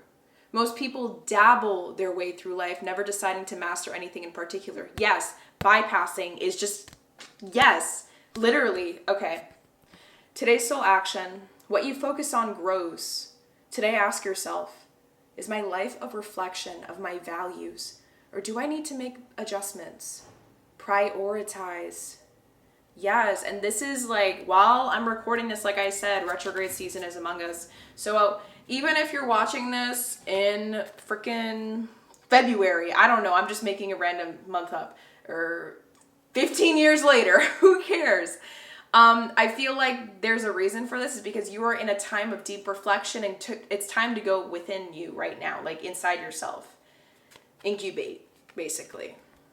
Lastly, what else could this mean? There are always multiple ways to look at every situation. Our first reaction is usually rooted in our fears and limiting beliefs. It's calling you out, guys. I told you, I said it, okay? And that's why I felt like I had to explain myself, okay, when I was talking about my Instagram and stuff. Look at a situation today by stepping outside of the trigger and ask, what else could this mean?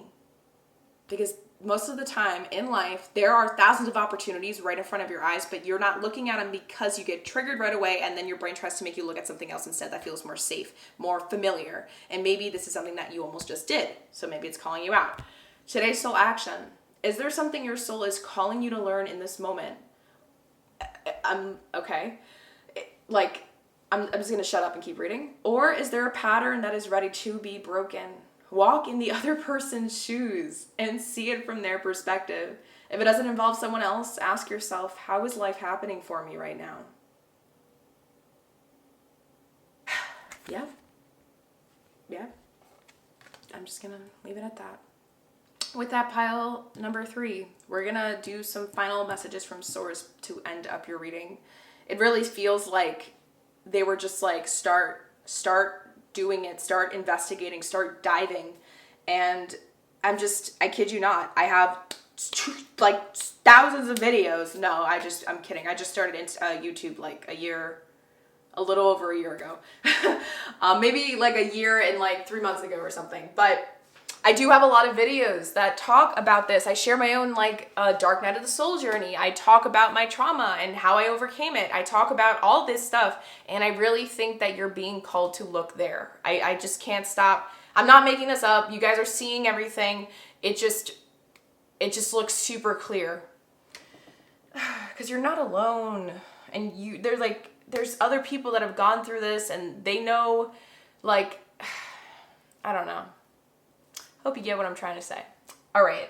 Final messages from Source, my beautiful pile number 3s. We're going to get some little sliplets of paper out here, some channel messages, and see what wants to come through. So final messages for pile number 3. Oh, my hand got stuck. Final messages for pile number 3. Okay. This one, no. Sorry, I'm just trying to figure out what wants to go and what wants to stay. Okay, so we have what? 1, 2, 3, 4, 5, 6, 7. All right. Let us finish up by reading the channel messages. First one.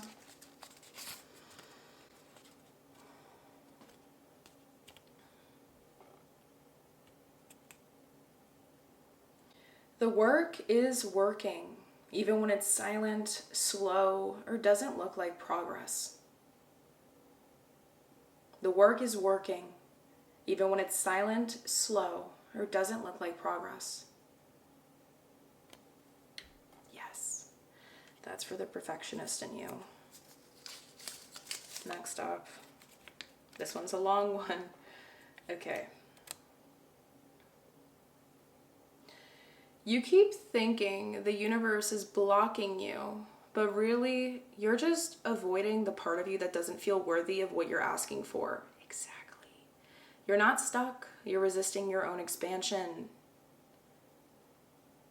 You keep thinking the universe is blocking you, but really, you're just avoiding the part of you that doesn't feel worthy of what you're asking for. You are not stuck. You are resisting your own expansion.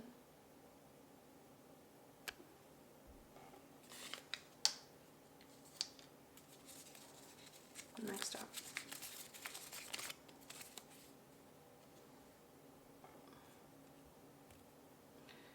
You're not being dramatic. Your feelings are information. You are not being dramatic. Your feelings are information.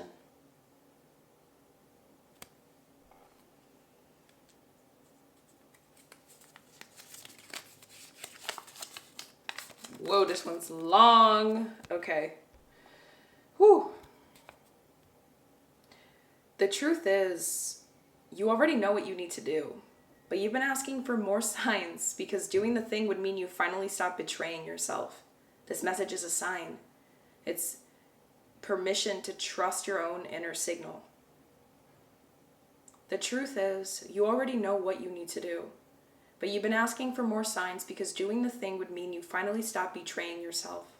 This message is a sign. It's permission to trust your own inner signal.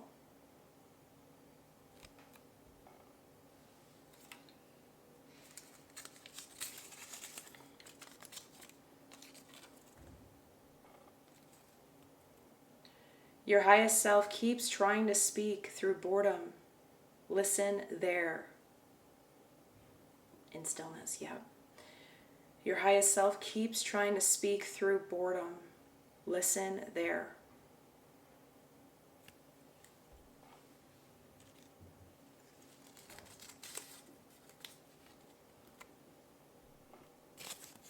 Second to last one. The peace you crave requires one honest boundary. The peace you crave requires one honest boundary. By the way, guys, I just want to make it clear because my fingers are bothering me like crazy right now.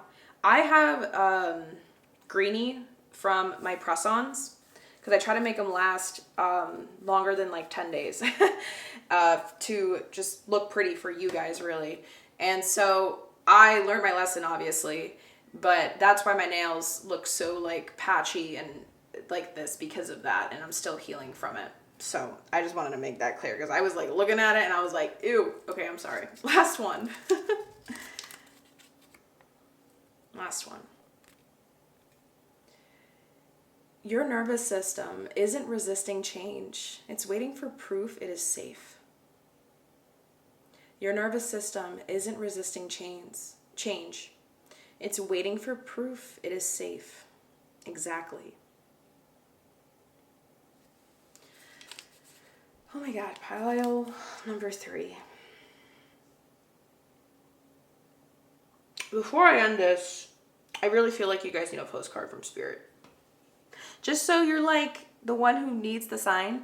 Last one. Let's see what comes through because I just feel like there's one more thing missing. I don't know what it is. Maybe just more reassurance. Final messages for pile number 3. And I actually have postcards. Final messages for pile number 3.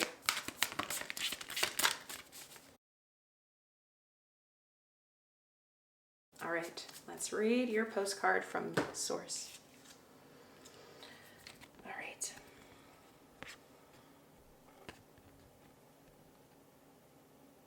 Dearest, oh my God, I can't talk, sorry.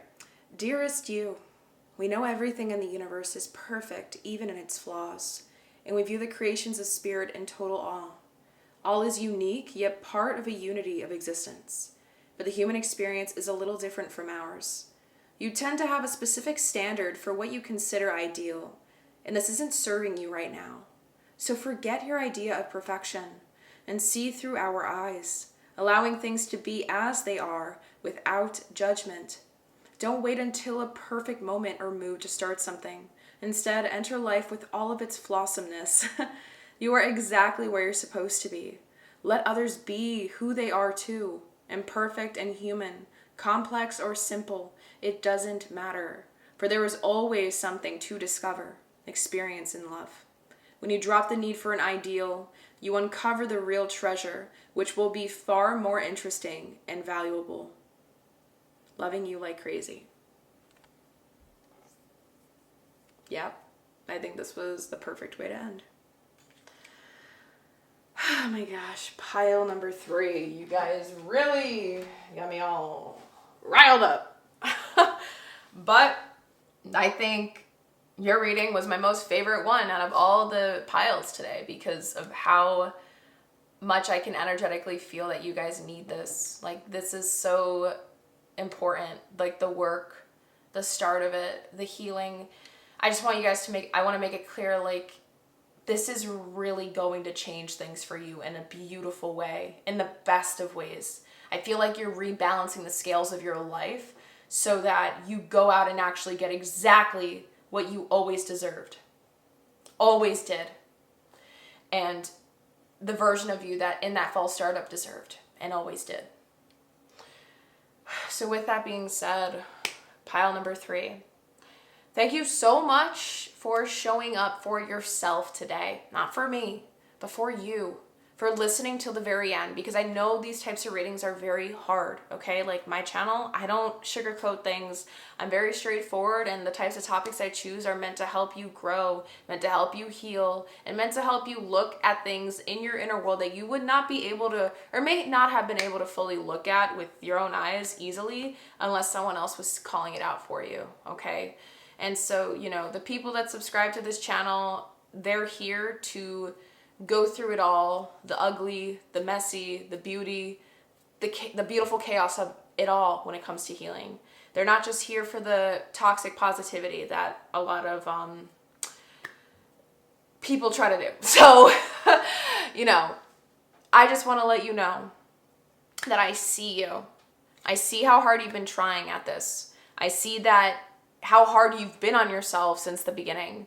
And just know that this work that you're about to initiate and do for yourself, the past version of you that went through it all, maybe many different versions, they're looking at you right now in awe because you're at a point in your life that they wish they were at.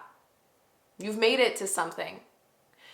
And that's nothing to take lightly. This is something worth celebrating because you're about to start something that's not just going to help you level up per se. This is going to literally change your life. This is going to change your frequency. This is going to help you attract everything you may have always wanted for yourself in the most beautiful ways, whether it be spiritual, emotional, or physical, or mental. Because you're now reshaping your inner world so that your outer world can get exactly how you want it to. So with that being said, I send you so much unconditional love. And hit the like button if this resonated. You know, feel free to comment down below or share with me your personal experience or maybe what you're going through. I want you to know that you have a friend in your corner. I'm here at your side and I'm rooting for you every step of the way, moving forward on your journey. And if you want someone to be on that journey with you together, hit the subscribe button, okay? I'm always here. Sending you so much unconditional love. Hopefully I'll see you in my next readings to come.